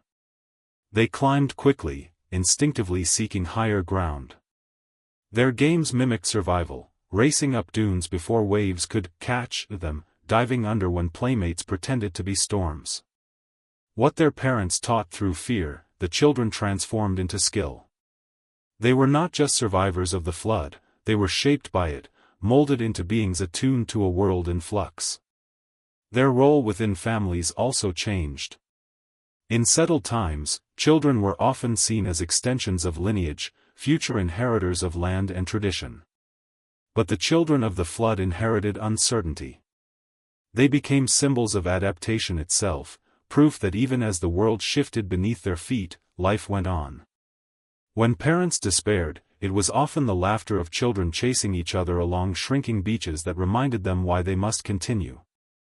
To see a child growing, learning, thriving despite disaster was to witness defiance against extinction. The myths of these children reflected their liminal existence. Some tales described them as born with salt in their veins, able to speak to the waves, half-claimed by the ocean from birth. Others told of children destined to wander far inland, carrying with them stories of the flood so that memory would not die. Whether myth or metaphor, the idea was the same: these children embodied both the tragedy and the survival of their people. They were the hinge between worlds, the last generation of shore dwellers, and the first to imagine futures elsewhere. But the psychological weight of such childhoods cannot be ignored. To grow up hearing parents whisper about vanished villages, to witness tears over lost graves and drowned hearths, instilled a deep sense of impermanence. For many, this became a lifelong shadow, a knowledge that nothing lasts forever, that stability is an illusion. And yet, from that shadow emerged a certain wisdom. They were raised in constant reminder that survival depends on movement, that one must never cling too tightly to place, but instead carry identity within. The ocean also influenced how they saw time. While earlier generations marked seasons by harvests and growth, the children of the flood measured time by tides and storms. They watched the moon and learned how it pulled the water closer or let it recede. They grew up in rhythm with celestial cycles, more attuned to the sky and sea than to the soil. In this way, they became both vulnerable and enlightened, vulnerable because they never knew permanence, enlightened because they understood patterns that their ancestors had overlooked. And perhaps most profoundly, these children carried memory forward. Even as their people abandoned the coasts and moved inland, even as they left behind flooded homelands, the children carried the sea within their minds.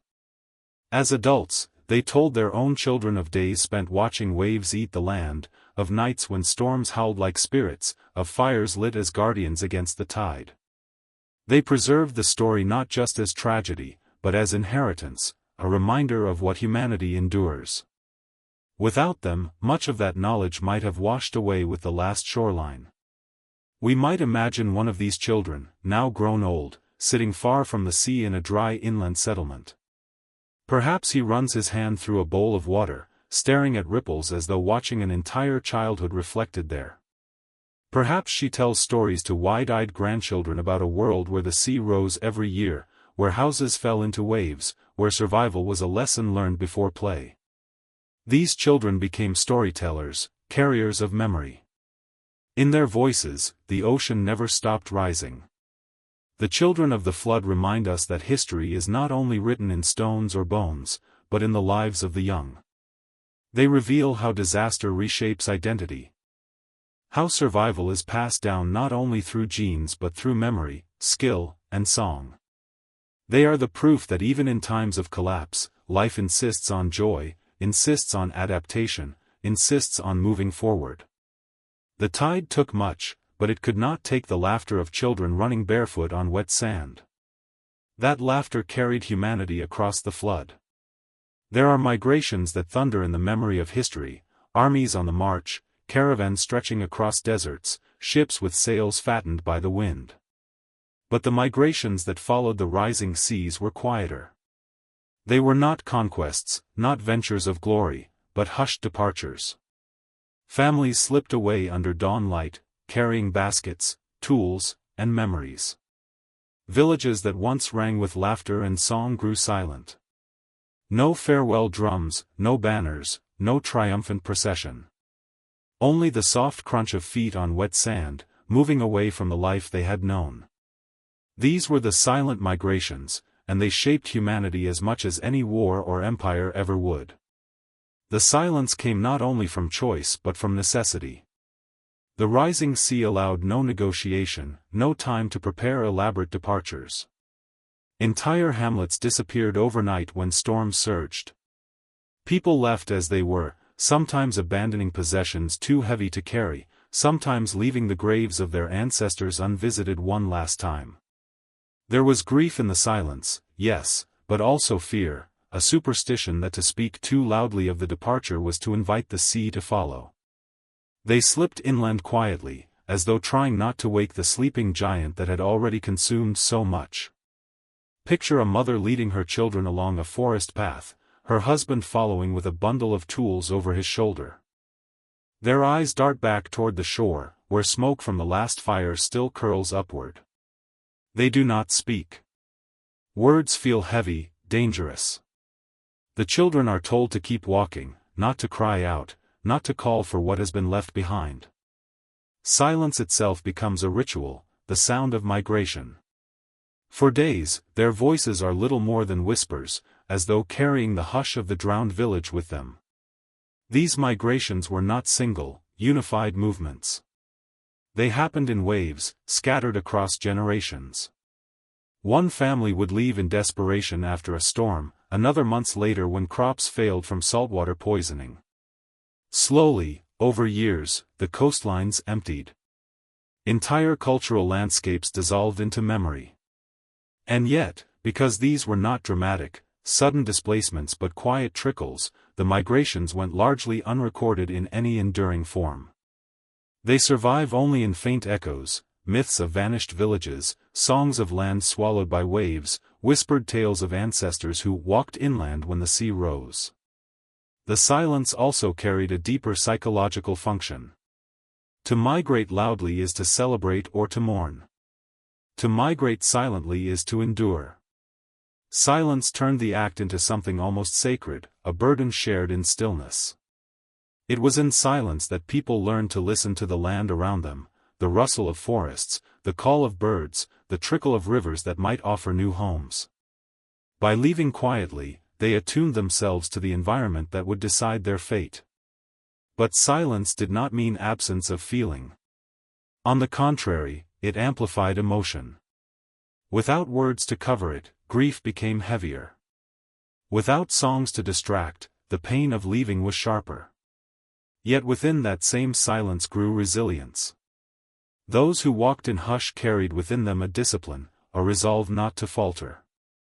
Their migration was not celebrated, but it was endured, and endurance left its imprint on the generations that followed. As these groups spread inland, they reshaped human geography. Once, rivers had been secondary, sources of water for fields, channels for fish.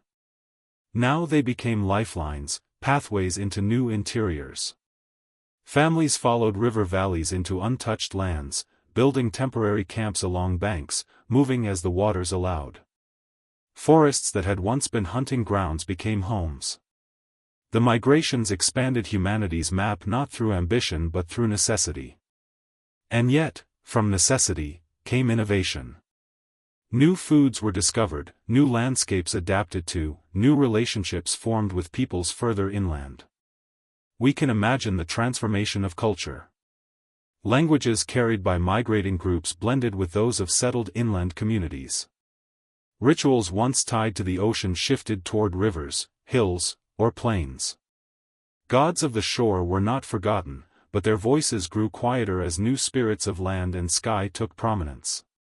The children of migrants grew up with stories of seas they had never seen, and slowly, the ocean became myth more than memory. Within a few generations, the once familiar coasts had turned into haunted landscapes of legend. And yet, the silence endured even in memory. These were not migrations that people boasted about. There were no sagas of triumph, no heroic epics. Instead, the migrations entered cultural memory as whispers, as fragments. A lullaby that warns of water rising in the night. A proverb that speaks of leaving before it is too late. A ritual of walking in silence before planting the first seeds in new ground. The silence became tradition, handed down as both trauma and wisdom. Archaeology today sometimes uncovers traces of these quiet movements, inland sites where once coastal tools appear suddenly, or pottery styles that suggest sudden blending of cultures. The evidence is there, but like the migrations themselves, it is understated. Shards of clay, scatterings of shells far from shore, ghostly hints of journeys made in hush. The silence of prehistory echoes even in the silence of the ground. Why does this matter? Because the silent migrations remind us that history is not only built from noise. Empires rise with trumpets, cities fall with screams, revolutions announce themselves with gunfire. But the migrations of survival, the movements that allowed humanity to endure climate, disaster, and change, often happen in near silence. They are not less significant for their quiet, if anything, they are more profound. They speak of endurance without spectacle, of determination without applause. In our modern world, where migration is still one of humanity's defining struggles, the story of the silent migrations offers perspective. It tells us that long before borders and nations, people were already moving, quietly, out of necessity. It tells us that silence does not mean absence, and that resilience is often practiced not in grand declarations but in footsteps taken one after another in the dim light of dawn. So let us remember them, the families who left without fanfare, who carried their children into forests, who built new homes without songs to mark the moment. Their silence was not emptiness. It was the sound of survival. It was the hush of footsteps that carried humanity away from the drowning coast and into the unknown future. The tide swallowed their villages, but the silence of their migrations carried their story forward, all the way to us. The sea may have erased villages, swallowed fields, and scattered families, but it could not wash away everything. Long after the tides receded from memory, long after the children of the flood had become elders telling stories far inland, the ocean's history remained inscribed in the earth itself, in stone and in bone. Where human voices fell silent, the land carried whispers. Where myths blurred into song, the ground preserved what the water could not. And today, it is in those echoes, fragile, fragmented, and haunting, that we still glimpse the lives of those who faced the rising tide. Stone was always the more faithful witness. Long before the waters came, people had chipped stone into blades, axes, and scrapers. They had shaped points for spears, ground stones into pestles, carved grooves for hafting handles. When the sea swept away their homes, the stones endured. Buried beneath layers of silt, sealed in the sediments of drowned coastlines, they waited. Thousands of years later, archaeologists find them along ancient shores or deep underwater, tools still sharp enough to cut. Each flake struck from a core carries the rhythm of human hands long gone. In these edges and scars, we hear the echo of survival. But stone was not only practical, it was symbolic. Imagine a people watching the tide swallow their world, yet still taking time to shape stone beads or carve marks on pebbles. These small objects, often dismissed as trinkets, were memory-made material. A necklace of shell and stone might remind a mother of the shore where she once gathered food. A carved pebble might hold the story of a hunt now impossible on flooded land. To leave with such objects was to carry fragments of the shore inland, to keep the ocean close even as it became dangerous to approach. Bone, too, holds stories. The bones of animals reveal diets disrupted by saltwater intrusion, fish replacing crops, shellfish supplementing shrinking harvests. Burned bones show feasts or desperate last meals. The bones of humans themselves bear marks of migration, stress, and adaptation. Some skeletons show injuries from waves or debris, others the long wear of carrying burdens across new landscapes. Teeth record chemical signatures of changing water sources, telling us how families shifted from rivers to wells, from fresh streams to brackish pools. In every fracture and trace element, the flood whispers its presence. Even burial sites reveal echoes of the sea's advance. Graves once dug in dry soil were later found submerged, skeletons lying in silt, their orientation disrupted by waves. Some were carefully reburied further inland, bones carried like precious cargo, ancestors refusing to be abandoned to the ocean.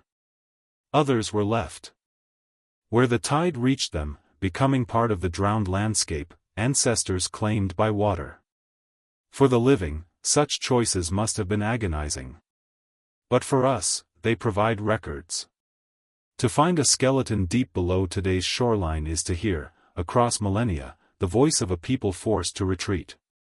There is also evidence not written in bones or stones themselves but in their absence. Along ancient coasts, entire regions lack the tools and structures one would expect from thriving villages. This absence speaks loudly. People once lived here, then they were gone. What remains is not the fullness of their lives but the void carved by the flood. Silence itself becomes an echo, a reminder of how much was lost. Still, the fragments that remain are profound. A hearth, preserved beneath layers of sand, tells of nights when families gathered against the tide. A scatter of fish bones reveals adaptation to changing diets. A stone axe, found miles inland, suggests migration with tools carried from the coast. These objects may seem small, but they are pieces of a vast puzzle. Each one pushes back against forgetting. Each one proves that even if the ocean erased villages, it could not erase humanity. And there is something deeply poetic about this endurance. Stone and bone are the most fragile of storytellers. They do not sing, they do not weep, they do not shout. They lie buried, mute, waiting. Yet when uncovered, they speak with clarity that no myth alone could provide. They tell us that these floods were not only stories, not only metaphors, but lived realities, tragedies and triumphs etched into the very fabric of the earth. Consider the perspective of those who left these traces behind. Did they ever imagine that, thousands of years later, strangers would study their discarded tools, their broken bones, their ornaments of shell and stone? Did they know that by shaping an axe or carving a bead, they were writing messages across time? Perhaps not consciously. And yet, in a sense, they must have known. To make something lasting in the face of disaster is to resist erasure. To work stone, to care for bone, is to declare that life mattered, that even if the sea swallowed the village, memory would remain. The echoes also remind us of continuity. The people of the flood were not so different from us. They cut, they carved, they buried their dead with care, they adorned themselves with ornaments, they sought to leave something enduring. Their world was undone by water, but their choices ensured that traces survived. In stone and bone, we meet them not as strangers but as kin, linked across thousands of years by the desire to be remembered. Ultimately, the echoes in stone and bone are both haunting and hopeful. They haunt us because they show how much has been lost, how many lives, how many villages, how many stories were swallowed by the tide. They humble us, reminding us that nothing we build is beyond the reach of time and nature. And yet they also give hope, because they prove that even in loss, something endures. A chipped blade, a carved bead, a skeleton buried with care, these are testaments that humans did not simply vanish. They adapted, they moved, they remembered. When we touch these echoes, we are not just studying artifacts. We are listening. Listening to voices that spoke not in words but in actions, not in song but in survival. Listening to a chorus carried forward by the earth itself, whispers of the flood preserved in silence until we were ready to hear them. And perhaps, in that listening, we find the truest lesson, that nothing is ever fully erased.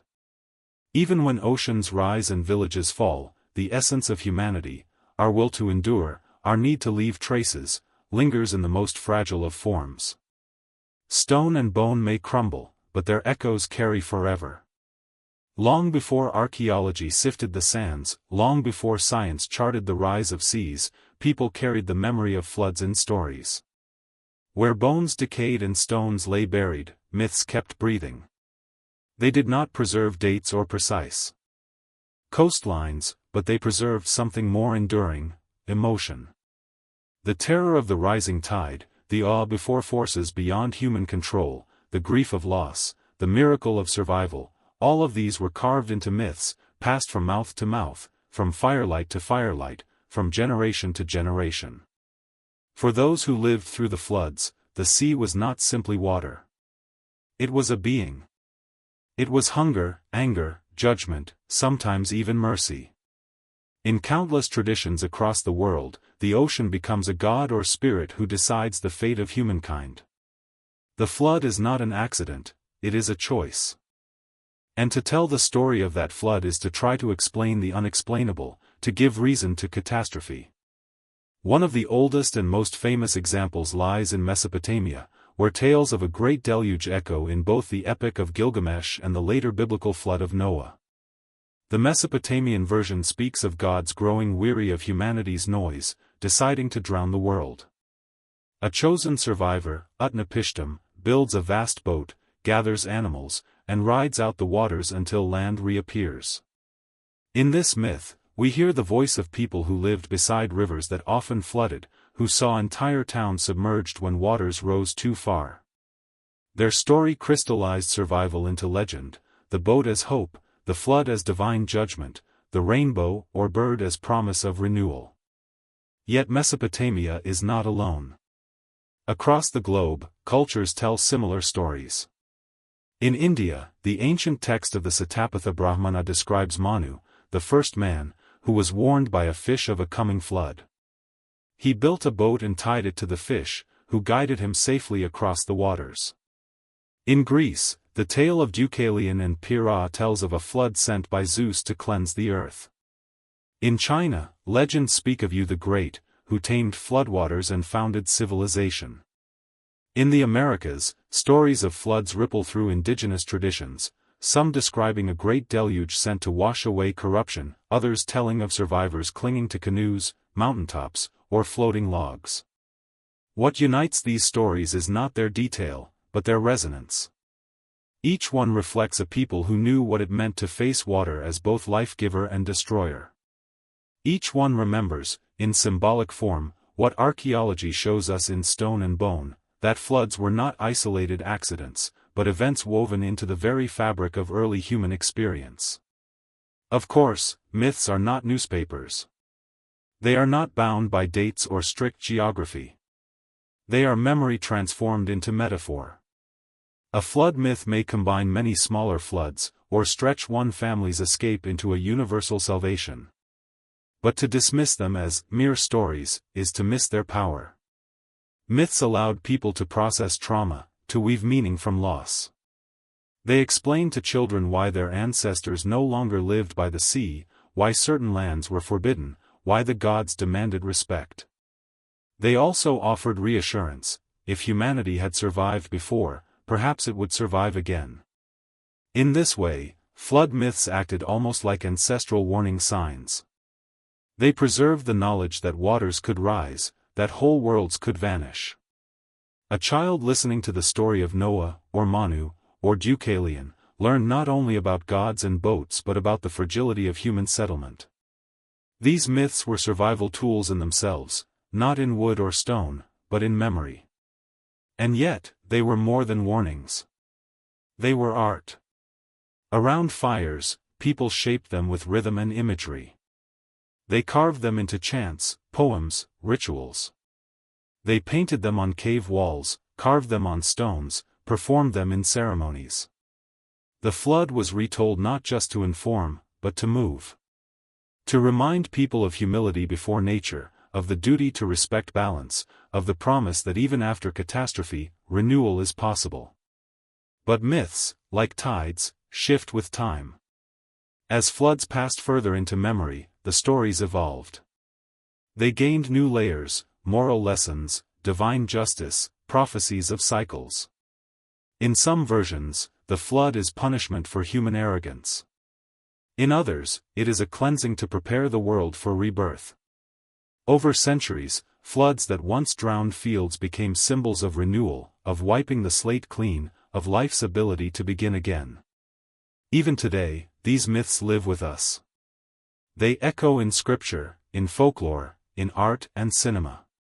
They remind us that water still commands awe, that catastrophe still shapes culture. When modern scientists speak of rising seas due to climate change, we can almost hear the ancient chorus of myths stirring again, warning us that humanity has faced this before, and that the stories of survival are still being written. The most striking realization, perhaps, is this: myths carved by waves outlasted villages, temples, and even languages. Civilizations crumbled, but the flood lived on in story. And that tells us something profound about the human spirit. Even when all else is lost, the houses, the harvests, the very ground beneath our feet, memory endures if it can be shaped into story. In listening to these myths today, we are not only hearing tales of gods and boats.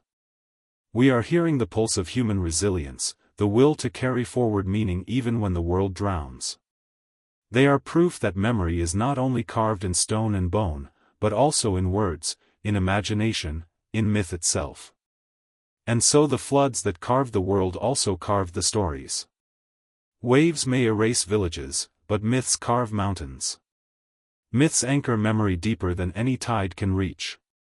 They are, in a way, humanity's boat, carrying us across the endless waters of time.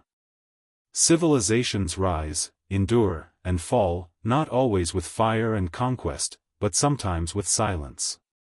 The most devastating force is often not what destroys, but what is no longer remembered. This is what some historians and philosophers call the great forgetting, the slow erasure of the deep past, when the memory of floods, extinctions, and upheavals faded from living cultures. And with forgetting, came vulnerability. In the earliest generations, people remembered vividly. They told their children about the flood that took the village, the mountain that collapsed, the shore that drowned.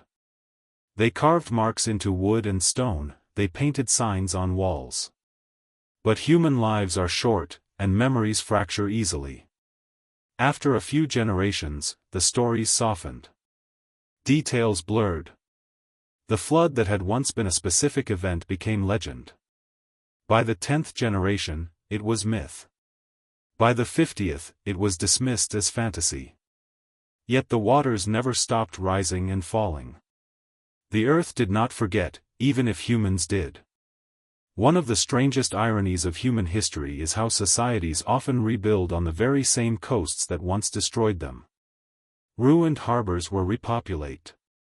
Floodplains that drowned were cultivated again. Villages lost to the sea were replaced by new ones, just a little further inland. Over time, the lesson that "this place is dangerous" slipped into silence, and silence became ignorance. The land looked safe, fertile, inviting, until the ocean returned. The great forgetting was not accidental. It was born of necessity. For people to go on living, they had to suppress their terror. No community could thrive while forever expecting another flood. And so they shifted the balance. They remembered enough to tell stories, but not so much that the fear paralyzed them.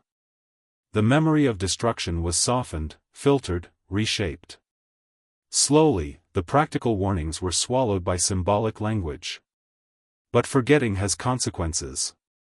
When warnings become myths, and myths become fairy tales, the wisdom encoded in them loses force. Future generations no longer see them as instructions for survival, but as entertainment, morality tales, or quaint traditions. A story that once meant, "Do not build too close to the shore, for the sea will rise again," becomes, long ago, the gods punished mankind. And the danger, real and ever-present, hides in plain sight. Archaeology offers haunting examples of this. On the coasts of the Mediterranean, layers of drowned settlements lie beneath harbors where later cities were built.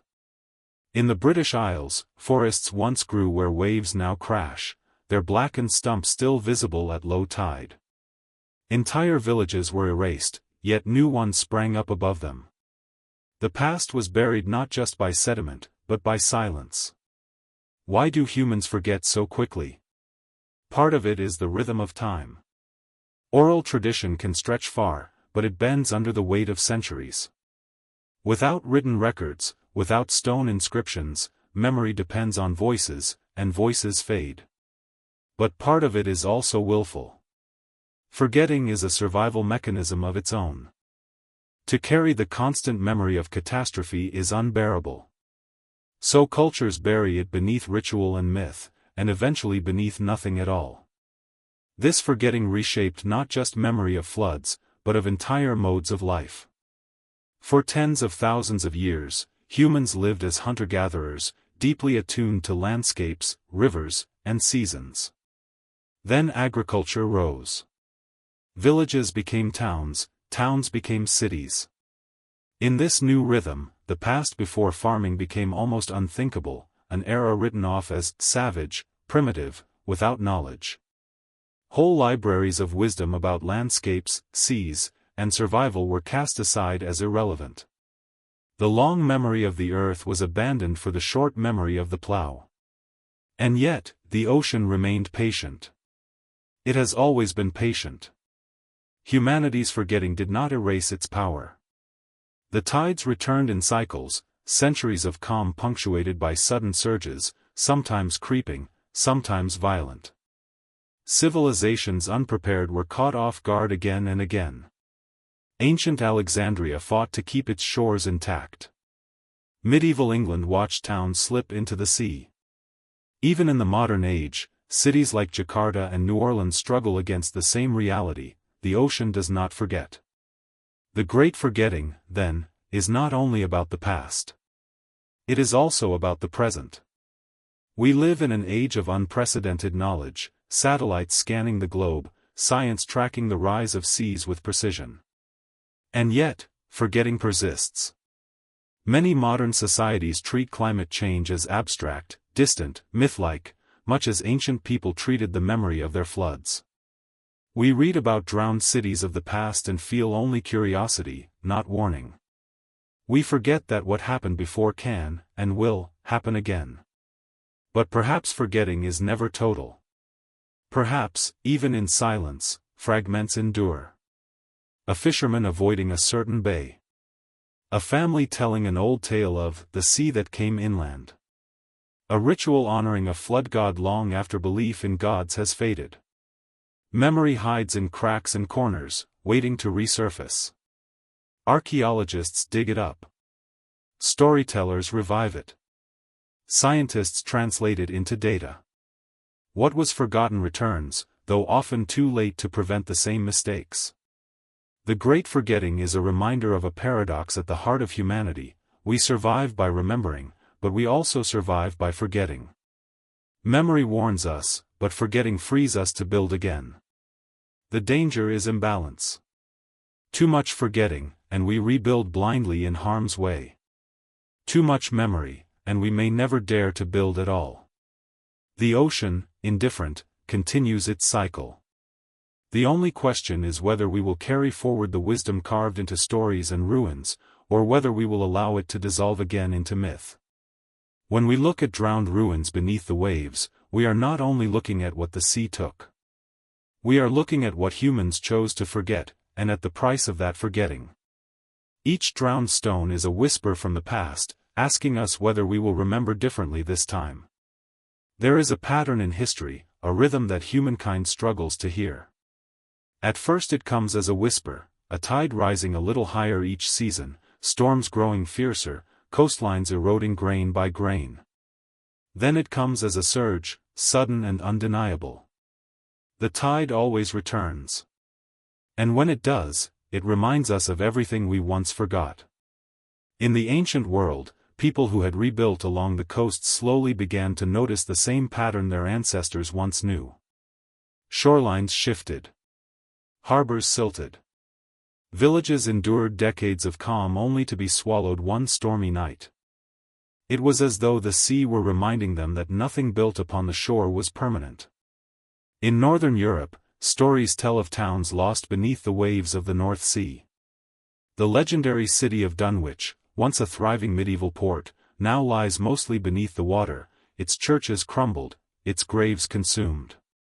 In the Netherlands, floods known as the St. Elizabeth's Flood or the All Saints' Flood erased entire landscapes, killing tens of thousands and reshaping coasts forever. Each flood seemed like a singular disaster at the time, but together they formed a chorus, the return of the tide.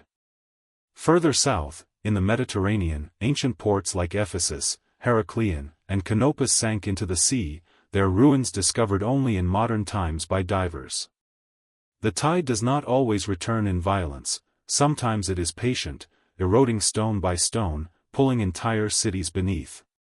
To the people living in those harbors, the process might have seemed invisible. One generation watched the water creep closer, the next saw their temples half submerged, and the third knew only ruins below the waves.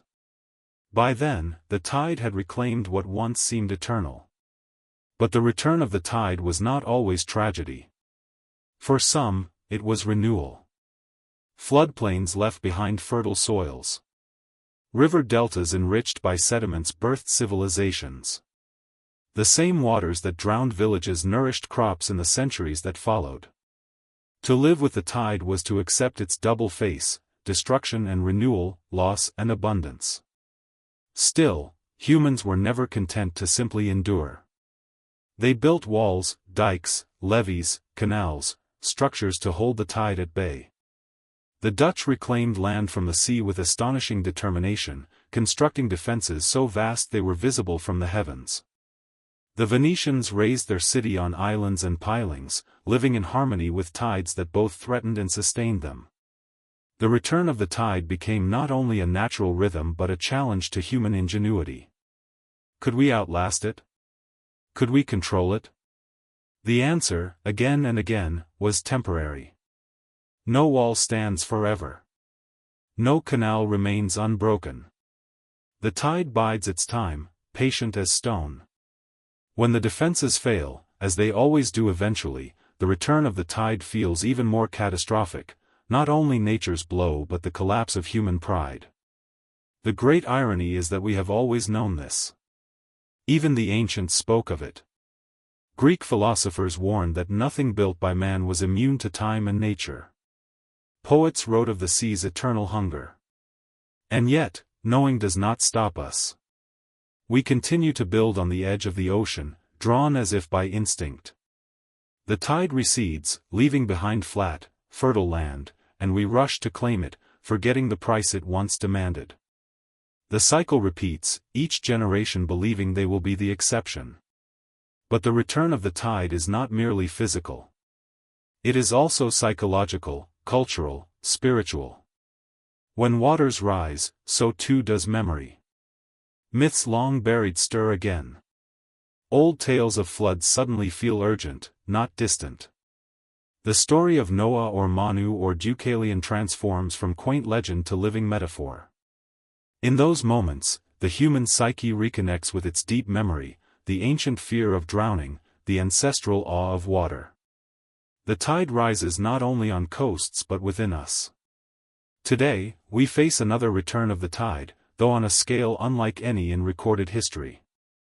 Seas are rising once more, not from God's anger or chance alone, but from our own hand. Melting ice, warming oceans, shifting climates, together they awaken the ocean. The creeping floods of the present mirror those of the past. Cities from Miami to Jakarta, from Venice to Dhaka, already feel the water rising beneath their foundations. Like the drowned towns of antiquity, they stand on borrowed time. And still, the response follows the old pattern. We build walls. We raise houses on stilts. We pump water from streets and rebuild after storms. Each effort is brave, ingenious, and temporary. Each buys time but not immunity. The tide is patient, and it always returns. There is a temptation, when facing this reality, to despair.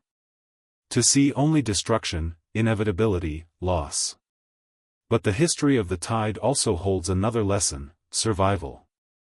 Again and again, humans endured. They adapted, migrated, reshaped their lives. When the tide erased one shore, people built a new inland. When floods destroyed harvests, communities found new ways to grow. The return of the tide does not mean the end of humanity, it means transformation. Perhaps this is the deeper truth of the cycle: the tide returns not only to destroy but to remind us that permanence is an illusion. It strips away our arrogance, our certainty, our monuments. It humbles us, forcing us to adapt, to imagine, to change. And in that change lies both grief and possibility. Standing at the shore today, watching waves creep closer, we are connected across millennia to the first humans who watched their villages drown. Their fear is our fear. Their resilience is our inheritance. The tide is not our enemy, though it feels like one. It is our teacher, relentless, impartial, eternal. The return of the tide is not just history. It is prophecy. It has come before. It is coming again. And it asks us the same question it asked our ancestors: will you remember this time? Will you adapt before the waves rise? Or will you wait, rebuild, forget, and let the tide write the story again in ruins beneath the sea? In the end, the tide always returns. But how we respond, how we carry its memory, how we shape our lives to its rhythm, that is the choice left to us. When we stand before the ocean, we do not only face water and horizon, we face time itself. Every wave is a reminder of cycles older than humanity, older even than mountains. The tide has taken and returned, drowned and revealed, forgotten and remembered. But in this moment, as seas rise once more, we are asked not only to look backward but forward. What lessons will we carry into tomorrow? The first and most urgent lesson is humility. For too long, human history has been told as a story of triumph, of mastering fire, conquering land, taming rivers, raising cities. Yet the ocean has always been a quiet counterpoint to that narrative. It whispers, "You have never conquered me, you have only borrowed time."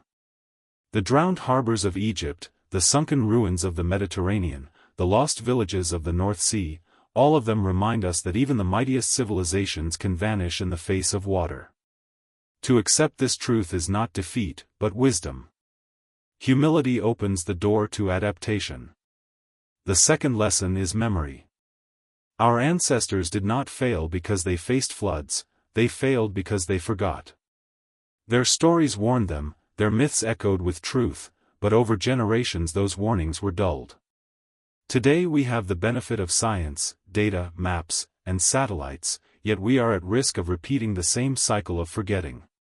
Rising seas are treated as abstract numbers, distant possibilities, instead of lived realities already reshaping communities. If we are to learn anything, it must be this: memory must be preserved not only in books and servers but in culture, in daily choices, in collective identity. To survive tomorrow, we must remember yesterday. The third lesson is resilience. Floods did not end humanity, they transformed it. Every time the ocean advanced, people adapted. They moved inland, shifted crops, reimagined homes. This does not mean the losses were small, they were enormous, measured in grief, hunger, and exile. But survival endured. In that endurance lies hope. To face rising seas today is not to face extinction, but transformation.